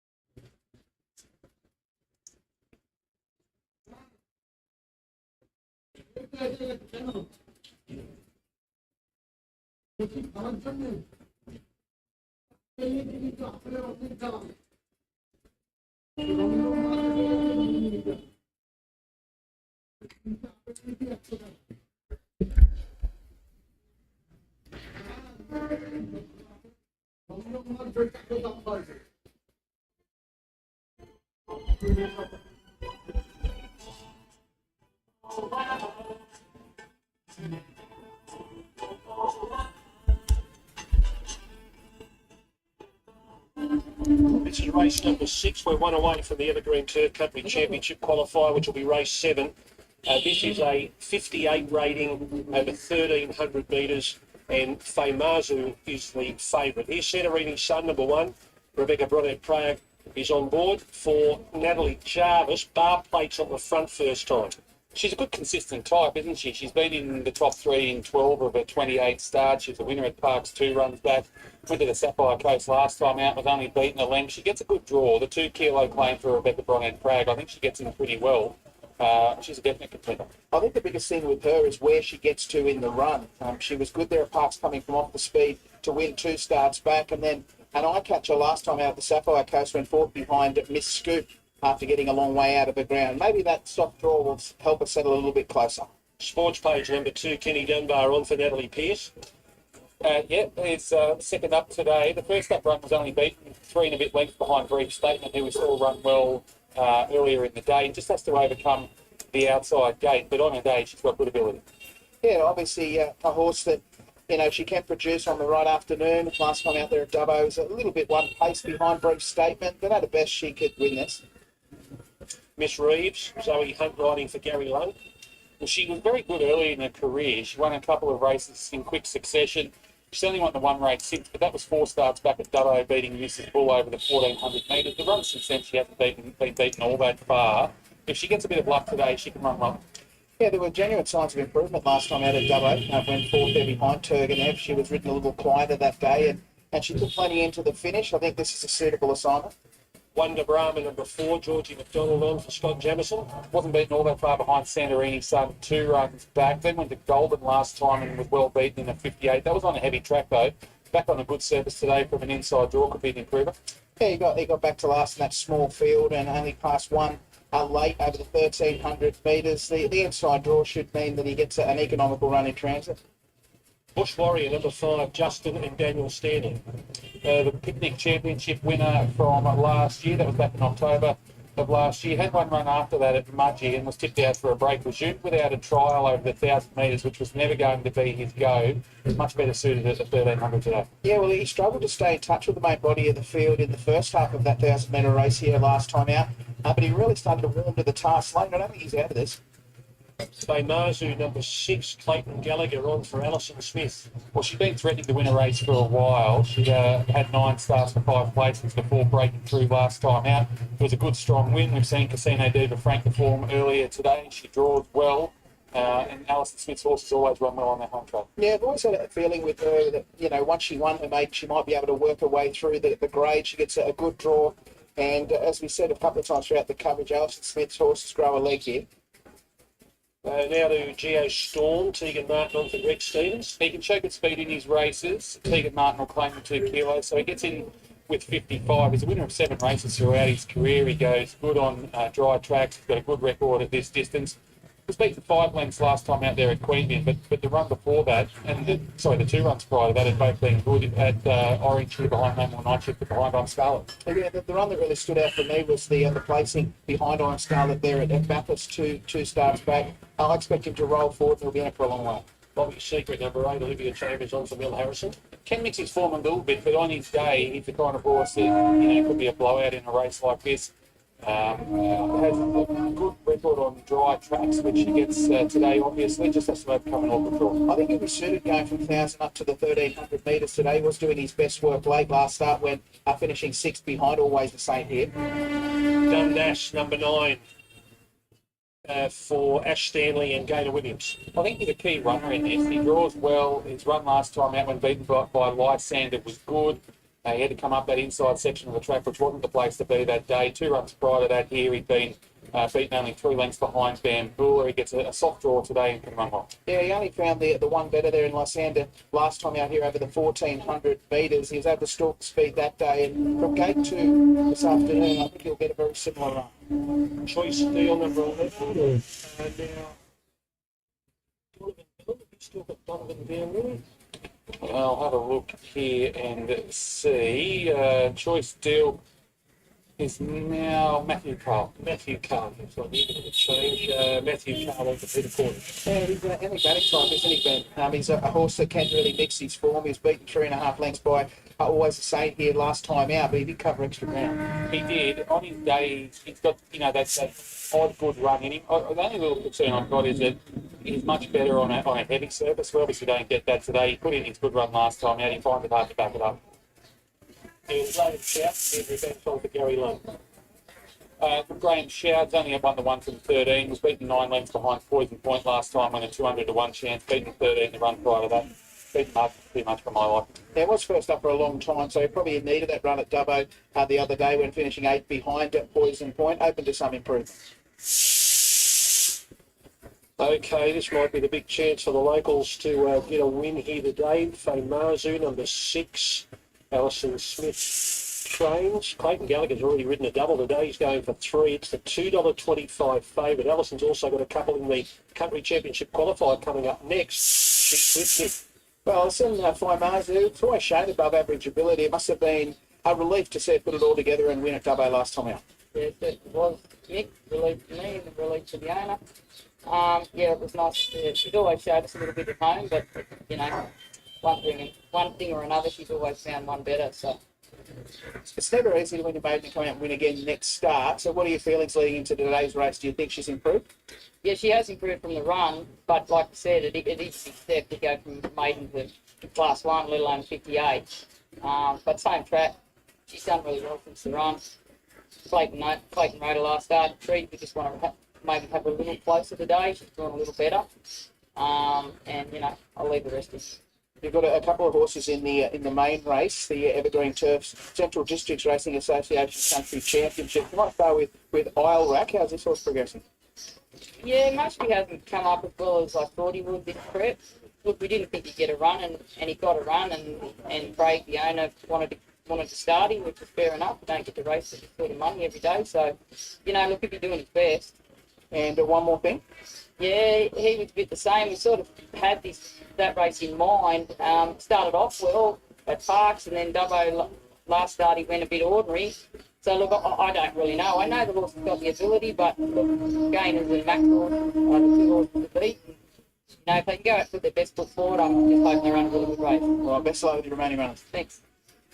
There she is, Alison Smith, now 2.15 for Faye Marzu. I've got 9, 1, 6 and 3. I'm going to give Dundas a chance here at an each way price. Gets a soft draw today. The run last time out was good. I know it was in a benchmark 50 and he has to step up to a 58 here, but I think he's sticking along pretty well at the moment. That soft draw could be handy. He's got a good turn of foot on his day. The one, Santorini Sun, nothing wrong with his form. The win at Parks is good. Not beaten all that far at the Sapphire Coast last time out. 2 kilo claim for Rebecca Bonnet's bag. Obviously gets her in here with only the 58 kilos. Alison Source, Faye Marzu, an undoubted chance. The market tells you she's here to run well, and I'll put the 3 in for 4, which is Ms. Reeves, 9, 1, 6. I've gone with a little bit of value here in Santorini Sun. She's got a pattern that usually sees her get back, and that has certainly been the case the last couple, which included a win there at Parks 2 back, and then a late closing 4th last time out behind Miss Scoot down there at the Sapphire Coast, was only beaten a length. If she can just posse up maybe just worse from the midfield with a little bit of cover and the gaps come late, I really do think she can get over the top of them. 6 Faye Marzu, a really good win at Dubbo last time out, an overdue victory defeating Casino Diva, who won earlier in the day. Looms is a live chance. Dundas is going to get that beautiful run from gate number 2 and will be right there and ready to pounce. And 5 Bush Warrior, I thought was over the odds here. The Picnic Championships winner caught the eye first up behind Always the Same, when only beaten 3 lengths here over the 1,000 metres. Up to 1,300 metres today is in his favour. So 1, 6, 9 and 5 my numbers. It was into odds on. It touched $1.95. It's back to $2 now. Faye Marzu in from $2.60 this morning. $5 for number 7 Geo Storm, in from $7 for Santorini Sun. It's just out a half point. $10 for number 9 Dundas. It's drifted from $6.50 this morning. And number 2 Sports Page is a $12 chance and remains solid. Now it's into $1.90. $1.90 for the local Faye Marzu. Clayton Gallagher looking for a treble. Alison Smith and the local trainers looking for their first here on Country Championship Day. and we've only got a few out. Yeah, look, Alison doesn't usually give too much away in her interviews, does she? But she sounds really confident about Fame Margin here, and obviously that she's progressed through that win at Dubbo last time. Yeah, she did touch on the fact the horse has certainly improved off the last run, so that's certainly good to know. $1.85, I must admit, I didn't think she'd be at an odds-on quote, but she does have a great chance. $1.90 for Famazu, $5.50 for Geostorm, $8 for Santorini Sun. Still waiting on Miss Reeves to move up. Bobby's Secret still out of line. And Sports Page still out of line. And there's number 12, Graham Shout, in the second set to distinguish it from Miss Reeves. Graham Shout in the more colourful black with the yellow stars and the cardinal and myrtle sleeves. Last one in, here's Cole. So, they're in the gates. And they're about to go. No red light as yet. Here comes the starter, Sam Fitzgerald, around front. Activates the red light. About to jump away here. Set to go. Off and racing Geostorm began pretty speedily. Bobby's Secret out wide and Choice Deal driving along the rails. Wonder Brahma back along the inside there of Dundas. Sports Page was next, followed by Santorini Sun, who's drifting back along the rails. Firma Zoo is getting a fair way back as they start to gallop down the back of the course. Bush Warriors back with them. And Graham Shout was last of all, so Geostorm at the 800 cleared out and led by 4 lengths to Bobby's Secret. Choice Deal third on the fence. Around the outside goes Sports Page, then comes Dundas. Miss Reeves is caught out very deep. Wonder Brahma on the rails, and Bush Warrior, Santorini Summon, Firmazu together. And last of all, Graham Shout, Geostorm bleed Bobby's Secret by 3/4 lengths with Sports Page gathering them in as they race up towards the home turn. Choice Deals on the fence, followed then by Miss Reeves getting through. Bush Warrior out wide. Firmazu has taken the extreme outside, and Santorini Sun in behind them. Geostorm tackled by Choice Deal. Down the outside, coming home well now with Sports Page with a big run now. It's Wonder Brahma, Choice Deal, and coming home well with Santorini Summon. Down the outside, Sports Page. Sports Page might have been... Two. Bobby Secret, Geostorm and Santorini Sun. They're stretched across the track. Right over against the rails with Wonder Brahma. Dundas would have been next in. Brilliant, John. Back with him. Sports Page, number 2, Kenny Dunbar for Natalie Pearce is going to win. The favourite should have won.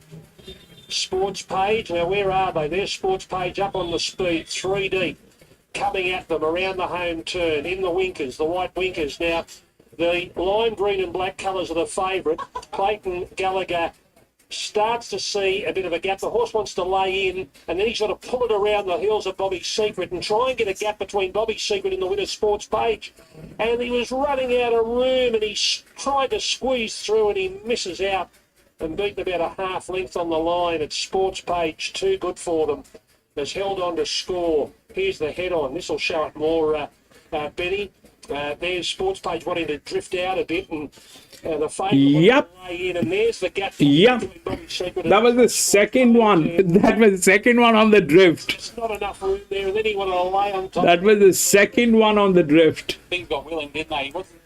Look, she was her own worst enemy, Famazu, with her racing manners, but all on was with the winner there. Had a tough running transit. Sports Page was 3 wide coming around the turn. He's done a great job with his second one on the drift.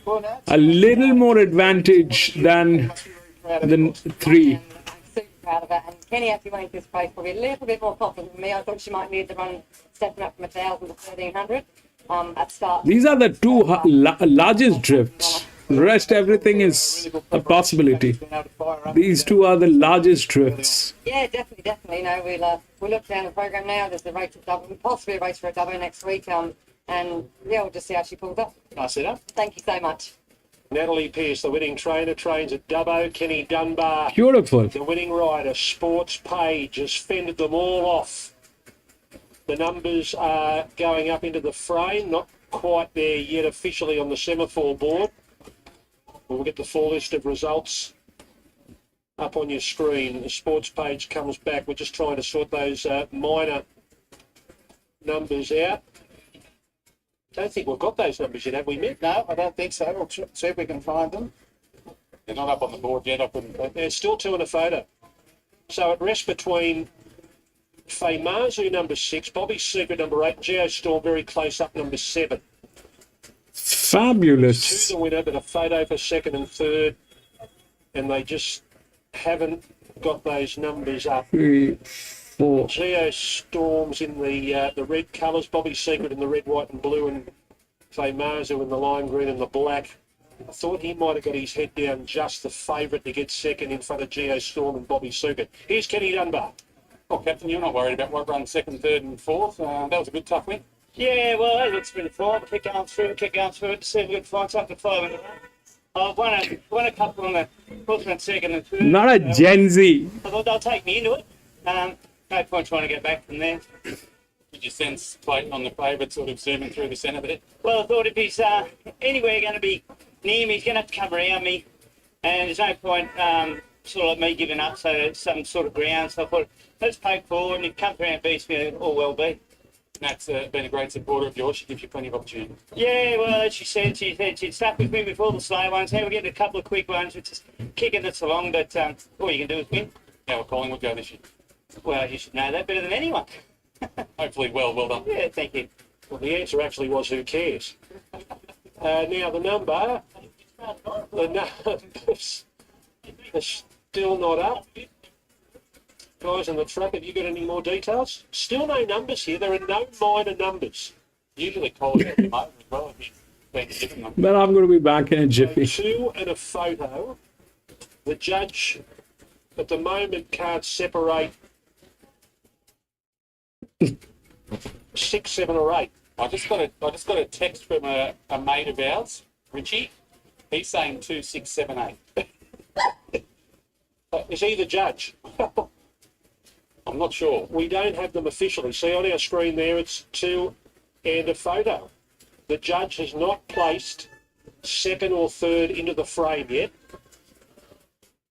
Cole hasn't put them over. They're not up on the semaphore board, and the first place to get them will be tap control. Yeah. And they're not through. So, look, we'll hand it to Goulburn, and we'll flash those numbers up as soon as they come to hand. It looks as... Here we go. Here are the placings. 2, 6 and a dead heat. Which for third, right? Between 7 and 8. Number 6 has run second, Faymazu, but it's a dead heat for third between 7 and 8. So they're the numbers. The full details will flash up on your screen shortly as we go to goal.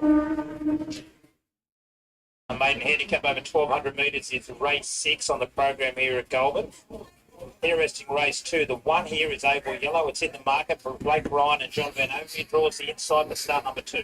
He's a lovely big horse. When he came into the yard, quite an imposing big horse. He got up on the speed there at Hawkesbury and he kept trying to run third. He appeared off the film that he'll be better suited to this big track, which he obviously gets today. 2 is Via Santo, ridden by the very much informed Alicia Collin for Richard and Will Freeman. Last at its only start, but it was better than that. Yeah, and it was better than probably what it reads. He got back and he just couldn't sprint with the field there as about a $10 chance of Warwick Farm. So country grade, I think, could be a big improver. The 3 is MacBee for the Lee stable there at Randwick. 8th on debut was moderate, and then last one was much better. Only beaten 3 quarters of the length here. Jim and Greg Lee trainer, Robbie Downing to ride. He seems to be a horse that's improving each time he steps out. I like what he did last time at the track and distance, and from barrier 2, he'll get a chance here. It shouldn't be too far away. We'll go to the next horse in the parade, which is number 4, Predicting for Ryan and Alexio Keegan Latham, start number 3. Parades well, and he's very fit here in the yard and relaxed to go with it. He's had 2 good educational runs at provincial grade where he's been finding the line okay. I think coming back to country grade and the addition of blinkers for the first time can see him improve sharply. 5 is a scratching. 6 is Camilla, start number 3 for this 4-year-old mare by the great Lonro at a pretty fast. Peter Snowden, the trainer, and Mitch Belder Ride is a contender. Oh, she's stamped by him too, isn't she? She's jet Certainly black is. there in the yard. I thought both of her runs have been good enough. She doesn't seem to be finding a whole lot, but battling away okay in provincial maiden. So another one that can improve here. The next one in the parade is horse number 6, which is, number 8, Mamushka. It is our favoured runner for O'Shea and Charlton. They've had a winner today, Andrew Atkins. And we've got to make mention, last time we had a horse down here on debut, this Hurstfield's a Red, at one we can never forget. It goes around at Canterbury tonight. Wish them all the best of luck there. I've no doubt they will hear his big group of owners on course there. They were very excited at Melbourne, so I imagine at Canterbury they'll be even more so. She's a well-bred filly, this. She's had the 4 trials overall. She had 2 last preparation, then about 12 months off, so something might have got amiss with her, but she's returned with 2 trials this time around, which have both been good. She looks ready to go. Yeah. Very well bred horse by Capitalist, as you said. 9 is sensational win in the market. For Kira Mart, Evie Vanderhoven with the ride. I've got her on top. I thought both her runs this time around have been good. First up at the Kensington track over 12.50. Then last start, she sat up on the speed and kept finding the line to run 4th in the horse race, where we just saw the winner of our last race at Goulburn come out of that same race. So the form looks even better now. I think she looks hard to beat. Yes, she certainly does. And our Rocky is the 10 shooting firm. Jeff Penta rides for Darryl Rolfe. Certainly had the 2 starts, and she's stuck on well in both of them. They've been at Queen Bian. She'll get a chance from a soft draw, but this is certainly harder. I'm going to go for the 1 here, Able Yellow. I think it's an improving type, drawn to get all the favourites in the run up from the 8, Mamushka, our favourite. On debut, right trainer. Trials have been good. It's D-Day for this horse, as I said, well bred. The 6, which is Camilla, has to be there somewhere. And the 4 Predictor gets the blinkers off for the first time. So I made it 1, 8, 6 and 4. I'm with the 9, Sensational Win, very fit in the yard, and I think the form right around her in all of her starts is very good. She looks well placed here. Concede may need a touch of luck from an awkward draw, but she may be good enough. From the 8, Mamushka, certainly well bred filly. I think her 2 trials this time around have been good, and she looks ready to go.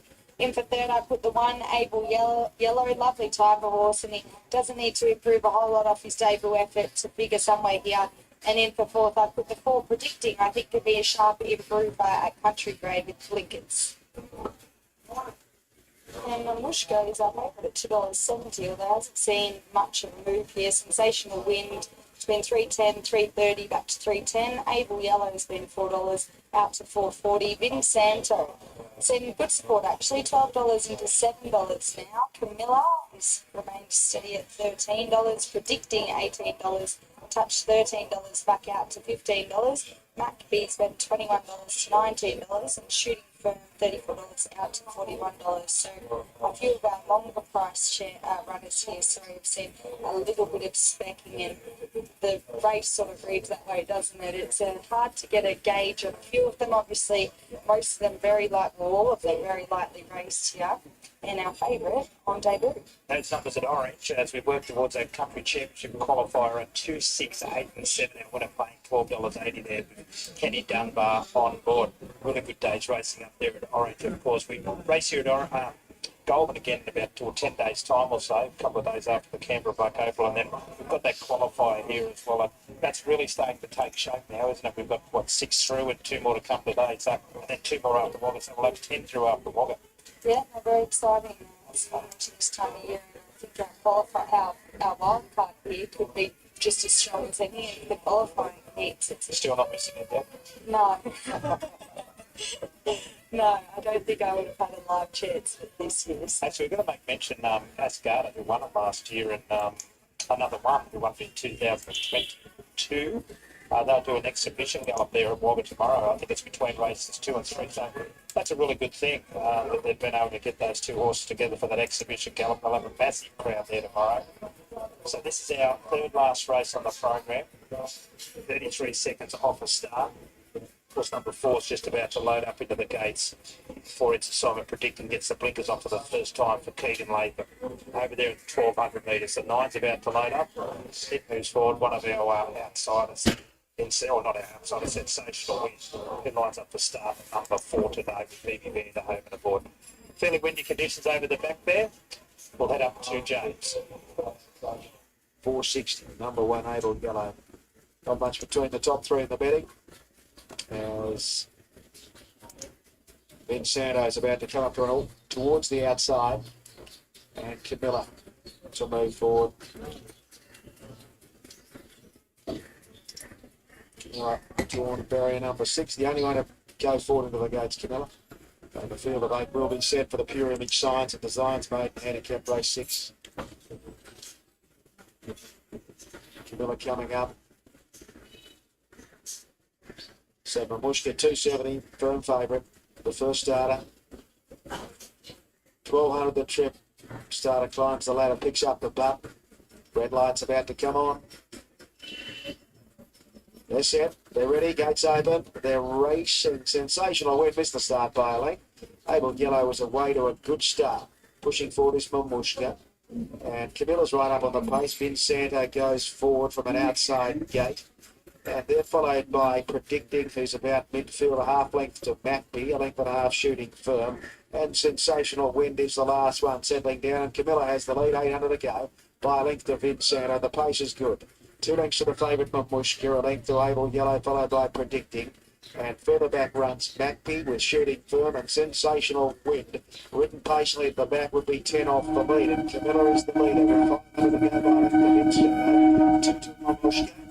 Race wheel followed by Predicting Able Yellow. Sensational Wind going for an inside run. Coming down the outside is Macby. They've got 300 metres to go. Vincento goes up to Camilla. Mamushka's produced at the right time. Sensational Wind blocked for a run. Coming through closer to the inside. Mamushka goes up to Vincento. Sensational Wind's flat out to pick them up from Able Yellow. But it's Mamushka, the first starter, in front of Vincento. Mamushka just in front of Vincento. And Mamushka won it.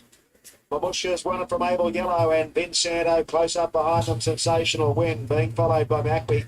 They come Predicting, Camilla, and Shooting Firm at the tail. Good effort on the move on. Winning double for the O'Shea and Charles stable. They won the previous with Mason Lewis. All right, this is what's going on. This is the 7th one, class 5. If we look through the rails, that 2 and 3, they're pretty much within the rails, right? Pretty much within the rails. Now, the 3, I have very strong indication on that 3, that the 3 is going to be there. And that's there. That is there. 4 is the second one. This is handicapping. That's a little less handicapping. And that's there. Now the thing is, it's a 1400 meter. That's the drift. That's the drift. And this 10 is very much there. This 10 is very much there. Probably a 4th place maybe. But 2, 3, 13, this is there. 4 is out of the rails. I'm not sure what it'll do. But that is the drift. And the other one that we can talk about is this one, which is 6, which is in very good hands. It's a horse which has been tested here in this ground. But the ROI,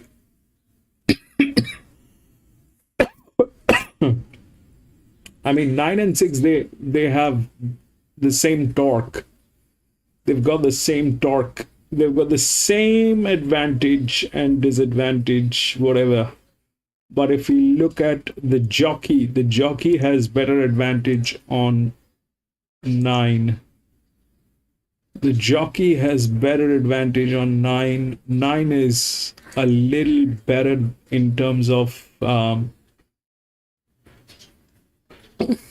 everything, but it is a drift. These people are absolutely disastrous in their way. So are they. So here, if we look at, I don't know what are the numbers. We'll take a look at the numbers. On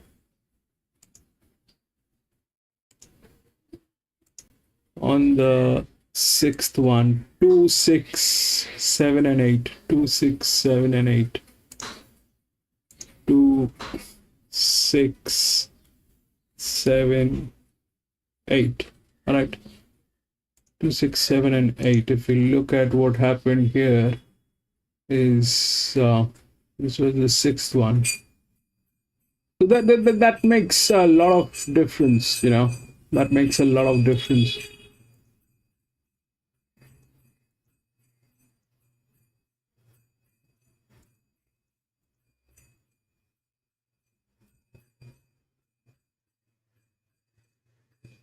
This was all disastrous people working 6,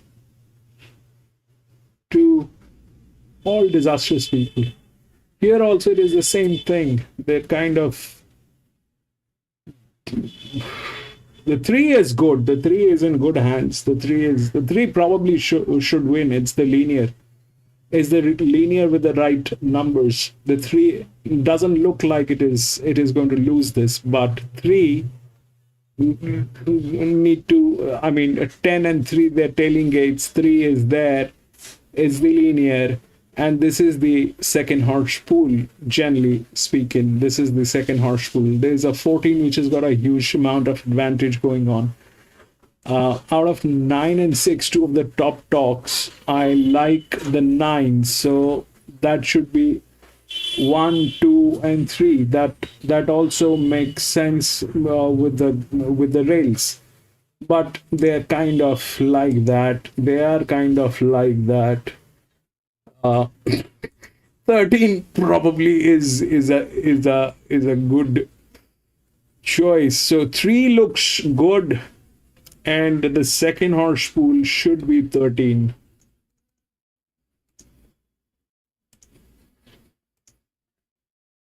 John EW 9 and 13. Yeah, both of them have advantages. I like 13 more. I like 13 more from the 9. 9's there, but 13 should be able to get a second horse pool. I'm going to go with a second horse pool on that, or EW maybe. There are too many horses. Okay, runners are behind the barrier here. They're starting to load away. Brody, your numbers for the first leg of the quaddy, please. I've gone the way of the favourite, which is Dance Babe. Second up here, Petit Brooker and Ryan Tyrrell. That inside draw could be essential. We've seen these horses up on speed, dominating so far today. Firm track. The money's there, Damien, now $3.30 and making a good case to jump outright favourite if that money does continue to roll in the last few moments. Was knocked over at a key stage last start in a decent form race, the Sunny Coast, over the 7 furlongs, and just kept on coming. So I've got it as a special 9, 6, 5 and 3 for me. Yeah, I agree with you. I've got 9 on top for me. I've marked it a special. I'm going 9, 10, 5 and 2.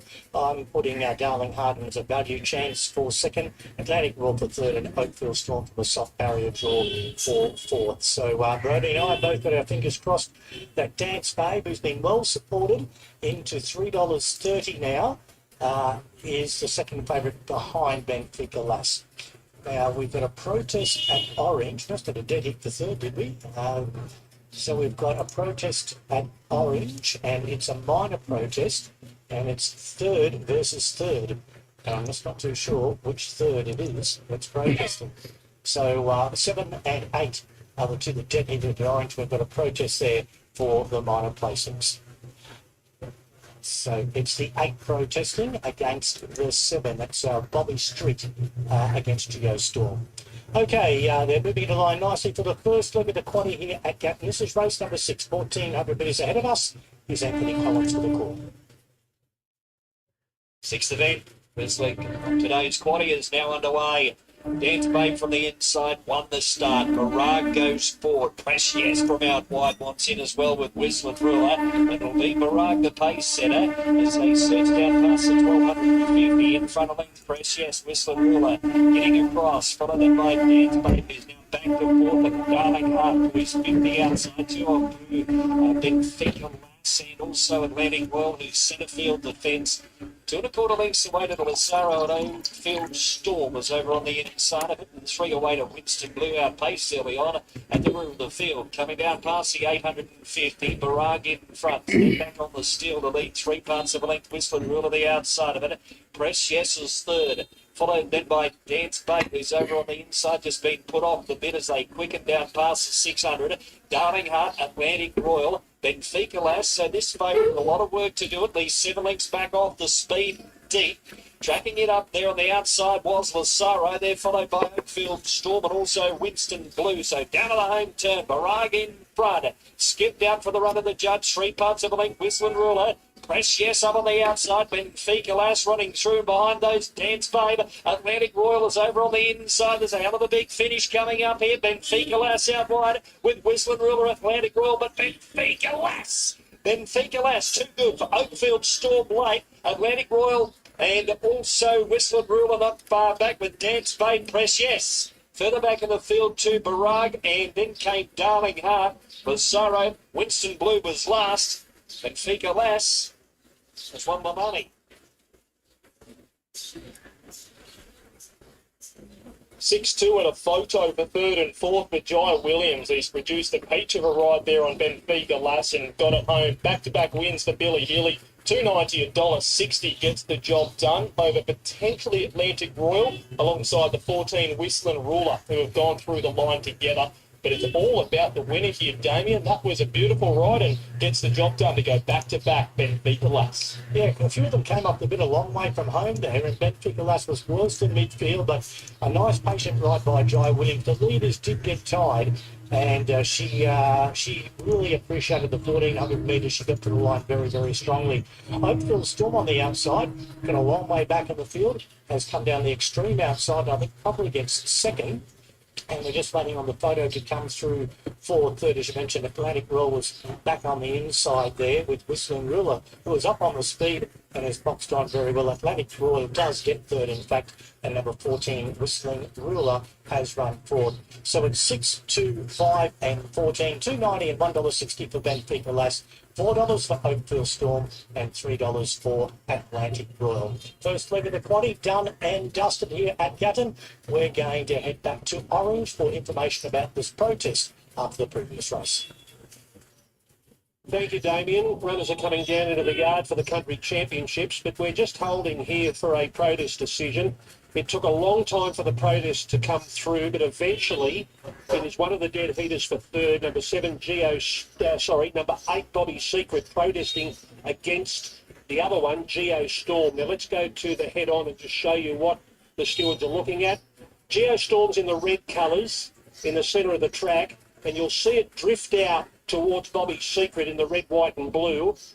They don't meet there. The favourite Feimazu's in behind them. And Geostorm continues to shift and push Bobby Secret out onto Feimazu. So with a dead heat and no margin, you've only got to prove that the jockey basically sneezed on the other one and it can be upheld. Originally we thought that it may have been a steward's protest for Olivia Chambers against Tegan Martin, but I think eventually Olivia Chambers threw the protest in, and it is Bobby Secret against Geostorm for shifting out that little bit. Is that how you read it, Benny? Yeah, I think that's the case there, Greg, and obviously the length of time that it took for that protest to come through and for the decision to be made, well, we're only, 12 minutes or so out from jump time for the championship qualifier, and the stewards are still in the room deliberating or hearing this protest. So okay, well let's go and hear from Ash Morgan, because he's riding in this upcoming feature. He's on the favourite, No More Night Shift. He's riding for Matt Griffith. Before we have a look at these runners in the yard, we have about 5 in the yard at the moment. Let's go and hear from rider Ash Morgan. No More Night Shift for the first time since you won first up at Much. Yeah, that's right. I won his maiden on him his first start from Matt, and he was very raw and green that day, and still managed to win. And I said I rode him his first start this prep, and he come on a long way. He was a lot more street smart, and it was a good win actually. So obviously I've sat them since then, but he's put another one on the board here, and I think he's won the event. Really good. punters think he's right up to it. Do you think he's got the quality for a race like this? Yeah, I definitely do. And look, there's not a lot of between him and Zarissa Tycoon. Max sort of confident there's a bit of improvement in him from that Hawkesbury run, so he doesn't need to improve too much to be getting by him. But I'm sure both horses are going to improve today. It's all about timing, isn't it, getting to this race? They're all focused on one thing. Yeah, that's right. And Mac and Gainer are both good trainers. They've got a good record in this race, and there's not a lot between them. I think it would be what gets the best run will be there. You'd normally be Team Gainer, wouldn't you? I think you qualified one for up at Mudgee. I did, yeah, a few years ago. An old kid ran second on him, yeah. So again, it was good for the first couple of years here, but hopefully she's on second today. How's this race going to be run? Where are you going to be? Yeah, I'd like to just hold some type of spot. I think the key would be to float early to my gate and then just weigh up the options, then weigh up the speed. Because I've noticed in a lot of these races the last few years that it's hot tempo, and it's usually the momentum horses that win the race, so they get the clear run and just have a record in momentum in the race. So we'll try to ride him that way. I think he's pretty flexible now in how we can ride him. So float early and then weigh up from there. Okay, still no result in this protest. One of the dead heaters, Bobby's Secret against Geo Storm. Protest still pending. Let's have a look at the runners in the yard now for the Country Championship qualifier. And the favourite is that horse that Ash Morgan's riding, No More Night Shift, around $3.70 in front of Zarissa Tycoon at $5, Chic Casino at $5.50, Light Infantry at $7.50, and Marinaro mixed tip at $8.50. Here they are for a $150,000 qualifier and a ticket into the $1 million final at Royal Randwick on day one of the championships. Number one is Smart and Dapper. Dylan Stanley rides for Brett Thompson. He's a lovely, big, strong individual. He's the only horse in this field, I think, that's won the 5 races. He's won 5 from 20, and but last time I finished second to Wilby. We saw Wilby come out and win again earlier on the card. This is obviously a big test for him to see whether he can run out a strong 1,400 metres, but I'm sure he'll look the winner at some stage. Well, he's got the speed that he can lead over shorter trips. He's got to obviously stretch that out to the 1,400 metres. We haven't seen him trot over it against this quality of horse. Here's the stayer Don Stefano, mid-stable for Dean Murphy. Coming off a win, but that was back on the 18th of December over 2,200 metres there at Scone, taking out a benchmark 74, defeating Lady Tino. I thought he might find the 1,400 metres a touch sharp. Yeah, his best hope will be if there is absolutely hectic speed on and they're coming back to him late. He'll be warming up over the concluding stages. No More Night Shift, Ash Morgan and Matt Griffith. Yeah, he's a quality individual. 6 starts, 4 wins and 1 runner-up finish. Was a victor at Orange here 2 starts back, defeating I'm a Superstar, and then a narrow defeat to Zarissa Tycoon, one of his rivals last time out there at Hawkesbury. He's going to get a lovely run from a perfect draw. He's the hardest to beat. He's always had good ability. He showed that in his first couple of starts when he won on occasions where he probably shouldn't have. This preparation is raced much more attractively. He's got options from the draw. I think he's the one to beat. Well, he's a 3-year-old, and here's his 5-year-old half-brother. Second favourite, Zarissa Tycoon, Michaela Weir and Gaynor Williams. Yeah, he's a beauty, isn't he? He was very good winning last time out there at Hawkesbury.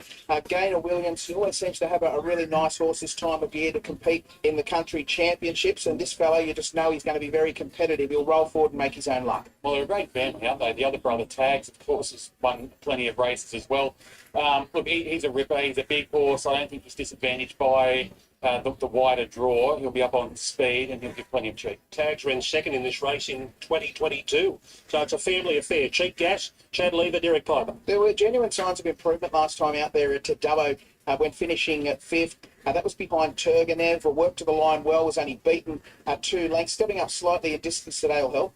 It's a big step up in grade though, isn't it? Coming out of that 58 last time out. The run prior was in a 58, he's beaten 6.5 lengths. He's always been a horse that showed good ability, but this is his biggest test. Chico Casino, number 6, Matthew Carl Dean Murphy. He's a very consistent conveyance. He was a dominant winner there at Bathurst 2-back, easily accounting for Commando Jack and Tommy's Girl, and then not disgraced, even though he was a beaten favourite at Dubbo last start when finishing second behind Poison Point. Should land in the right spot from that gate. I get the impression this has always been his target race. Dean Murphy, of course, has won this in the past with Cosmologist on that apocalyptic day at Mudgee.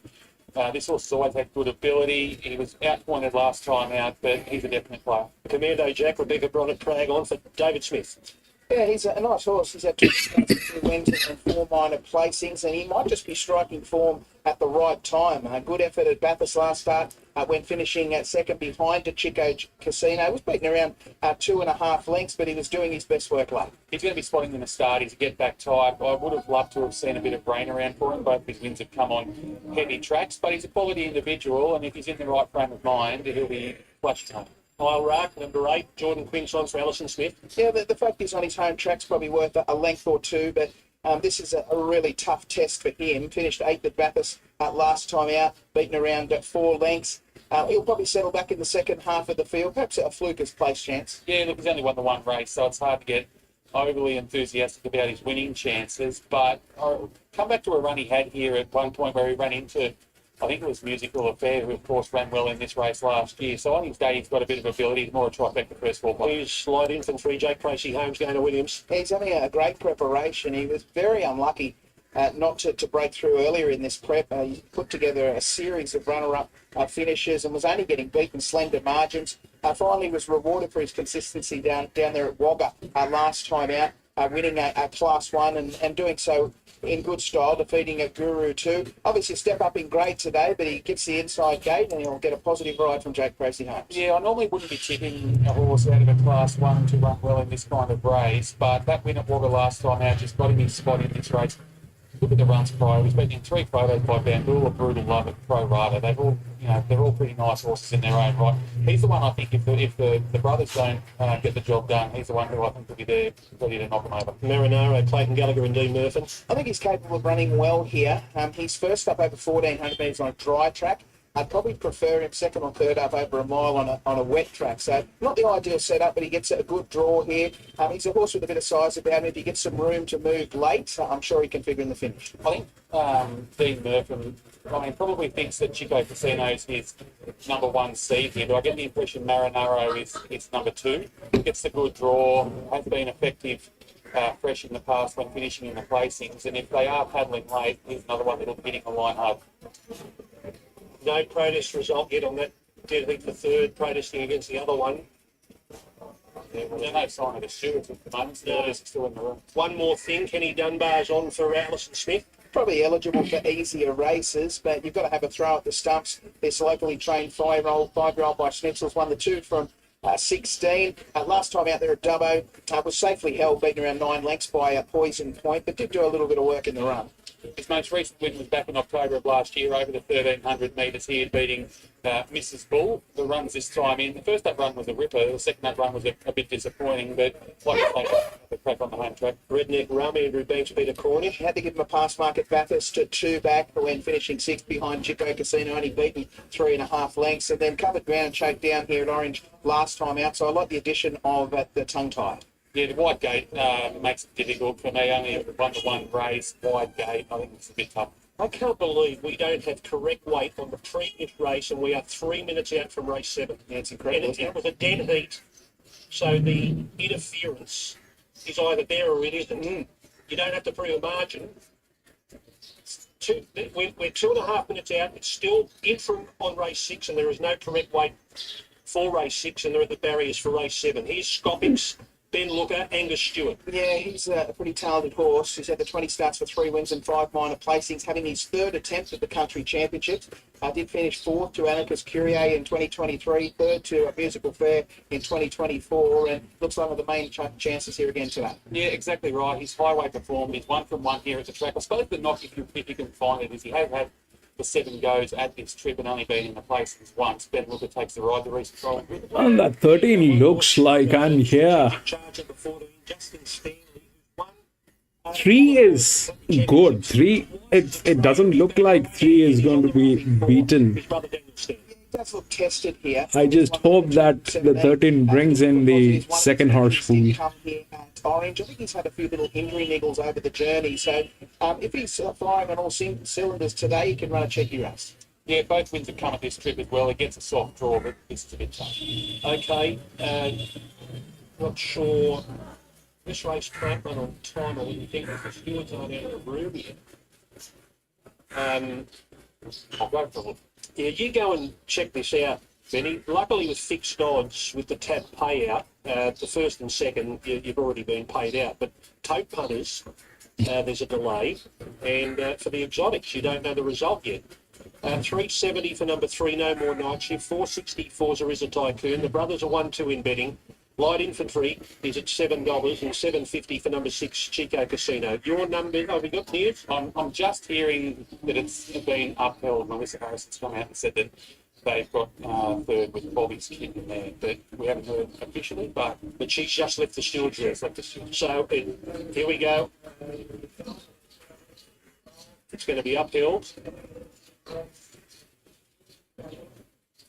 It was a steward's protest. It's upheld. So Bobby's Secret gets outright third, and Geostorm is now outright fourth. On the previous race, 30 seconds away from race 7, Sports Page is the winner. Feimazu is second, and Bobby's Secret is now outright third in front of Geostorm. Now, $3.80. $3.80 for the favourite No More Night Shift. $4.40 for number 4, Zarissa Tycoon. $7 for number 9, Light Infantry. And $8 for Scopic. Your numbers, Benny? I've gone 3, 4, 9 and 13, so it's ended up market order. No More Night Shift. I found it really difficult to split him and Zarissa Tycoon. They both got amazing records. They're both very, very good horses. They both deserved their chance in a race like this at an early stage of their career. I just think the good draw, No More Night Shift, very versatile and has a big turn of foot. I'll put Zarissa Tycoon in for second. He'll be up there sort of dictating, either leading or sitting outside leader. He'll be in it for a long way. If there's one to knock him over, I think it is Light Infantry. He's given the impression that this will suit him, and Scopics goes in for 4, 3, 4, 9, 13. For those who missed it earlier, what did Brett Thompson say about Smart in Dapper? They've got both 3, 4, 9, 14. 9, 13. More than likely roll forward. He's fit and healthy. He's got a good draw. Man, 13 needs to bring in the second horse pool. Equal favourites. The brothers are equal favourites. 440. No More Night Shift, and 440 Zarissa Tycoon. So at one stage, whether they end up that way is another thing, but for the moment, the brothers are equal favourites. No More Night Shift, a 3-year-old by Denman. Zarissa Tycoon, a 5-year-old by Zariz. They're both out of the mother, Nosy Tycoon. 650 third pick, number 9, Light Infantry. You spoke to Dean Murphin earlier. What did he think was his main chance? He thought Chico Casino was probably his main chance, given his racing pattern and the fact that the 1400's more suitable for him. But he did say that if they overdo it, particularly Marinaro, who I know Mick is keen on, will benefit from that. Don Stefano, better known as a stayer, might not necessarily be able to keep up at the early stages, but if you're keen on Marinaro. Yeah, I've got 10, 3, 1 and 13, putting Marinaro on top. Not the ideal setup for him. He likes a bit of cushion in the track, and he's probably better with a run or two under his belt. But he's a highway winner from last preparation. No More Night Shift. Fantastic records. Going to end up in the right spot. It'll be very hard to beat. Smart and Dapper will give a big sight. Is racing really well at the moment. The 1400 metres is the query, and 13 Scopics is always there and thereabouts. 10 the value to beat 3, 1 and 13. 2 more go through to the final. The first qualifier at Port Macquarie, Sumo Fish defeated McKeon. Then to Lismore and Tribeca Star beat Fukabana. Matt Dunquanilla did, and they are 1-2 in betting for the final. And then the third pick at Nowra, it was Sunshine beating Cable Express, but we've learned that Cable Express has been injured and won't take its place in the final. It's being spelled immediately, so Sass and Cheek for Pat Murphy gets into the field for the $1 million final at Royal Randwick, having run third in that race. 2 more going today in about 2 minutes, and 2 more going tomorrow at Wagga for that big $1 million prize on the biggest stage of all, in front of a lot of people on day 1 of the championships, which is April 5 at Royal Randwick. Now we're waiting on David Smith's horse to come up, number 7, Commando Jack, and that might complete it. So let's get up to Cole. The brothers are equal favourites. No More Night Shift and Zarissa Tycoon. Here's Cole. The country championship. Come on, baby. Stand by. Have to go here. They settle. Up and racing, one more thing out wide began well. Cheap Gas was showing early pace.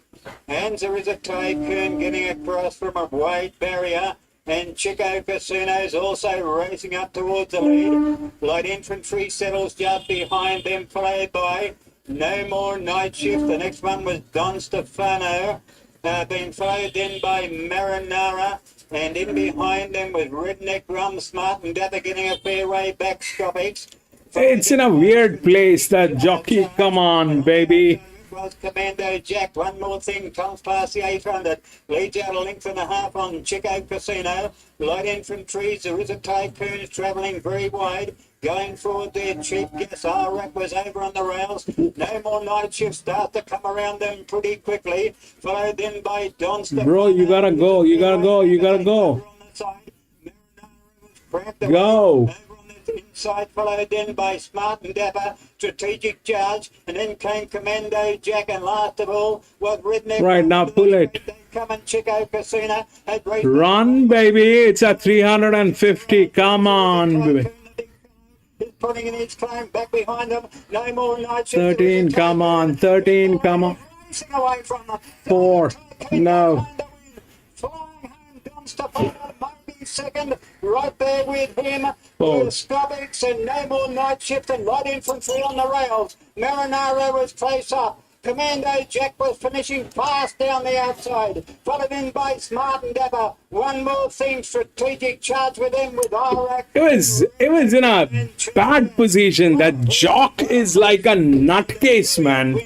The Rizza Tycoon, trained by Gaynor Williams from Bassett, written by It took the rails when you have 15 horses running in there. He's a mountain of a horse, there is a Tycoon, and he has spanked them today.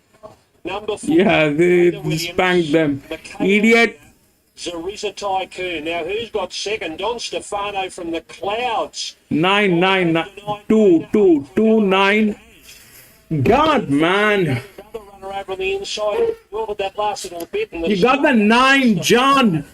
Third. Today has rattled home down the outside and may have got second in front of Light Infantry.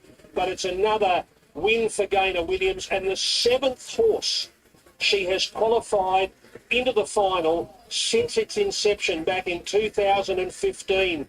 She went 3 years without running second, 3 years in a row running second between 2017 and 2019. Then she won it in 2020, she quadrupled it in 2022, and she's done it again in 2025. What a performance from Zariza Tycoon. Made it 3 wins on the bounce, and he was absolutely dominant today. He just joined in at the furlong mark and has just powered away. He's got a lovely big loping action, and I think you'll really appreciate getting to Randwick, the wide open, spacious track down there. And I think he's a live chance. I'll be interested to see what he comes up in the market for the Country Championships final. He's a lovely horse. I mean, he's a big lump of a horse. Randwick's not going to be a 4293. Yes, John. That was dominant. That was absolutely dominant. Beautiful. She's wiping away tears. So here is what happened. I'll tell you. Here is what happened. So if you look at the 3 was looking all good, but it just got lost in the traffic. That was a strong handicapping on that. If you look at the gate speed on both of these horses, they're kind of neck to neck, and the relaxation is huge on this horse. That was a huge relaxation on 4. 6 was getting tailed. 9, you had it right. 9 was there. The problem with the 13 was that jock, it's a new, I mean, this jock doesn't understand the dynamics of this, we don't have a reading on the jock for this particular track. So this guy doesn't understand the track. That's the problem with the 13. Man, this guy is like, and where was the 3? Yeah, the 3 was the one. 4293.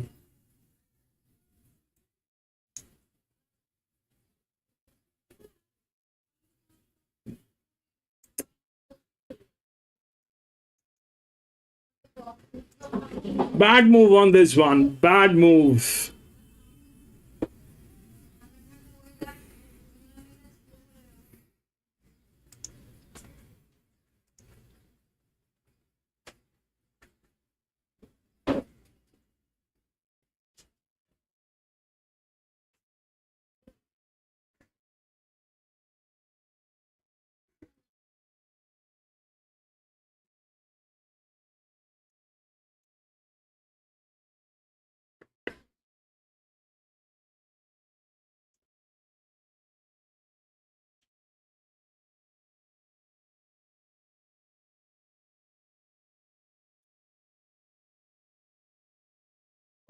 Yeah, what a terrific experience. Gain has been so loyal to me.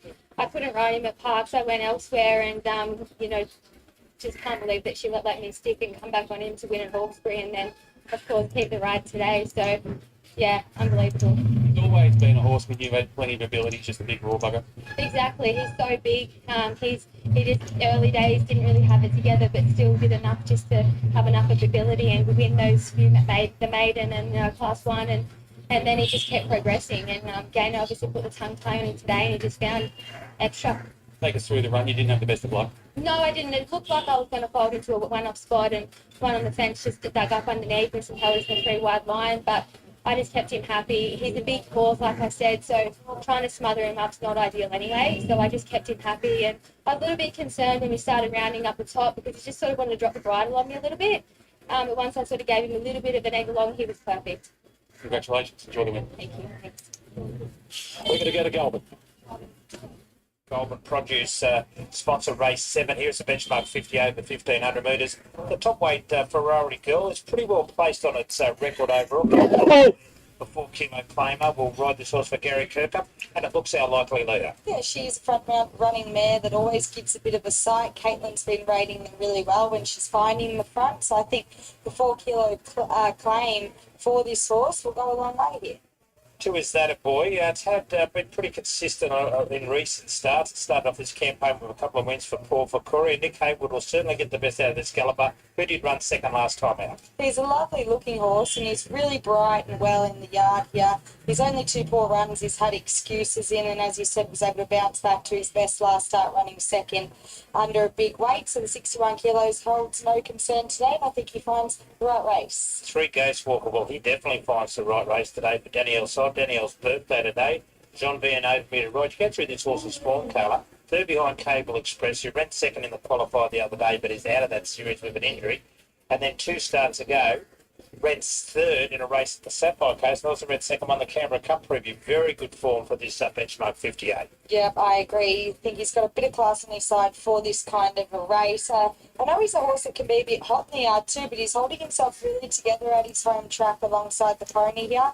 He had excuses last start off a wide run in the highway. He should be peaking 3rd up, and as you mentioned, finds his right race. Yeah, the 4 is debut. This one for John Borum has been only going fairly, or the 5, sorry, with aiming Lulu support, but will be fitted for 2 runs back.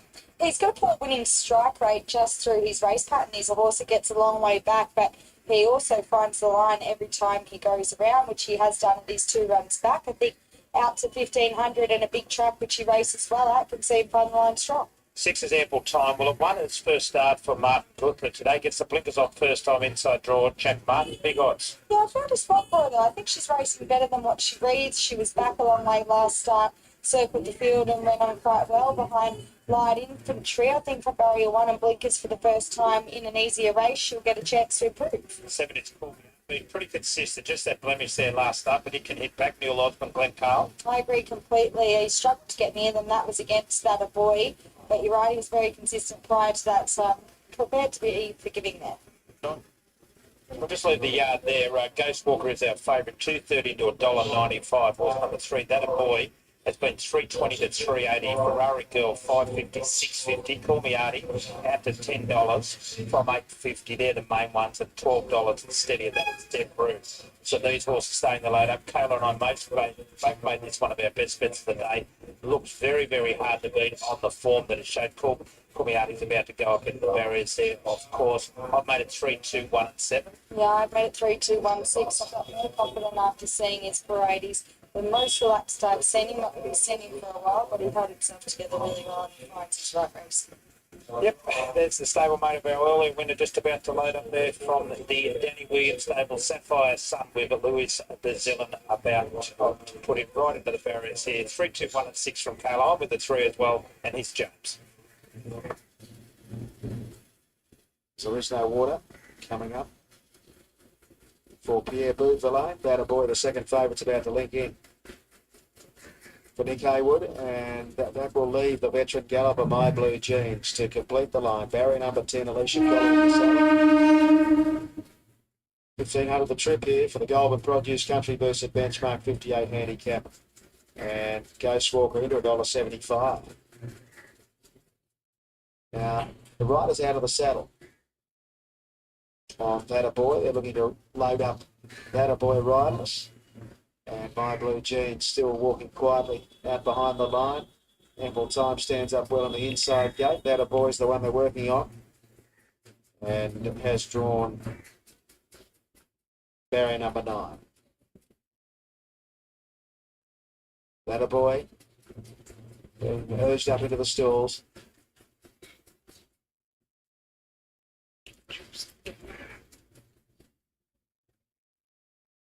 Up he goes. So $1.75 here. Ghost Walker drawn the middle of the line. Looks like That Boy's gone up and My Blue Jeans to complete the line. Race 7. 10 going round over the 1500 starter. Climbing the ladder now. Picks up the button. And on goes the red light. They're set to break here. Racing now. Debut was a touch slow. Away to a good start for Ferrari Girl in company with Sapphire Sun. That Boy's showing up out wide, and Ample Time settles fourth the inside from Super Riff. Ghost Walker into the back half of the field on the outside of Debut. Call Me Artie 3 deep. And towards the tail end is There Is No Water with My Blue Jeans. Settling down, Ferrari Girl just leads Sapphire Sun, and the pace is good. 2 lengths to That Boy. On the outside of Ample Time, a length and a half to Super Riff, who's being followed by Debut. Ghost Walker goes back to 4th last from Call Me Artie, and well back My Blue Jeans. There Is No Water, the last one.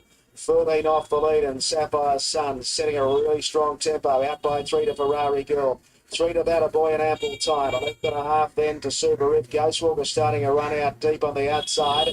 And going with Ghost Walker's Call Me Artie. Debut's a long way back there with My Blue Jeans and There Is No Water. Sapphire Sun endeavouring to make every post a winner. Will straighten up about 5 clear of Ferrari Girl. Ghost Walker's coming with a run with Call Me Artie. And That Boy's up running about 3rd. Debut back to the inside. And the old boy, My Blue Jeans, coming down the outside. Down to the 250 metre mark. Call Me Artie with a strong run. Goes up, hits the front. Ghost Walker's in hot pursuit in the centre of the track. Then My Blue Jeans. Call Me Artie clear of Ghost Walker. Then My Blue Jeans still coming on the outside. It's Call Me Artie in front of Ghost Walker. They hit the line. Call Me Artie's won it from Ghost Walker. My Blue Jeans 3rd, and then That Boy, Super Rip, Debut, followed by There Is No Water, Ferrari Girl.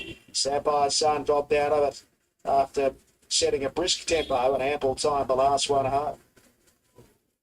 Well, the good run of success for Call Me Artie's connections. Neil Osborne, Glenn Carl continues. Got the better of our favourite there, Ghost Walker, who had every possible chance. Very fast pace set in front. The winner has paid $12.20. Ghost Walker $1.10 in the old fellow. My Blue Jeans coming from last. So 7, 3 and 12. And for this winner, Call Me Artie, that is his 5th win start. 17th placings. Okay, so this is what's going on the 8th one. So if you look at the odds, that's 5, 4, 2 and 10. That's 5, 4, 2 and 10, all within, out of which 5 and 2 are actually within the rails. 4 has the advantage through the rails, and 10 is also within the rails. And these two are there, okay? This is handicapping, this is relaxation.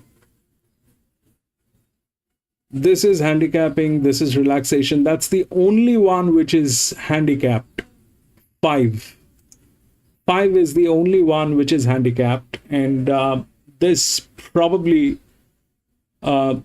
I mean, it's a good horse. It's in the best hands. It's the highest torque. But you know what we have been seeing here is there's something not right with the ground today. There's something weird with the ground here at Orange, or they're playing funny. One of those things, because here it was the linear, it did not do anything, the 3, and it went far wide. I don't know for what reason, for what joy it went through like that. I'm not sure what exactly is the problem here at the ground today, but there's something not right. So that's the only handicap. That's the only linear. That's the only linear. But here is the 11 with the jockey advantage. So this jockey may not be the best jockey, but today the jockey with the alliances, it's huge on that, and that's the outer drift. It's a 1600 meter. So this is the other drift which is also there. This is the other drift which is also there. If we look at what's there, it's almost neck to neck. This is a 3-year-old filly with a better ROI. This is a 4-year-old mare. They are tailing gates. Both of them are drifts. Out of 5 and 2, that's a no comparison kind of a thing. I mean, the 5 is handicapped, and this is a huge relaxation on that horse. When you know, honestly speaking, this is huge. The 10 is also relaxed. 4, sorry. The 4 is also relaxed, but 2 is probably the highest advantage given through the rails. All right, that's what it is. It's also with one of the most successful teams that is there. So possibilities that might happen. So if we look at the 5 is handicapped. It's a 3-year-old filly. It's got 7 races. Definitely it's a good horse. There's no doubt about it. But that's the only linear which is there. That's the only linear. And it is coming from a very wide gate. That's another thing that needs to be taken in consideration. It is coming from a very wide gate on a 1600, though it's a 1600 meter, but the straight is a 350.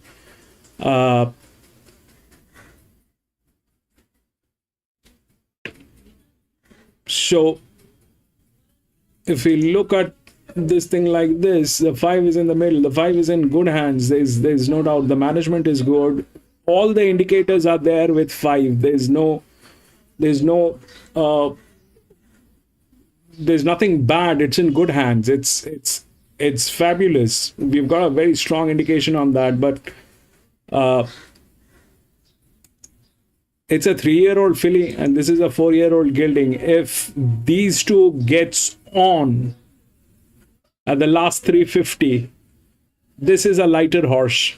2 is a lighter horse. So the 2 will nail it.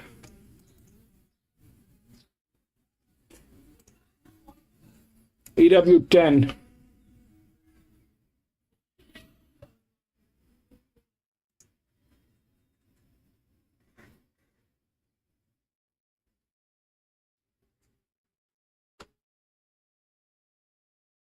It's playing weird, John. I don't know what's happening here at this ground today.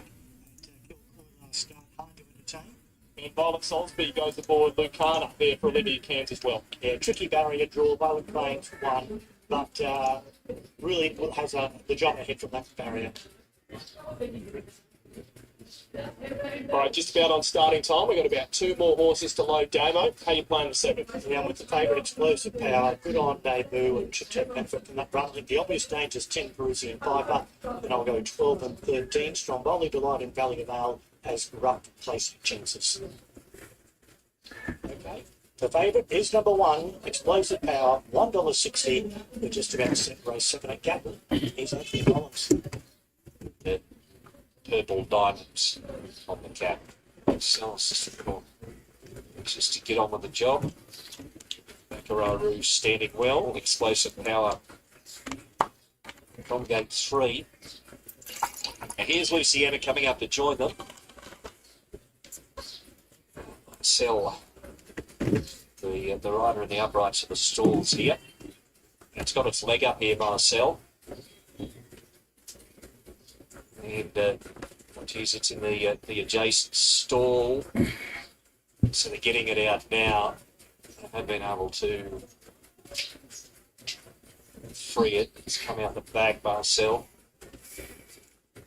Explosive Power, this favourite drawn in the 3. Parisian Piper with the barrier attended in within. Stromboli Delight as well. So they're kept calm. Marcel with the club veterinary doctor casting eyes over it. See whether it does indeed take its position or not. It's about to come through here in just a moment. Everything else is in the gates now. Stand by for the word to come through with Marcel. So the barrier attendant's coming back over to it. The OHF hand as the veterinary doctor. We'll see what happens here. It may be coming out here, Marcel. Okay, it's out. All right, scratching time 4:04. Marcel, the second favourite. There'll be a big change in the market. This will firm up even further. Explosive Power, 4:04 late scratching, Marcel. All right, Explosive Power. The favourite way, stalls are back, racing. Explosive Power away about third. Baccarat Rouge, Parisian Piper showing good speed. Capability from out wide with Explosive Power, the leading 4 on settling down. Valley of Ours is stranded out there deep and striding up with Luciana even wider. Champagne River's about centre field, followed then by Stromboli Delight, well back in the race to Royal Gladiator. And over on the inside there was Marin Darcy, who's in a rearward position. And that late scratching, as we suggested, Marcel 404 on veterinary advice. So as they approach the barn at the 850, Parisian Piper was in front narrowly over Luciana the outside, going stride for stride, and the speed goes on. Followed by Explosive Power, so it's stalking them in third, albeit one off the fence, and Capabilities keeping it on a pocket there in the centre. And they're being followed by now over on the inside was Valley of Ours and also Champagne River. So it's about 4 lengths back off the speed as Stromboli Delight hooks out there very wide. Baccarat Rouge is well back with also Royal Gladiator, and Marin Darcy's at the tail end of the field. So coming down the side of the track as they approach the bend with 250 to go. Parisian Piper in front narrowly. Explosive Power up on the outside, about to go up to it. Valley of Ours is sprinting hard and fast over on the inside. Baccarat Rouge racing together there with it, and they're followed by Royal Gladiator. But Explosive Power hit the front with Valley of Ours still there. Valley of Ours over on the inside. Valley of Ours beats Royal Gladiator, Explosive Power, Baccarat Rouge and Parisian Piper. Further back in the field to Capability, and they're followed by Marin Darcy and also Luciana, Stromboli Delight and Champagne River was at the tail end of the field. That length scratching there at Marcel 4:04. Well, Valley of Owls knocks out plenty, and the odds on Pop goes down, running potentially third there. Damien Daryl Hanson's horse is prominent in the centre, but Valley of Owls, Tiff Brooker and Ryan Tyrrell combined around $34. The 3-off filly by Invader, win number 1 at start number 16, and bounces back after being heavily defeated last start behind Anyone Ready. Yeah, ridden more patiently today and sneaking up on the inside by Tiff Brooker. Been able to get there by about a half a length on the line. It does look like, in the blue and white colours, Royal Gladiator, the Hanson colours, will be second, ahead of Explosive Power too. The favourite looked over the possible chance at 1-1. Came off the bit when he had to go through wide the 500. Hit the front, but his run just came to an end. He may be better on a slightly larger track than Gatton today. Number 10 gets fourth, daily leader Parisian Piper, but $34.50 and $4.70. Brody for Valley of Ours, a real blowout chance in race 7. Massive blowout, 13, 5, 1 and 10, and the roughie takes it out, paying 39.10 best across the board. Well done, Ryan Tyrrell. He gets the result there with Tiff Brook up, and great to see Tiff back in the saddle riding winners as well. 13, 5, 1, 10. We've got 2 more from Gatton to come, and we look forward to those. We've got a short price favourite in race number 8. We'll take you back to Orange.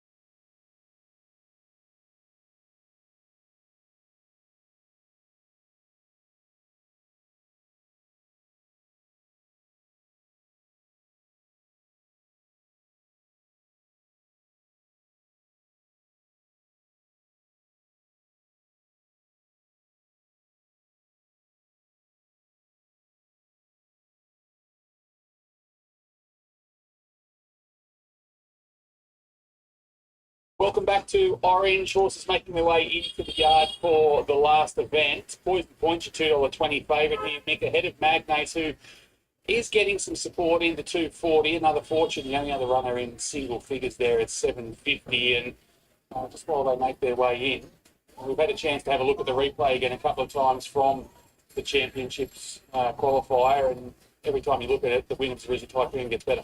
Yeah, exactly right. What a stunning win. He was just so dominant.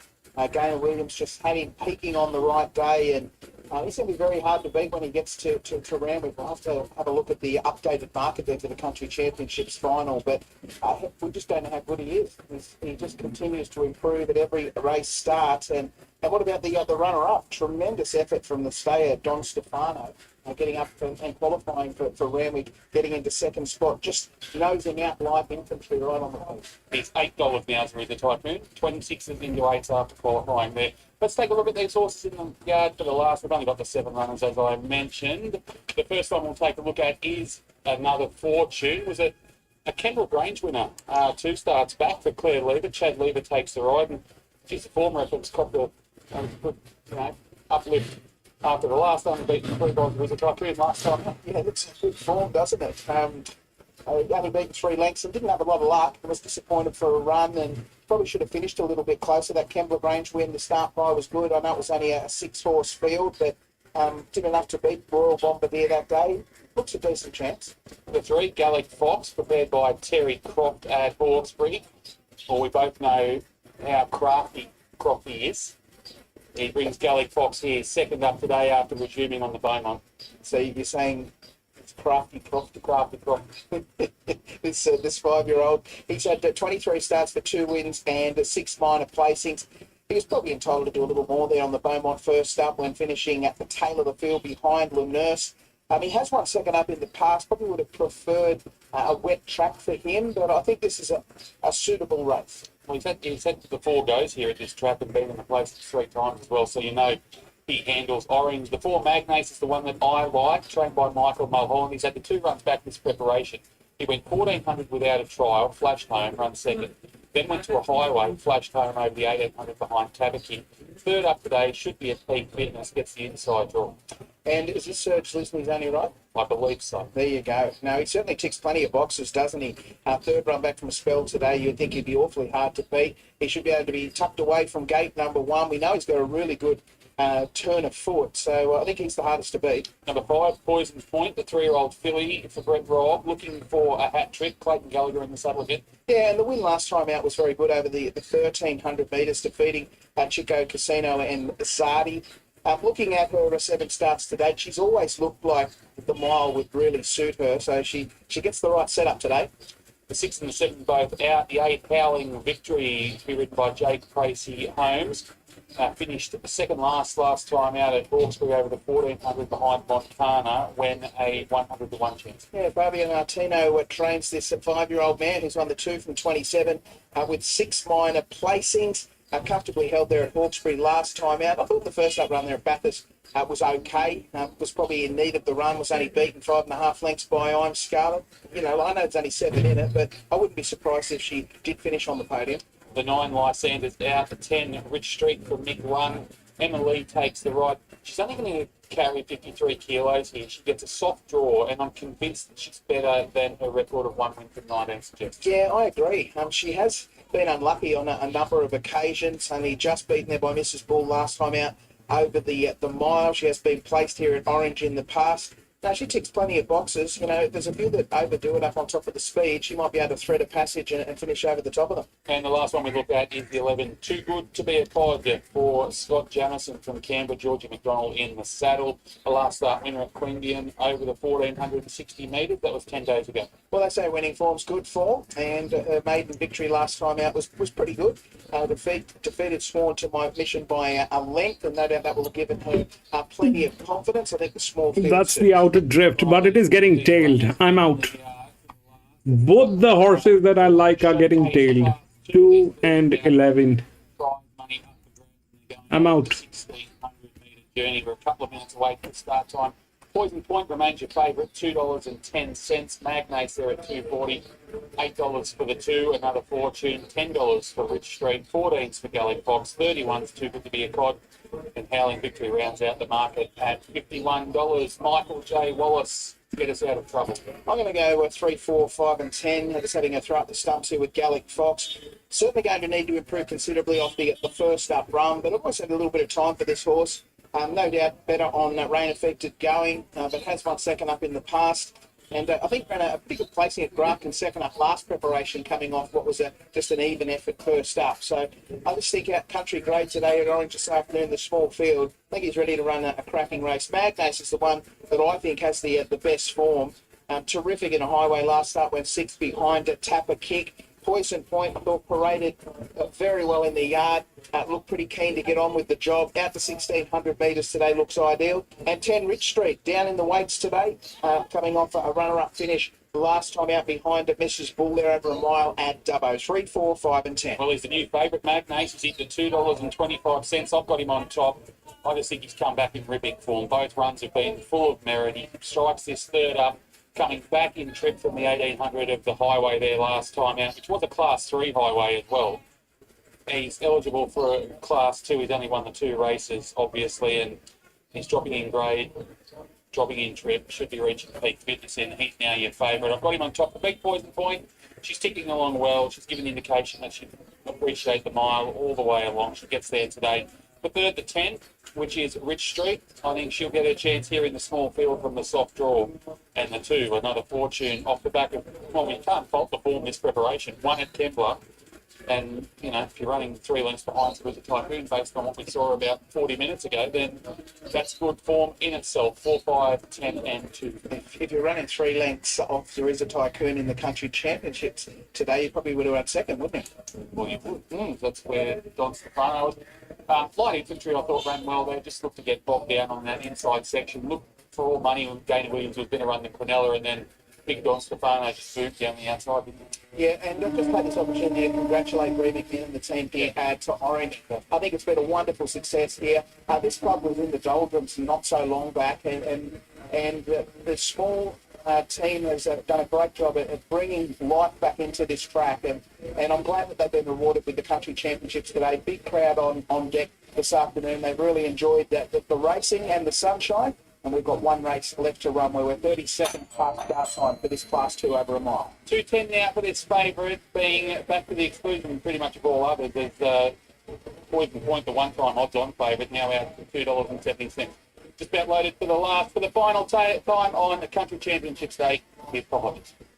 It's back from 1,800 to 1,600 today. Gets a long way back, but gee, it's run home very, very well. If it's closer to on the turn, it's going to be very hard to hold out. So they're almost set to go here. Wrapping up a wonderful day's racing here by the Orange Club. Oh, there's one rearing there. Too good to be might have been too good to be a cod. Alongside of these Gaelic Fox. Right there, racing now. Too good to be a cod. Hard ridden now. The barrier's trying to hold the lead. Another Fortune, Gaelic Fox. Both going up fast, and Poison Point caught very wide in the early stages. Back behind them came Rich Street. Howling Victory and Magnate is last. Another Fortune takes over down the back. Kicked away 2.5 lengths on Poison Point. The nick away on the inside was Too Good to Be a Cod. 2.5 to Gaelic Fox and Howling Victory, Rich Street. And Magnate is last as they sweep down the back here and past 1,000. And it's Another Fortune out by 2.5 lengths. Poison Point with a neck away on the inside. Too Good to Be a Cod. Howling Victory joined there by Gaelic Fox. A cover back the Magnate patiently ridden, and Rich Street on its inside as they run along now with about 700 to go. Another Fortune leads them from the outside. Poison Point aiming for 3 straight wins. Over on the inside, Too Good to Be a Cod and Howling Victory, Gaelic Fox. Magnate, as is his usual pattern, he's coming from a long way back. And then comes Rich Street, Another Fortune, over lengths on Poison Point. Magnate has swept around them with a lightning move. Too Good to Be a Cod with next Howling Victory. Then Gaelic Fox up around the home turn. Another Fortune with Magnate joining in quickly. Poison Point, he's gone a long way from home, Magnate, but it skipped away. Poison Point is going to run home again. Rich Street's getting up along the rails. Magnate has got a handy break. Poison Point is trying to get to him. Magnate's holding on, and Magnate beat Poison Point. Rich Street third, Too Good to Be a Cod, maybe fourth. In front of Another Fortune, then came Gaelic Fox and Howling Victory. For certain. Magnate's under the urgings of Serge Wisney. He comes here for one ride and he makes it worth it. He really injected that horse into the race, put a bit of pressure on approaching the turn, knowing that his horse performed over the 1800 last time. Now turned it into a bit of a slugfest, Nick, and he was the toughest one there on the line. Points and point rallied. She was just out sprinted when Magnates made that move there approaching the turn. Both of them were getting tailed. Rich Street will finish in third, and the 11, Too Good to Be a Cod, will finish in fourth. 4, 5. And what he did with that 2 was not necessary. The numbers here. He raved it that the horse was already agitated. Great placement by Michael Mull. That horse was already pissed with the entire thing, and they rave it.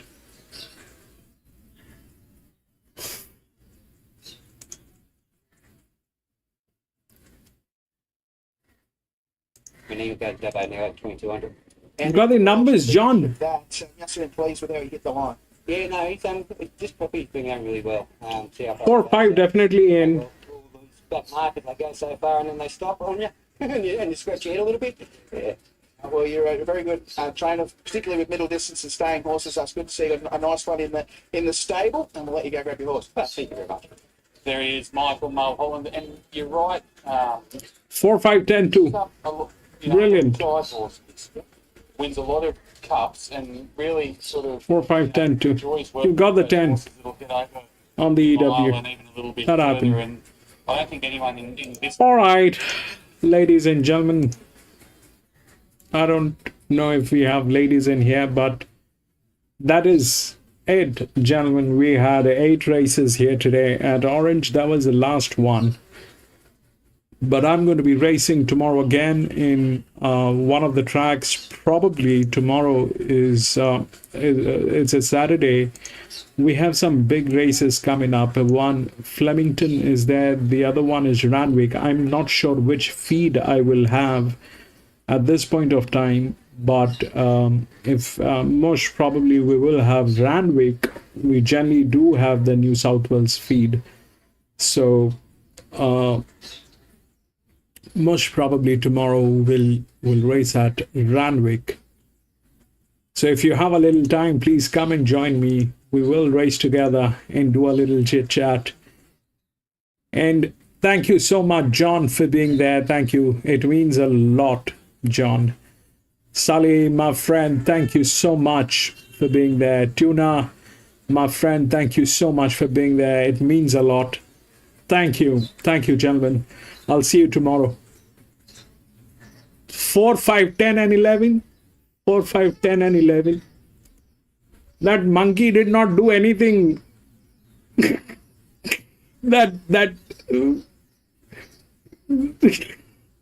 Anyway, that is something that happened. Have a great day, gentlemen. I'll see you tomorrow.